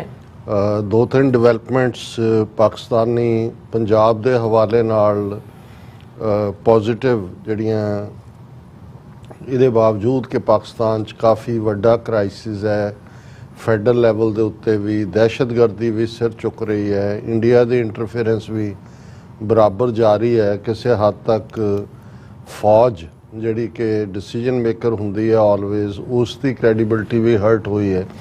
ਪਰ ਇਹਦੇ ਤੇ ਜਿਹੜਾ ਸਾਡੀ ਕੋਈ ਬਹੁਤੀ ਕਾਮੈਂਟਰੀ ਨਹੀਂ ਹੁੰਦੀ, ਕਿਉਂਕਿ ਬਹੁਤ ਸਾਰੀਆਂ ਚੀਜ਼ਾਂ ਬਾਰੇ ਸਾਡੇ ਕੋਲ ਵੀ ਅਧੂਰੀ ਜਾਣਕਾਰੀ ਹੈ, ਜਾਂ ਜਿਸ ਪਾਸਿਓਂ ਵੀ ਜੋ ਪ੍ਰੋਪੇਗੈਂਡਾ ਚੱਲ ਰਿਹਾ ਹੁੰਦਾ ਹੈ ਉਹੀ ਖਬਰਾਂ ਬਾਹਰ ਹੁੰਦੀਆਂ ਨੇ। ਲੇਕਿਨ ਜਿਹੜੀ ਚੀਜ਼ ਪੋਜ਼ਿਟਿਵਿਟੀ ਵਾਲੀ ਆ ਉਹ ਕਿਸੇ ਪਾਸਿਓਂ ਵੀ ਆ ਰਹੀ ਹੋਏ, ਅਸੀਂ ਉਸ ਦੀ ਤਾਰੀਫ ਕਰਦੇ ਹਾਂ। ਜਿਵੇਂ ਜਦੋਂ ਇਹ ਫੈਸਲਾ ਹੋਇਆ ਕਿ ਪੰਜਾਬ ਅਸੈਂਬਲੀ ਦੇ ਵਿੱਚ, ਜਾਂ ਈਵਨ ਸ਼ਾਇਦ ਫੈਡਰਲ ਲੈਵਲ ਤੇ ਵੀ ਇਹ ਹੋਇਆ ਹੋਇਆ, ਮੈਨੂੰ ਨਹੀਂ ਪਤਾ ਹੈ, ਕਿ ਕੁਛ ਜਿਹੜਾ ਹੈ ਪੰਜਾਬੀ ਦੇ ਵਿੱਚ ਵੀ ਬੋਲ ਰਿਹਾ ਜਾ ਸਕਦਾ, ਕਿਉਂਕਿ ਇੱਕ ਪਾਬੰਦੀ ਸੀ ਕਿ ਕੋਈ ਪੰਜਾਬੀ 'ਚ ਨਹੀਂ ਬੋਲ ਸਕਦਾ, ਪਰ ਸਪੀਕਰ ਨੇ ਜੇ ਅਲਾਓ ਕੀਤਾ, ਇਹ ਵੀ ਇੱਕ ਪੋਜ਼ਿਟਿਵ ਗੱਲ ਹੈ। ਫਿਰ ਜਿਵੇਂ ਅਸੀਂ ਦੇਖਦੇ ਹਾਂ ਕਿ ਈਵਨ ਪੰਜਾਬੀ ਦੇ ਵਿੱਚ ਵੀਲੌਗ ਵੀ ਜਿਹੜੇ ਪਾਕਿਸਤਾਨੀ ਬਾਹਰ ਨੇ ਉਹ ਕਰਨਾ ਸ਼ੁਰੂ ਹੋਏ ਨੇ, ਕਿ ਜਿਹਦੇ 'ਚ ਉਹ ਪੰਜਾਬੀ ਬੋਲਦੇ ਨੇ ਔਰ ਉਹ ਫਖਰ ਮਹਿਸੂਸ ਕਰਦੇ ਨੇ ਕਿ ਭਾਈ ਅਸੀਂ ਪੰਜਾਬੀ ਵੀਲੌਗ ਕਰ ਰਹੇ। ਪਿੱਛੇ ਜਦੋਂ ਕਿ ਪਾਕਿਸਤਾਨੀ ਪੰਜਾਬ ਦੀ ਚੀਫ ਮਿਨਿਸਟਰ ਮਰੀਮ ਨਵਾਜ਼, ਜਿਹੜੀ ਨਵਾਜ਼ ਸ਼ਰੀਫ ਦੀ ਬੇਟੀ ਹੈ, ਉਹ ਕਰਤਾਰਪੁਰ ਸਾਹਿਬ ਆਏ ਔਰ ਜਿਸ ਖੂਬਸੂਰਤ ਅੰਦਾਜ਼ 'ਚ ਔਰ ਖੂਬਸੂਰਤ ਪੰਜਾਬੀ ਦੇ ਵਿੱਚ ਉਹਨਾਂ ਨੇ ਐਡਰੈਸ ਕੀਤਾ, ਉਸ ਨੂੰ ਚੜ੍ਹਦੇ ਪੰਜਾਬ ਵੱਲੋਂ ਵੀ ਔਰ ਬਾਹਰ ਬੈਠਿਆਂ ਨੇ ਵੀ ਐਪਰੀਸ਼ੀਏਟ ਕੀਤਾ। ਹੁਣ ਇਹ ਸਿੱਖ ਮੈਰਿਜ ਐਕਟ, ਜਿਸ ਨੂੰ ਪਾਸ ਕਰਵਾਉਣ ਦੇ ਲਈ ਇਕੱਲਾ ਇਹ ਨਹੀਂ ਹੁੰਦਾ ਕਿ ਵੀ ਅਸੈਂਬਲੀ 'ਚ ਤੁਸੀਂ ਲਿਆਂਦਾ ਔਰ ਪਾਸ ਹੋ ਗਿਆ। ਇਹ ਅਫਜ਼ਲ ਹੈਦਰ ਜਿਹੜੇ ਨੇ, ਉਹ ਜਦੋਂ ਲਾਅ ਮਿਨਿਸਟਰ ਸੀ ਮੁਸ਼ਰਫ ਦੀ ਕੈਬਨਿਟ ਦੇ ਵੇਲੇ, ਆਲਰੇਡੀ ਆਨੰਦ ਮੈਰਿਜ ਐਕਟ ਸੰਬੰਧੀ ਜਿਹੜਾ ਹੈ ਖਰੜਾ ਇਹ ਅਪਰੂਵ ਹੋ ਗਿਆ ਸੀ, ਜਿਸ ਲੈਵਲ ਤੇ ਵੀ ਹੋਇਆ। ਪਰ ਜਦੋਂ ਤੱਕ ਉਸ ਨਾਲ ਰਿਲੇਟਡ, ਕਿਉਂਕਿ ਇਕੱਲਾ ਮੈਰਿਜ ਦਾ ਜੀ, ਇਹ ਮੈਰਿਜ ਲਾਵਾਂ ਜਿਹੜੀਆਂ ਨੇ ਉਹ ਤੁਹਾਡੀ ਸਿੱਖ ਮੈਰਿਜ ਐਕਟ ਦੇ ਥੱਲੇ ਰੈਕਗਨਾਈਜ਼ ਹੋ ਗਈਆਂ, ਇਹ ਆਪਣੇ ਆਪ 'ਚ ਕਾਫੀ ਨਹੀਂ ਹੁੰਦਾ। ਤੁਹਾਨੂੰ ਪ੍ਰੋਪਰਟੀ ਤੇ ਇਨਹੈਰੀਟੈਂਸ ਲਾਅ ਨਾਲ ਇਹ ਕਿਵੇਂ ਜੁੜਦਾ ਹੈ, ਡਾਈਵੋਰਸ ਮੇਨਟੇਨੈਂਸ ਨਾਲ ਕਿਵੇਂ ਜੁੜਦਾ ਹੈ, ਕਿਉਂਕਿ ਪਾਕਿਸਤਾਨ ਦੇ ਵਿੱਚ ਮੇਨ ਤਾਂ ਸ਼ਰੀਅਤ ਹੈ ਜਿਹਦੇ ਥੱਲੇ ਜ਼ਾਹਰ ਹੈ 96-97% ਪਾਪੂਲੇਸ਼ਨ ਮੁਸਲਮਾਨਾਂ ਦੀ ਹੈ। ਸੋ ਉਹ ਜਿਹੜੇ ਉਹਨਾਂ ਦੇ ਆਪਣੇ ਸ਼ਰੀਅਤ ਕੋਰਟਸ ਨੇ ਉਹ ਦੂਸਰੇ ਲਾਅ ਨਾਲ ਕਿਵੇਂ ਕਰਦੇ ਨੇ, ਉਹਦੇ ਲਈ ਅਲੱਗ ਸ਼ਰੀਅਤ ਅਦਾਲਤ ਵੀ ਹੈ। ਹੁਣ ਇੱਥੇ ਜਦੋਂ ਸਿੱਖਾਂ ਲਈ ਜਾਂ ਕੱਲ੍ਹ ਨੂੰ ਹਿੰਦੂਆਂ ਲਈ ਵੀ ਜਿਹੜਾ ਲਾਅ ਬਣਨਾ ਮੈਰਿਜ ਦੇ ਲਈ, ਉਹਦੇ 'ਚ ਇਹ ਜ਼ਿਆਦਾ ਇੰਪੋਰਟੈਂਟ ਸੀ ਕਿ ਉਹਦੇ ਤੁਸੀਂ ਰੂਲਸ ਐਂਡ ਰੈਗੂਲੇਸ਼ਨ ਜਿਹਦੇ ਥੱਲੇ ਕੱਲਾ ਵਿਆਹ ਹੋਣਾ ਜਾਂ ਰਜਿਸਟ੍ਰੇਸ਼ਨ ਹੋਣਾ ਕਾਫੀ ਨਹੀਂ ਹੈ ਕਿ ਵੀ ਤੁਸੀਂ ਉਸ ਦੇ ਡਾਈਵੋਰਸ ਰੂਲਸ, ਉਸ ਦੇ ਮੇਨਟੇਨੈਂਸ ਔਰ ਬਾਕੀਆਂ ਦਾ ਵੀ ਕਰੋ, ਉਹ ਜਿਹੜਾ ਕਿ ਵਿੱਚ ਲਟਕਦਾ ਰਿਹਾ। ਹੁਣ ਰਮੇਸ਼ ਸਿੰਘ ਅਰੋੜਾ ਜਿਹੜੇ ਕਿ ਨਾ ਸਿਰਫ ਮਰੀਮ ਨਵਾਜ਼ ਦੀ ਕੈਬਨਿਟ ਦੇ ਵਿੱਚ ਉਹ ਇਸ ਵੇਲੇ ਮਾਈਨੋਰਟੀਜ਼ ਮਿਨਿਸਟਰ ਨੇ, ਹਿਊਮਨ ਰਾਈਟਸ ਮਿਨਿਸਟਰ ਵੀ ਨੇ, ਔਰ ਸਾਈਮਲਟੇਨੀਅਸਲੀ ਪਾਕਿਸਤਾਨ ਸਿੱਖ ਗੁਰਦੁਆਰਾ ਪ੍ਰਬੰਧਕ ਕਮੇਟੀ ਦੇ ਪ੍ਰੈਜ਼ੀਡੈਂਟ ਵੀ ਨੇ, ਔਰ ਕਾਫੀ ਸੁਲਝੇ ਹੋਏ, ਗੁੱਡ ਐਜੂਕੇਟਿਡ, ਔਰ ਉਹ ਈਵਨ ਮੈਂ ਦੇਖਦਾ ਵੀ ਇਹੀ ਨੇ ਵੀ ਉਹ ਪੋਲੀਟੀਕਲ ਹਲਕਿਆਂ 'ਚ ਠੀਕ ਹੈ, ਉਹਨਾਂ ਦੀ ਲਾਇਲਟੀ ਨਵਾਜ਼ ਸ਼ਰੀਫ ਨਾਲ ਰਹੀ ਹੈ, ਉਹਨਾਂ ਵੱਲੋਂ ਚੁਣ ਕੇ ਹੀ ਉਹ ਆਉਂਦੇ ਨੇ, ਪਰ ਇੱਕ ਅੱਧੇ ਮੌਕੇ ਦੇ ਉੱਤੇ ਮੈਂ ਦੇਖਿਆ ਕਿ ਮਜ਼ਾਕ ਰਾਤ ਵਰਗੇ ਉਹਨਾਂ ਦੇ ਪ੍ਰੋਗਰਾਮ ਜਿਹੜੇ ਹਿਊਮਰ ਔਰ ਇੱਕ ਦੂਜੇ ਦੇ ਜੁਗਤਾਂ ਵਾਲੇ ਹੁੰਦੇ ਨੇ, ਉਹਨਾਂ 'ਚ ਵੀ ਗ੍ਰੇਸਫੁਲੀ ਰਮੇਸ਼ ਸਿੰਘ ਨੇ ਆਪਣੀ ਪ੍ਰੈਜ਼ੈਂਸ ਰੱਖੀ, ਔਰ ਇੱਕ ਗ੍ਰੇਸਫੁਲੀ ਹੈ ਲੰਮਾ ਝੰਮਾ ਸਿੰਘ ਹੈ, ਔਰ ਉਸ ਦਾ ਇੱਕ ਬਾਵਕਾਰ ਢੰਗ ਦੇ ਨਾਲ ਉਹ ਗੱਲਬਾਤ ਕਰਦੇ। ਸੋ ਇਹ ਉਸ ਦਾ ਮਿਸ਼ਨ ਵੀ ਸੀ ਜਦੋਂ ਇਹ ਨਹੀਂ ਵੀ ਸੀ ਮਿਨਿਸਟਰੀ ਦਾ, ਸੀ ਕਿ ਵੀ ਜੇ ਮੈਨੂੰ ਕਦੇ ਮੌਕਾ ਮਿਲਿਆ ਤੇ ਮੈਂ ਇਸ ਹੁਣ ਇਹਦੀ ਹਿਸਟਰੀ ਹੈ, ਜਦੋਂ ਅਸੀਂ ਪਾਕਿਸਤਾਨ ਦੇ ਸੂਬੇ ਪੰਜਾਬ ਦੇ ਵਿੱਚ ਇਸ ਲਾਅ ਦੇ ਨਿਯਮ ਬਣ ਕੇ ਇਹਦੇ ਪਾਸ ਹੋਣ ਦੀ ਗੱਲ ਕਰਦੇ ਹਾਂ ਤੇ ਸਾਡੇ ਸਾਹਮਣੇ ਇੱਕਦਮ ਇੰਡੀਆ ਆ ਜਾਂਦਾ ਹੈ ਕਿ ਕਿੱਥੇ ਅਸੀਂ ਤੀਸਰੀ ਧਿਰ ਸੀ 47 ਦੇ ਵਿੱਚ ਆਪਣਾ ਅੱਡ ਮੁਲਕ ਨਾ ਲੈ ਕੇ ਜਿਨ੍ਹਾਂ ਨਾਲ ਕਿਸਮਤ ਜੋੜੀ, ਉਹਨਾਂ ਨੇ ਸਾਨੂੰ ਹਿੰਦੂ ਬਣਾ ਦਿੱਤਾ। ਆਰਟੀਕਲ 25B ਇੰਡੀਅਨ ਕਨਸਟੀਟਿਊਸ਼ਨ ਦਾ ਸਿੱਖਾਂ ਬੌਧੀਆਂ ਜਾਨੀਆਂ ਨੂੰ ਹਿੰਦੂ ਐਲਾਨਦਾ। ਫਿਰ ਉਹ ਕੱਲਾ ਉੱਥੋਂ ਤੱਕ ਨਹੀਂ ਰੁਕੇ, ਜਿਹੜੇ ਫਿਰ 1950s ਦੇ ਵਿੱਚ 4-5 ਹੋਰ ਕਾਨੂੰਨ ਪਾਸ ਹੋਏ, Hindu succession code, Hindu marriage act, Hindu maintenance and guardianship act, ਉਹ ਵੀ ਉਹੀ ਕੈਟਾਗਰੀ ਜਿਹੜੀ ਆਰਟੀਕਲ 25B ਜਿਹਨੂੰ ਹਿੰਦੂ ਡਿਫਾਈਨ ਕੀਤਾ ਹੈ, ਸਿੱਖਾਂ ਬਹੁਤੀਆਂ ਜਾਣੀਆਂ, ਉਹਨਾਂ ਦੀ ਕੰਟੀਨਿਊਟੀ। ਔਰ ਜਦੋਂ ਧਰਮ ਯੁੱਧ ਮੋਰਚਾ ਸ਼ੁਰੂ ਹੁੰਦਾ ਹੈ, ਅਨੰਦਪੁਰ ਦਾ ਮਥੇ ਦੀ ਮੰਗ ਹੁੰਦੀ ਹੈ, ਇੱਕ ਮੰਗ ਇਹ ਸੀ ਕਿ ਭਾਈ ਸਿੱਖਾਂ ਦਾ ਇੱਕ ਅੱਡ ਧਰਮ ਹੈ। 1909 ਦੇ ਵਿੱਚ ਸਿੱਖ ਮੈਰਿਜ ਐਕਟ, ਇਹ ਜਿਹੜਾ ਪ੍ਰਿਵੀ ਕੌਂਸਲ ਬ੍ਰਿਟਿਸ਼ ਨੇ ਜਦੋਂ ਕਿ ਰਿਪਦਮਨ ਸਿੰਘ ਪ੍ਰਿੰਸ ਸੀ ਇਹਨੂੰ ਮੰਨਿਆ ਸੀ, ਤੁਸੀਂ ਘੱਟੋ ਘੱਟ ਸਿੱਖ ਮੈਰਿਜ ਐਕਟ ਤਾਂ ਬਣਾਓ, ਕਿਉਂਕਿ ਉੱਥੇ ਜਿੰਨੀਆਂ ਮੈਰਿਜਸ ਹੁੰਦੀਆਂ ਨੇ, ਜਦੋਂ ਤੁਸੀਂ ਅਮਰੀਕਾ ਕੈਨੇਡਾ ਦੂਜੇ ਲਈ ਅਪਲਾਈ ਕਰਨਾ ਹੈ ਤੇ ਸਰਟੀਫਿਕੇਟ ਹਿੰਦੂ ਮੈਰਿਜ ਐਕਟ ਦੇ ਥੱਲੇ ਵੀ ਤੁਸੀਂ ਭਾਵੇਂ ਲਾਵਾਂ ਹੀ ਤੁਹਾਡੀਆਂ ਹੋਈਆਂ, ਉਹਨੂੰ ਉਹਨਾਂ ਨੇ ਲਾਵਾਂ ਨੂੰ ਮੰਨ ਲਿਆ ਜੀ ਹਿੰਦੂ ਪ੍ਰੈਕਟਿਸ ਹੈ, ਗੁਰੂ ਗ੍ਰੰਥ ਸਾਹਿਬ ਨਾਲ ਹੀ ਨੇ ਭਾਵੇਂ, ਪਰ ਸਰਟੀਫਿਕੇਟ ਹਿੰਦੂ ਮੈਰਿਜ ਐਕਟ ਦਾ। ਜਦੋਂ ਬਹੁਤ ਰੌਲਾ ਪਿਆ ਜਾਂ ਦੂਜਾ, ਉਹਦੇ 'ਚ ਉਹਨਾਂ ਨੇ ਡਰਾਮੇਬਾਜ਼ੀ ਜੀ ਕਰਕੇ ਜੀ ਸਪੈਸ਼ਲ ਮੈਰਿਜ ਐਕਟ ਅਸੀਂ ਕਰ ਦਿੰਦੇ ਹਾਂ, ਪਰ ਉਹ ਫੈਡਰਲ 'ਚੋਂ ਕੱਢ ਕੇ ਹੋਇਆ ਜੀ ਸਟੇਟਾਂ ਲਾ ਪਾਸ ਕਰਨਗੀਆਂ।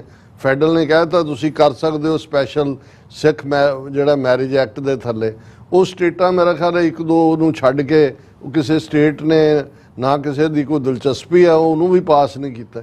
ਸੋ ਇਹਨਾਂ ਹਾਲਾਤਾਂ 'ਚ ਇੱਕ ਉਹ ਮੁਲਕ ਜਿਹੜਾ ਇਸਲਾਮਿਕ ਰਿਪਬਲਿਕ ਹੈ, ਇਸਲਾਮਿਕ ਮੁਲਕ ਹੈ, ਸਿੱਖ 60-65 ਹਜ਼ਾਰ ਜਿਹੜੀ ਪਿਛਲੀ ਸੈਂਸਸ ਇਹਨਾਂ ਦੀ ਹੋਈ ਹੈ, ਇੰਨੀ ਕੁ ਗਿਣਤੀ ਹੈ ਸਾਰੇ ਪਾਕਿਸਤਾਨ। ਜਿਸ ਮੁਲਕ ਦੇ ਵਿੱਚ ਅਸੀਂ ਲਗਭਗ 25 ਮਿਲੀਅਨ ਦੇ ਨੇੜੇ ਤੇੜੇ ਜਾਂ ਉਸ ਤੋਂ ਵੀ ਜ਼ਿਆਦਾ ਵਸਦੇ ਹਾਂ, ਉੱਥੇ ਸਾਡੇ ਕੋਲ ਸਾਡੀਆਂ ਸਟੇਟਾਂ ਦੇ ਵਿੱਚ ਸਿੱਖ ਮੈਰਿਜ ਐਕਟ ਨਹੀਂ ਹੈ ਜਾਂ ਆਨੰਦ ਮੈਰਿਜ ਐਕਟ ਨਹੀਂ ਹੈ।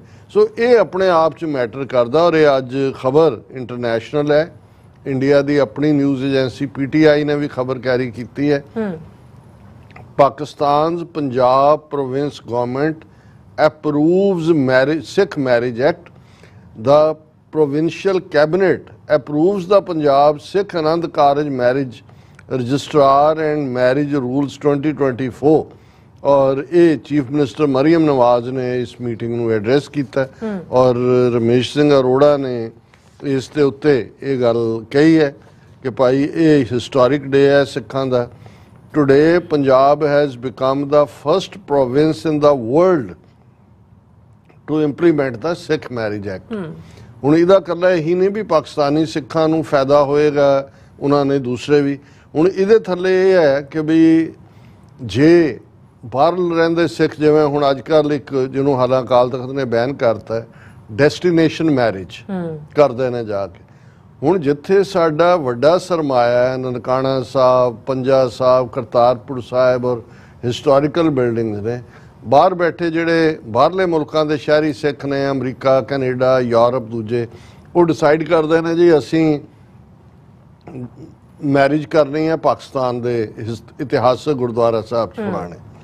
ਹੁਣ ਹੁੰਦਾ ਇਹ ਸੀ ਜੇ ਉੱਥੇ ਕਰ ਵੀ ਲੈਣ ਤੋਂ ਪ੍ਰੋਵੀਜ਼ਨ ਨਹੀਂ ਸੀ ਕਿ ਜੋ ਤੁਸੀਂ ਬਾਹਰ ਆ ਕੇ ਰਜਿਸਟ੍ਰੇਸ਼ਨ ਕਰਵਾਉਣੀ ਹੈ ਤੇ ਤੁਸੀਂ ਦੱਸਦੇ ਹੋ ਕਿ ਤੁਸੀਂ ਆਲਰੇਡੀ ਮੈਰਿਡ ਹੋ। ਹੁਣ ਉੱਥੋਂ ਸਰਟੀਫਿਕੇਟ ਮਿਲੇਗਾ ਸਿੱਖ ਮੈਰਿਜ ਐਕਟ ਦੇ ਥੱਲੇ। ਸੋ ਇਹ ਵੀ ਆਪਣੇ ਆਪ ਦੇ ਵਿੱਚ ਇੱਕ ਪੋਜ਼ਿਟਿਵ ਗੱਲ ਹੋਏਗੀ ਕਿ ਇੱਕ ਰਾਹ ਖੁੱਲ੍ਹਿਆ। ਔਰ ਦੂਸਰੀ ਗੱਲ ਜਿਹੜੀ ਇਸ ਖਬਰ ਦੇ ਵਿੱਚ ਪ੍ਰੋਮੀਨੈਂਸ ਦੇ ਨਾਲ ਹੈ, ਉਹਦੇ 'ਚ ਰਮੇਸ਼ ਸਿੰਘ ਅਰੋੜਾ ਨੇ ਕਿਹਾ ਕਿ ਬਈ ਅਸੀਂ ਇਸ ਦੇ ਉੱਤੇ ਕੰਮ ਕਰ ਰਹੇ ਹਾਂ ਕਿ ਇਹ ਹੁਣ ਤੱਕ ਜਿਹੜੇ ਸਿਲੇਬਸ ਨੇ ਸਕੂਲਾਂ ਦੇ, ਉਹਨਾਂ ਦੇ ਵਿੱਚ ਨਫ਼ਰਤ ਭਰੀ ਸ਼ਬਦਾਵਲੀ ਹੈ। ਉਹ ਜ਼ਾਹਰ ਹੈ ਇੰਡੀਅਨ, ਤੁਸੀਂ ਕਿਤਾਬਾਂ ਦੇਖੋ, ਉਹਦੇ 'ਚ ਐਂਟਾਈ ਪਾਕਿਸਤਾਨ, ਐਂਟਾਈ ਮੁਸਲਿਮ, ਇੱਧਰ ਐਂਟਾਈ ਸਿੱਖ ਜਾਂ ਐਂਟਾਈ ਹਿੰਦੂ ਸ਼ਬਦਾਵਲੀ। ਉਹਨਾਂ ਨੇ ਕਿਹਾ ਕਿ ਭਾਈ ਅਸੀਂ he said he had been striving to get the Sikh Act approved since 2017. He said Punjab government had also been working to purge the school syllabus of hate material, replacing it with interfaith harmony and diversified content. ਇਹ ਬਹੁਤ ਚੰਗੀ ਗੱਲ ਹੈ ਕਿਉਂਕਿ ਬਹੁਤ ਸਾਰੇ ਜਿਹੜੇ ਬੱਚੇ ਵਿਚਾਰੇ ਗਰੋ ਹੋ ਰਹੇ ਹੁੰਦੇ ਨੇ, ਉਹਨਾਂ ਨੂੰ ਜਦੋਂ ਤੁਸੀਂ ਉਹੀ ਨਫ਼ਰਤ ਪਰੋਸ ਰਹੇ ਹੋ ਤੇ ਉਸ ਕਿਸਮ ਦੀ ਜ਼ਹਿਨੀਅਤ ਦੇ ਨਾਲ ਉਹ ਗਰੋ ਹੁੰਦੇ ਨੇ। ਸੋ ਇਹ ਮੈਂ ਸਮਝਦਾ ਵੀ ਜਿੱਥੇ ਸਿੱਖ ਮੈਰਿਜ ਐਕਟ ਦਾ ਪਾਸ ਹੋਣਾ, ਇਹ ਪਾਕਿਸਤਾਨੀ ਸਿੱਖਾਂ ਔਰ ਖ਼ਾਸ ਤੌਰ 'ਤੇ ਉਹਨਾਂ ਦੇ ਮਸਲਿਆਂ ਦਾ ਤਾਂ ਹੱਲ ਹੋਏਗਾ ਕਿਉਂਕਿ ਇਨਹੈਰੀਟੈਂਸ ਪ੍ਰੋਬਲਮਸ ਵੀ ਹੋ ਰਹੀਆਂ ਸੀ, ਅਦਰਵਾਈਜ਼ ਵੀ ਹੈ। ਪਰ ਨਾਲ ਦੀ ਨਾਲ ਜਿਹੜਾ ਦੂਸਰਾ ਪ੍ਰੋਜੈਕਟ ਵੀ ਹੈ ਪੰਜਾਬ ਸਰਕਾਰ ਦਾ, ਕਿਉਂਕਿ ਪੋਜ਼ਿਟਿਵ ਹੈ, ਇਹਨੂੰ ਕੋਈ ਵੀ ਕਰ ਰਿਹਾ, ਅਸੀਂ ਸਮਝਦੇ ਹਾਂ ਕਿ ਭਾਈ ਇਹ ਨਫ਼ਰਤ ਨਹੀਂ ਹੋਣੀ ਚਾਹੀਦੀ। ਔਰ ਜਦੋਂ ਅਸੀਂ ਇਸ ਐਂਗਲ ਤੋਂ ਦੇਖਦੇ ਹਾਂ ਤੇ ਸੱਚਮੁੱਚ ਪਾਕਿਸਤਾਨ ਦੀ ਸਰਕਾਰ ਨੇ ਜ਼ਿਆਦਾ, ਮੈਂ ਸਮਝਦਾ ਹਾਂ ਵੀ ਇਸ ਨੂੰ ਅੱਗੇ ਲੈ ਕੇ ਗਏ ਨੇ, ਇਸ ਮੁੱਦੇ ਨੂੰ ਹੱਲ ਕਰਨ ਵੱਲ। ਦੈਨ ਜਿੱਥੇ ਸਾਡਾ ਵਾਹ ਹੈ ਉਹ ਤਾਂ ਸਾਡੇ ਗੁਰਦੁਆਰਿਆਂ ਦੇ ਅੰਦਰ ਆ ਕੇ ਉਹਨਾਂ ਦੀਆਂ ਜਿਹੜੀਆਂ ਉਹ ਸ਼ੋਬਿਜ਼ ਕਰਨ ਵਾਲੀਆਂ ਨੇ, ਉਹ ਯੋਗਾ ਪ੍ਰੈਕਟਿਸ ਕਰ ਰਹੀਆਂ ਨੇ ਦੱਸਣ ਦੇ ਲਈ ਕਿ ਭਾਈ ਇੱਥੇ ਯੋਗੀਆਂ ਦੀ ਥਾਂ ਹੈ। ਜੀ ਡਾਕਟਰ ਸਾਹਿਬ, ਬਹੁਤ ਬਹੁਤ ਧੰਨਵਾਦ। ਸਾਥ ਲੈਣ ਬ੍ਰੇਕ। ਵਿਊਅਰਸ ਤੁਸੀਂ ਕਿਤੇ ਨਹੀਂ ਜਾਣਾ, ਮਿਲਦੇ ਹਾਂ ਛੋਟੇ ਜਿਹੇ ਬ੍ਰੇਕ ਤੋਂ ਬਾਅਦ।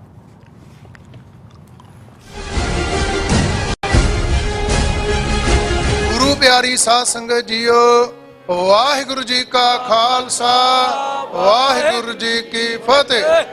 ਟਰਾਈ ਸਟੇਟ ਦੇ ਕੇਂਦਰੀ ਅਸਥਾਨ Gurdwara Sahib Sikh culture society, Richmond Hill, New York ਵਿਖੇ Baba Banda Singh Bahadur international Sikh society of New York ਦੇ ਸਮੁੱਚੇ ਸੇਵਾਦਾਰਾਂ ਵੱਲੋਂ ਮਹਾਨ ਸ਼ਹੀਦ ਸਿੱਖ ਕੌਮ ਦੇ ਪਹਿਲੇ ਬਾਦਸ਼ਾਹ ਬਾਬਾ ਬੰਦਾ ਸਿੰਘ ਬਹਾਦਰ, ਤਿੰਨਾਂ ਦਾ ਮਹਾਨ ਸ਼ਹੀਦੀ ਦਿਹਾੜਾ ਅਤੇ ਉਹਨਾਂ ਨਾਲ ਸ਼ਹੀਦ ਹੋਣ ਵਾਲੇ ਸਮੂਹ ਸ਼ਹੀਦਾਂ ਦੀ ਸ਼ਹਾਦਤ ਨੂੰ ਨਤਮਸਤਕ ਹੁੰਦਿਆਂ ਹੋਇਆਂ ਗੁਰਦੁਆਰਾ ਸਾਹਿਬ ਵਿਖੇ ਵਿਸ਼ੇਸ਼ ਪ੍ਰੋਗਰਾਮ 28, 29 ਅਤੇ 30 ਜੂਨ ਨੂੰ ਮਨਾਏ ਜਾ ਰਹੇ ਹਨ।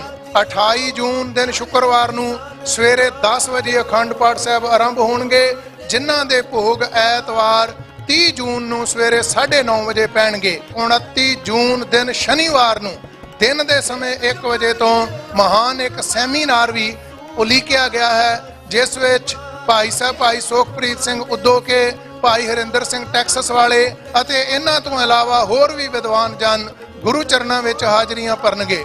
ਸਮੁੱਚੀਆਂ ਸੰਗਤਾਂ ਨੂੰ ਬੇਨਤੀ ਹੈ, ਪਰਿਵਾਰਾਂ ਬੱਚਿਆਂ ਸਮੇਤ ਹਾਜ਼ਰੀਆਂ ਭਰ ਕੇ ਸਤਿਗੁਰੂ ਸੱਚੇ ਪਾਤਸ਼ਾਹ ਦੀਆਂ ਬਖਸ਼ਿਸ਼ਾਂ ਅਤੇ ਮਹਾਨ ਸ਼ਹੀਦਾਂ ਦੀਆਂ ਅਸੀਸਾਂ ਪ੍ਰਾਪਤ ਕਰੋ ਜੀ। ਵਾਹਿਗੁਰੂ ਜੀ ਕਾ ਖਾਲਸਾ, ਵਾਹਿਗੁਰੂ ਜੀ ਕੀ ਫਤਿਹ।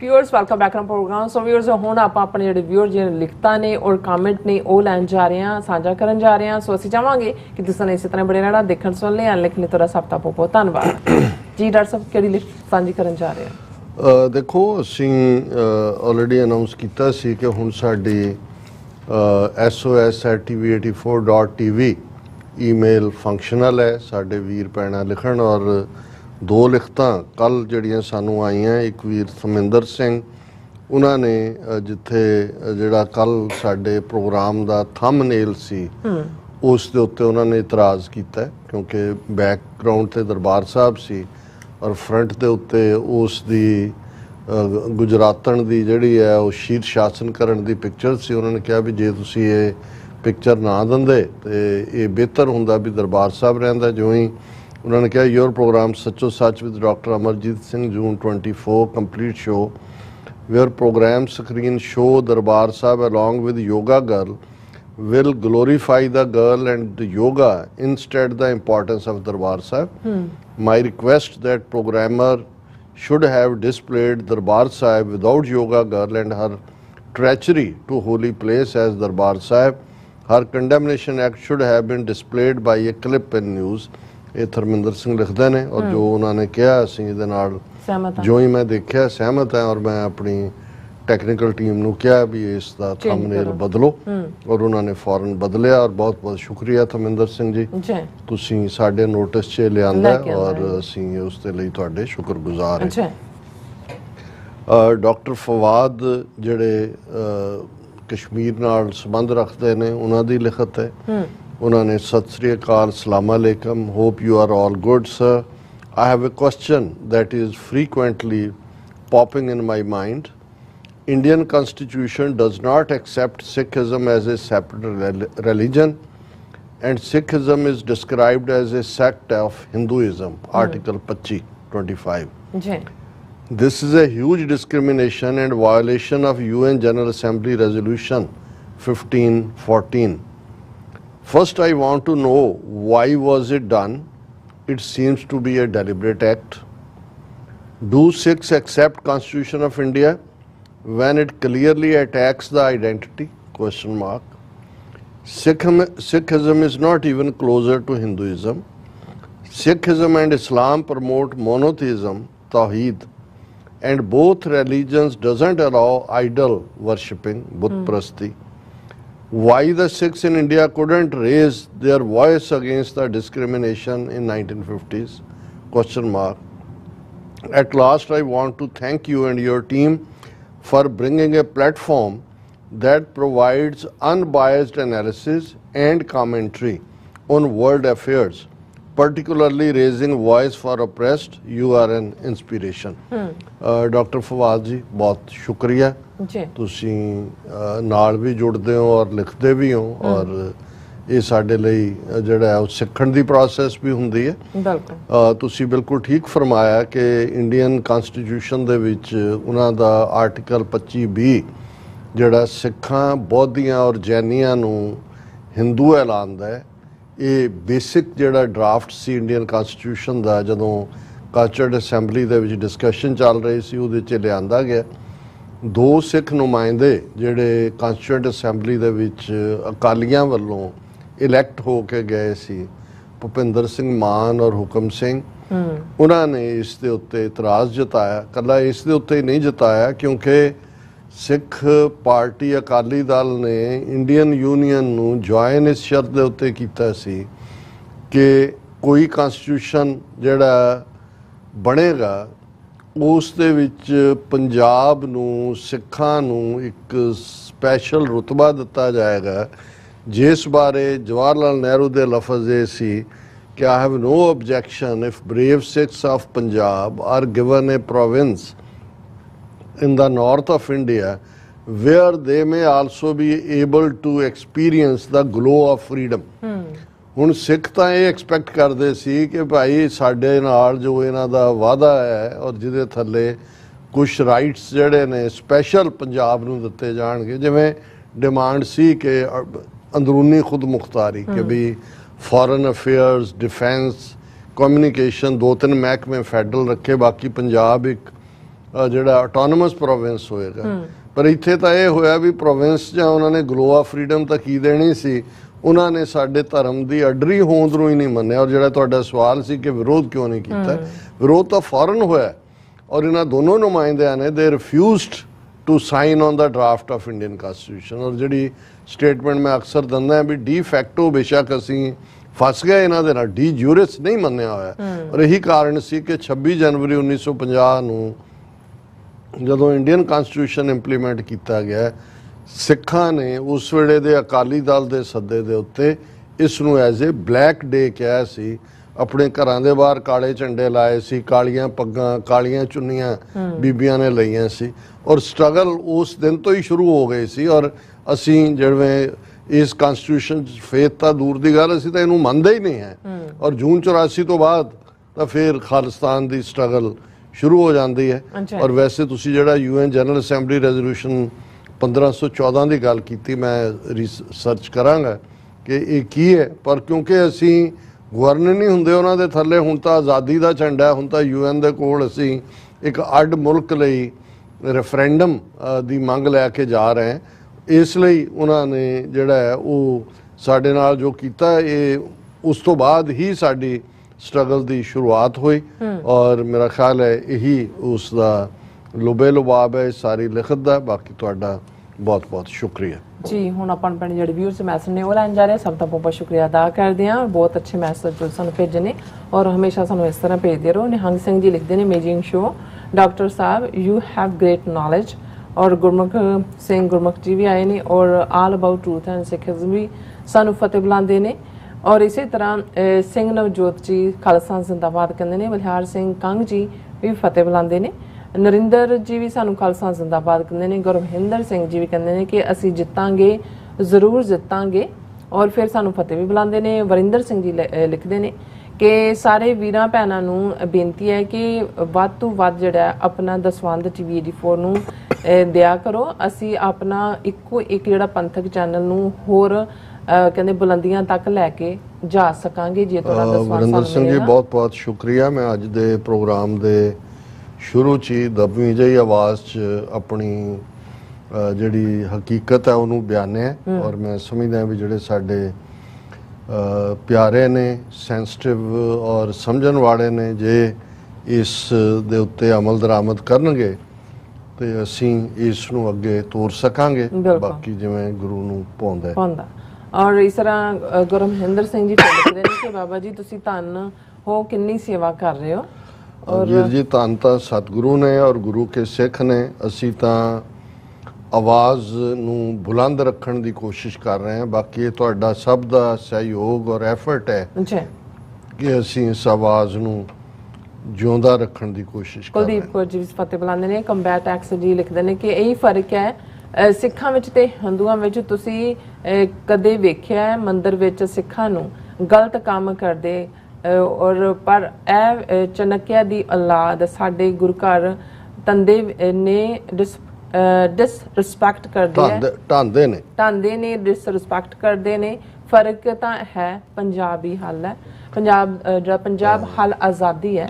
ਔਰ ਦੇਖੋ ਅਸੀਂ ਸਮਝਦੇ ਹਾਂ ਕਿ ਬੇਸ਼ੱਕ ਹਰ ਇੱਕ ਦਾ ਆਪਣਾ ਆਪਣਾ ਪੂਜਾ ਦਾ ਜਾਂ ਇਬਾਦਤ ਦਾ ਤਰੀਕਾ ਹੈ, ਪਰ ਧਰਮ ਸਥਾਨਾਂ ਨੂੰ ਬਿਲਕੁਲ ਕਿਸੇ ਨੂੰ ਵੀ ਨੁਕਸਾਨ ਪਹੁੰਚਾਉਣਾ ਜਾਂ ਕਿਸੇ ਦੇ ਗੁਰੂ ਤੇਗ ਬਹਾਦਰ ਸਾਹਿਬ ਦੀ ਸ਼ਹਾਦਤ ਤੋਂ ਵੱਡਾ ਤਾਂ ਕੋਈ ਸਬੂਤ ਨਹੀਂ ਹੈ ਕਿ ਗੁਰੂ ਸਾਹਿਬ ਨੇ ਉਹਨਾਂ ਦੇ ਲਈ ਆਪਣੀ ਸ਼ਹਾਦਤ ਦਿੱਤੀ ਜਿਨ੍ਹਾਂ ਦੇ ਫੇਥ ਨਾਲ ਉਹਨਾਂ ਦਾ ਕੋਈ ਤਾਲੁਕ ਨਹੀਂ ਸੀ। ਸੋ ਮੁੱਢਲੀਆਂ ਧਾਰਮਿਕ ਆਜ਼ਾਦੀਆਂ ਜਿਹੜੀਆਂ ਨੇ ਇਹ ਇਨਹੈਰੈਂਟ ਨੇ ਔਰ ਇਹੀ ਗੁਰੂ ਸਾਹਿਬਾਨ ਦਾ ਜਿਹੜਾ ਜੀਵਨ ਹੈ ਉਹ ਹਰ ਸਿੱਖ ਦੇ ਅੰਦਰ ਜਦੋਂ ਸਿੱਖ ਖਲੋਂਦਾ ਹੈ ਧਾਰਮਿਕ ਆਜ਼ਾਦੀ ਲਈ ਕਿਸੇ ਦੀ ਵੀ, ਉਹ ਕਿਸੇ ਵੀ ਮੰਦਰ, ਮਸਜਿਦ, ਚਰਚ, ਸਿਨਾਗੋਗ ਕਿਸੇ ਨੂੰ ਨੁਕਸਾਨ ਪਹੁੰਚਾਉਣਾ ਜਾਂ ਕਿਸੇ ਦੇ ਦਿਲ ਨੂੰ ਨੁਕਸਾਨ ਜਿਹੜਾ ਹਰਟ ਕਰਨਾ ਇਹ ਉਹਦਾ ਹਿੱਸਾ ਨਹੀਂ ਹੈ। ਸੁਰਮੁਖ ਮੰਦਰਾ ਜੀ ਵੀ ਫਤਿਹ ਬੁਲਾਉਂਦੇ ਨੇ, ਖਾਲਸਾ ਜ਼ਿੰਦਾਬਾਦ ਕਹਿੰਦੇ ਨੇ। ਔਰ ਇਸੇ ਤਰ੍ਹਾਂ ਬੀਬਾ ਮੁੰਡਾ ਲਿਖਦੇ ਨੇ ਕਿ ਇੰਡੀਆ ਗਵਰਨਮੈਂਟ ਨੇ ਤੁਹਾਡਾ ਜਿਹੜਾ ਚੈਨਲ ਹੈ ਉਹ ਬੈਨ ਕੀਤਾ ਹੋਇਆ ਹੈ ਇੰਡੀਆ 'ਚ, ਬਟ ਸਟਿਲ ਆਪਾਂ ਦੇਖਦੇ ਹਾਂ ਬਾਈਪਾਸ ਕਰਕੇ। ਬੀਬੇ ਮੁੰਡੇ ਜੀ ਤੁਸੀਂ ਬੀਬੇ ਹੋ, ਫਿਰ ਬੀਬੇ ਰਾਹ ਕੋਈ ਨਾ ਕੋਈ ਲੱਭ ਲੈਂਦੇ ਨੇ ਔਰ ਉੱਥੇ ਵੀ ਜਿਹੜੇ ਹੋਰ ਵੀ ਦੇਖਦੇ ਨੇ ਕੋਈ ਨਾ ਕੋਈ ਰਾਹ ਲੱਭ ਕੇ। ਇਹ ਵੈਸੇ ਤਾਂ ਬਲੈਂਕਟ ਬੈਨ ਹੈ ਜਿਹੜਾ ਉਹ ਪਿਛਲੇ 4 ਸਾਲ ਤੋਂ ਹੀ ਹੈ। ਹਾਂਜੀ ਰਿਸ਼ੀ ਭਰਤਵਾਜ ਜੀ ਲਿਖਦੇ ਨੇ ਕਿ ਹਾਂਜੀ ਭਾਰਤਵਾਜ ਜੀ ਲਿਖਦੇ ਨੇ ਕਿ ਵਾਹਿਗੁਰੂ ਜੀ ਕਾ ਖਾਲਸਾ ਵਾਹਿਗੁਰੂ ਜੀ ਕੀ ਫਤਿਹ। I condemn any disrespect to the Darbar Sahib and I also condemn death threats being made a Archana May 2 ਹਾਂਜੀ ਔਰ tolerance and non violence is the base of Sikhism. Rishi Bhardwaj ji ਬਹੁਤ ਬਹੁਤ ਸ਼ੁਕਰੀਆ, ਤੁਸੀਂ ਪ੍ਰੋਗਰਾਮ ਨਾਲ ਜੁੜਦੇ ਹੋ, ਰਿਸਪੈਕਟਫੁਲੀ ਤੁਸੀਂ ਆਪਣੇ ਵਿਊ ਵੀ ਦਿੰਦੇ ਹੋ। ਦੇਖੋ ਦਰਬਾਰ ਸਾਹਿਬ ਦੀ ਬੇਅਦਬੀ ਇਸ ਬੀਬੀ ਨੇ ਕੀਤੀ ਹੈ ਤਾਂ ਜੱਗ ਦੇ ਸਾਹਮਣੇ ਹੈ, ਉਸ ਦੀਆਂ ਆਪਣੀ ਉਹਨੇ ਜਿਹੜੇ ਪੋਸਟ ਕੀਤੀਆਂ, ਉਹਨੂੰ ਕਿਹਨੇ ਧਮਕੀ ਦਿੱਤੀ, ਕੀ ਕਿਹਾ, ਇਹ ਤਾਂ ਕਿਸੇ ਨੂੰ ਨਹੀਂ ਪਤਾ, ਉਹਦੀ ਜ਼ਬਾਨੀ ਹੈ ਕਿ ਉਹਨੇ ਸਿਕਿਉਰਿਟੀ ਲਈ ਹੈ। ਸੋ ਅਸੀਂ ਵੀ ਇਹ ਸਮਝਦੇ ਹਾਂ ਕਿ ਭਾਈ ਕਿਸੇ ਨੂੰ ਵੀ ਜਿਹੜਾ ਹੈ ਉਹ ਧਮਕਾਉਣਾ ਜਾਂ ਦੂਜਾ ਤਾਂ ਠੀਕ ਨਹੀਂ ਹੈ, ਪਰ ਹੁਣ ਜਿੰਨਾ ਕੁਝ ਸਾਹਮਣੇ ਆ ਰਿਹਾ, ਅੱਜ ਇੱਕ ਬਲਜੀਤ ਸਿੰਘ ਪਰਮਾਰ ਇਨਵੈਸਟੀਗੇਟਿਵ ਜਰਨਲਿਸਟ ਹੈ, ਉਹਨੇ ਕਿਹਾ ਵੀ ਇਹ ਬੀਬੀ 40 ਸਾਲਾਂ ਦੀ ਹੈ, ਵਕੀਲ ਹੈ ਪੇਸ਼ੇ ਵੱਲੋਂ, ਰਜਿਸਟਰਡ ਵਕੀਲ ਹੈ, ਔਰ ਇਸ ਕਿਸਮ ਦਾ ਜੋ ਕਰਦੀ ਹੈ ਸ਼ੋਬਿਜ਼ ਔਰ ਇਸ ਦੇ ਥੱਲੇ ਉਹਨੇ ਪੂਰਾ ਟਰੈਕ ਰੈਕਡ ਦਿੱਤਾ ਹੈ। ਸੋ ਇਨੋਸੈਂਟ ਮਿਸਟੇਕ ਨਹੀਂ ਹੈ। ਸੋ ਹੁਣ ਇਸ ਦੋਨਾਂ ਗੱਲਾਂ ਨੂੰ ਇੱਕ ਪਾਰ ਤੇ ਲਿਆ ਕੇ ਖੜਾ ਕਰਨਾ ਕਿ ਜੀ ਗੱਲ ਇਹ ਵੀ ਗਲਤ ਜਿਹੜੀ ਉਹਨੇ ਕੀਤੀ, ਗੱਲ ਉਹ ਵੀ ਗਲਤ ਹੈ, ਉਹਨੂੰ ਤਾਂ ਸਾਨੂੰ ਨਹੀਂ ਪਤਾ ਉਹਨੂੰ ਕੌਣ ਧਮਕੀਆਂ ਦਿੰਦਾ, ਉਹਦੇ ਕੋਲ ਪੁਲਿਸ ਜਾਂ ਦੂਜੇ ਜਾਣਦਾ, ਪਰ ਜੋ ਕਰ ਗਈ ਹੈ, ਜਿੰਨਾ ਕੁ ਹਰਟ ਹੋਇਆ ਔਰ ਇਹਦਾ ਨਤੀਜਾ ਕੀ ਹੋਏਗਾ। ਆਲਰੇਡੀ ਸ਼੍ਰੋਮਣੀ ਕਮੇਟੀ ਦੇ ਉੱਤੇ ਸਾਰੀ ਗੌਸ ਡਿੱਗ ਰਹੀ ਹੈ ਵੀ ਤੁਸੀਂ ਇਹ ਕਿਉਂ ਸਖਤੀ ਨਹੀਂ ਹੁੰਦੀ। ਹੁਣ ਤੱਕ ਅੱਜ ਹੀ ਸ਼੍ਰੋਮਣੀ ਕਮੇਟੀ ਦੇਖ ਨੇ ਕਿਹਾ ਵੀ ਅਸੀਂ ਇਹ ਬੇਸ਼ੱਕ ਲਿਖ ਕੇ ਲਾਇਆ ਹੋਇਆ, ਸਕਰੀਨ ਤੇ ਵੀ ਹੁੰਦਾ ਕਿ ਕੋਈ ਵੀਡੀਓ ਨਾ ਬਣਾਏ, ਕੋਈ ਰੀਲ ਨਾ ਬਣਾਏ, ਕੋਈ ਦੂਜਾ ਨਾ ਹੋਏ, ਪਰ ਅਸੀਂ ਸਖਤੀ ਨਾਲ ਲਾਗੂ ਨਹੀਂ ਸੀ ਕਰਦੇ ਵੀ ਚਲੋ ਜੇ ਕੋਈ ਇਨੋਸੈਂਟਲੀ ਫੋਟੋ ਲੈਂਦਾ ਹੈ ਕਿ ਦਰਬਾਰ ਸਾਹਿਬ ਦਰਸ਼ਨਾਂ ਨੂੰ ਕੋਈ ਪਰਿਵਾਰ ਆਇਆ, ਉਹਨਾਂ ਨੇ ਕਿਹਾ ਜੀ ਜੋ ਹੋ ਗਿਆ ਹੁਣ ਇਹ ਹੋਏਗਾ ਵੀ ਸਾਨੂੰ ਈਵਨ ਕੈਮਰੇ ਔਰ ਦੂਜੇ ਵੀ ਫਿਰ ਬਾਹਰ ਰਖਾਣੇ ਪੈਣਗੇ, ਇਹ ਫੋਨ ਤਾਂ ਹੋਣਗੇ ਹੀ ਹੋਣਗੇ ਫਿਰ ਕੋਈ ਵੀ। ਸੋ ਇਹ ਬਹੁਤ ਸ਼ੁਕਰੀਆ ਤੁਸੀਂ ਲਿਖਿਆ, ਪਰ ਇਹਨੂੰ ਤੁਸੀਂ ਐਕਟ ਨੂੰ ਇਵੇਂ ਨਾ ਇਸ ਦੇ ਨਾਲ ਜੋੜੋ ਕਿ ਜੀ ਉਹਨੂੰ ਖਤਰਾ ਤੇ ਉਹਦਾ ਅਪਮਾਨ ਦੋਵੇਂ ਇੱਕ ਬਰਾਬਰ, ਇਵੇਂ ਨਹੀਂ ਹੈ। ਨਾ ਹੀ ਸਾਨੂੰ ਪਤਾ ਹੈ ਵੀ ਉਹਨੂੰ ਕਿਹਨੇ ਧਮਕੀ ਦਿੱਤੀ ਹੈ, ਉਹਦੇ ਕੋਲ ਰਸਤਾ ਹੈ, ਜੇ ਕੋਈ ਧਮਕੀਆਂ ਕਿਸੇ ਨੰਬਰ ਤੋਂ ਆਈਆਂ ਨੇ ਉਹ she should go to the police. Basra ji ਫਤਿਹ ਬੁਲਾਣੇ ਖਾਲਸਾ ਜ਼ਿੰਦਾਬਾਦ ਕਹਿੰਦੇ, ਬਲੈਕੀਆ ਗੇਮੀਆਂ ਵੀ ਸਾਨੂੰ ਫਤਿਹ ਬੁਲਾਉਂਦੇ ਨੇ, ਔਰ ਬਲਵੰਤ ਸਿੰਘ ਜੀ ਵੀ ਖਾਲਸਾ ਜ਼ਿੰਦਾਬਾਦ ਕਹਿੰਦੇ, ਰਾਜਵਿੰਦਰ ਸਿੰਘ ਜੀ ਫਤਿਹ ਬੁਲਾ ਕੇ ਕਹਿੰਦੇ ਨੇ ਕਿ doctor Sahib hopefully Canada will investigate MP like Arya. ਔਰ ਜਗਜੀਤ ਪੁੰਨ ਕਹਿੰਦੇ ਨੇ ਕਿ ਫਤਿਹ ਬੁਲਾਉਂਦੇ ਨੇ, ਔਰ ਸਤਨਾਮ ਸਿੰਘ ਜੀ ਫਤਿਹ ਖਾਲਸਾ ਜ਼ਿੰਦਾਬਾਦ। ਹਰਮਨ ਪੰਨੂ ਜੀ ਵੀ, ਫਿਰ ਇਸੇ ਤਰ੍ਹਾਂ ਜਤਿੰਦਰ ਸਿੰਘ ਜੀ, ਪਾਲ ਸਿੰਘ ਜੀ, ਜੀਤ ਸੂਰਤੀਆ ਜੀ, ਚਰਨਜੀਤ ਰੰਧਾਵਾ ਜੀ, ਮੈਜੋਰ ਕਨੂਰ ਜੀ, ਇੰਦਰਜੀਤ ਸਿੰਘ ਸੰਧੂ ਜੀ, ਹਰਦੀਪ ਸਿੰਘ ਜੀ, ਧਰਮ ਸਿੰਘ ਜੀ, ਦਵਿੰਦਰ ਸੰਧੂ ਜੀ, ਸੁਖਜੀਵਨ ਬੱਚੂ ਜੀ, ਅਮਰਜੀਤ ਸੈਣੀ ਜੀ, ਫਿਰ ਇਸੇ ਤਰ੍ਹਾਂ ਸੋਹਣ ਮਾਲ ਜੀ, ਔਰ AL ਆਈ ਥਿੰਕ ਸੋਹਣ ਮਾਲ ਸਭ ਤੋਂ ਪਹਿਲਾਂ ਆਉਣ ਵਾਲਿਆਂ ਚੋਂ ਹੁੰਦੇ ਨੇ। ਅਸੀਂ ਹੁਣ ਫੇਸਬੁੱਕ ਤੇ ਨਹੀਂ ਹੁੰਦੇ, ਅਦਰਵਾਈਜ਼ ਸਭ ਤੋਂ ਪਹਿਲਾਂ ਇਹ ਫੇਸਬੁੱਕ ਤੇ ਵੀ ਹੁੰਦੇ ਸੀ। ਬਹੁਤ ਸ਼ੁਕਰੀਆ, ਬਹੁਤ ਬਹੁਤ ਸ਼ੁਕਰੀਆ ਅਦਾ ਕਰਦੇ ਹਾਂ। ਸੋ ਇਸ ਆਪਣੀ ਵੀਡੀਓ ਕੋਲ ਲੈਣੇ ਇਜਾਜ਼ਤ। ਵਿਊਅਰਸ, ਸਾਡੇ ਪ੍ਰੋਗਰਾਮ ਦਾ ਸਮਾਂ ਇੱਥੇ ਮੁੱਕਦਾ। ਤੁਸੀਂ ਆਪਣੀ ਰਾਏ ਤੇ ਸੁਝਾਅ ਸਾਨੂੰ ਭੇਜਣਾ ਭੁੱਲਣਾ ਸਾਡੇ ਇਸ ਪਤੇ ਤੇ SOS@tv84.tv ਤੇ ਅਸੀਂ ਆਪਣਾ ਪ੍ਰੋਗਰਾਮ ਲੈ ਕੇ ਫਿਰ ਦੁਬਾਰਾ ਤੁਹਾਡੇ ਸਾਹਮਣੇ ਮੁੱਖ ਹੋਵਾਂਗੇ। ਤਦ ਤੱਕ ਲਈ ਮੈਨੂੰ ਤੇ ਆਪਣਾ ਸੁਣਾ ਗਿਆ ਦੋ ਦੇਖਦੇ ਰਹੋ TV84। ਬੁਲਾ ਦਿਓ ਫਤਿਹ। ਵਾਹਿਗੁਰੂ ਜੀ ਕਾ ਖਾਲਸਾ, ਵਾਹਿਗੁਰੂ ਜੀ ਕੀ ਫਤਿਹ। ਰੱਬ ਰਾਖਾ।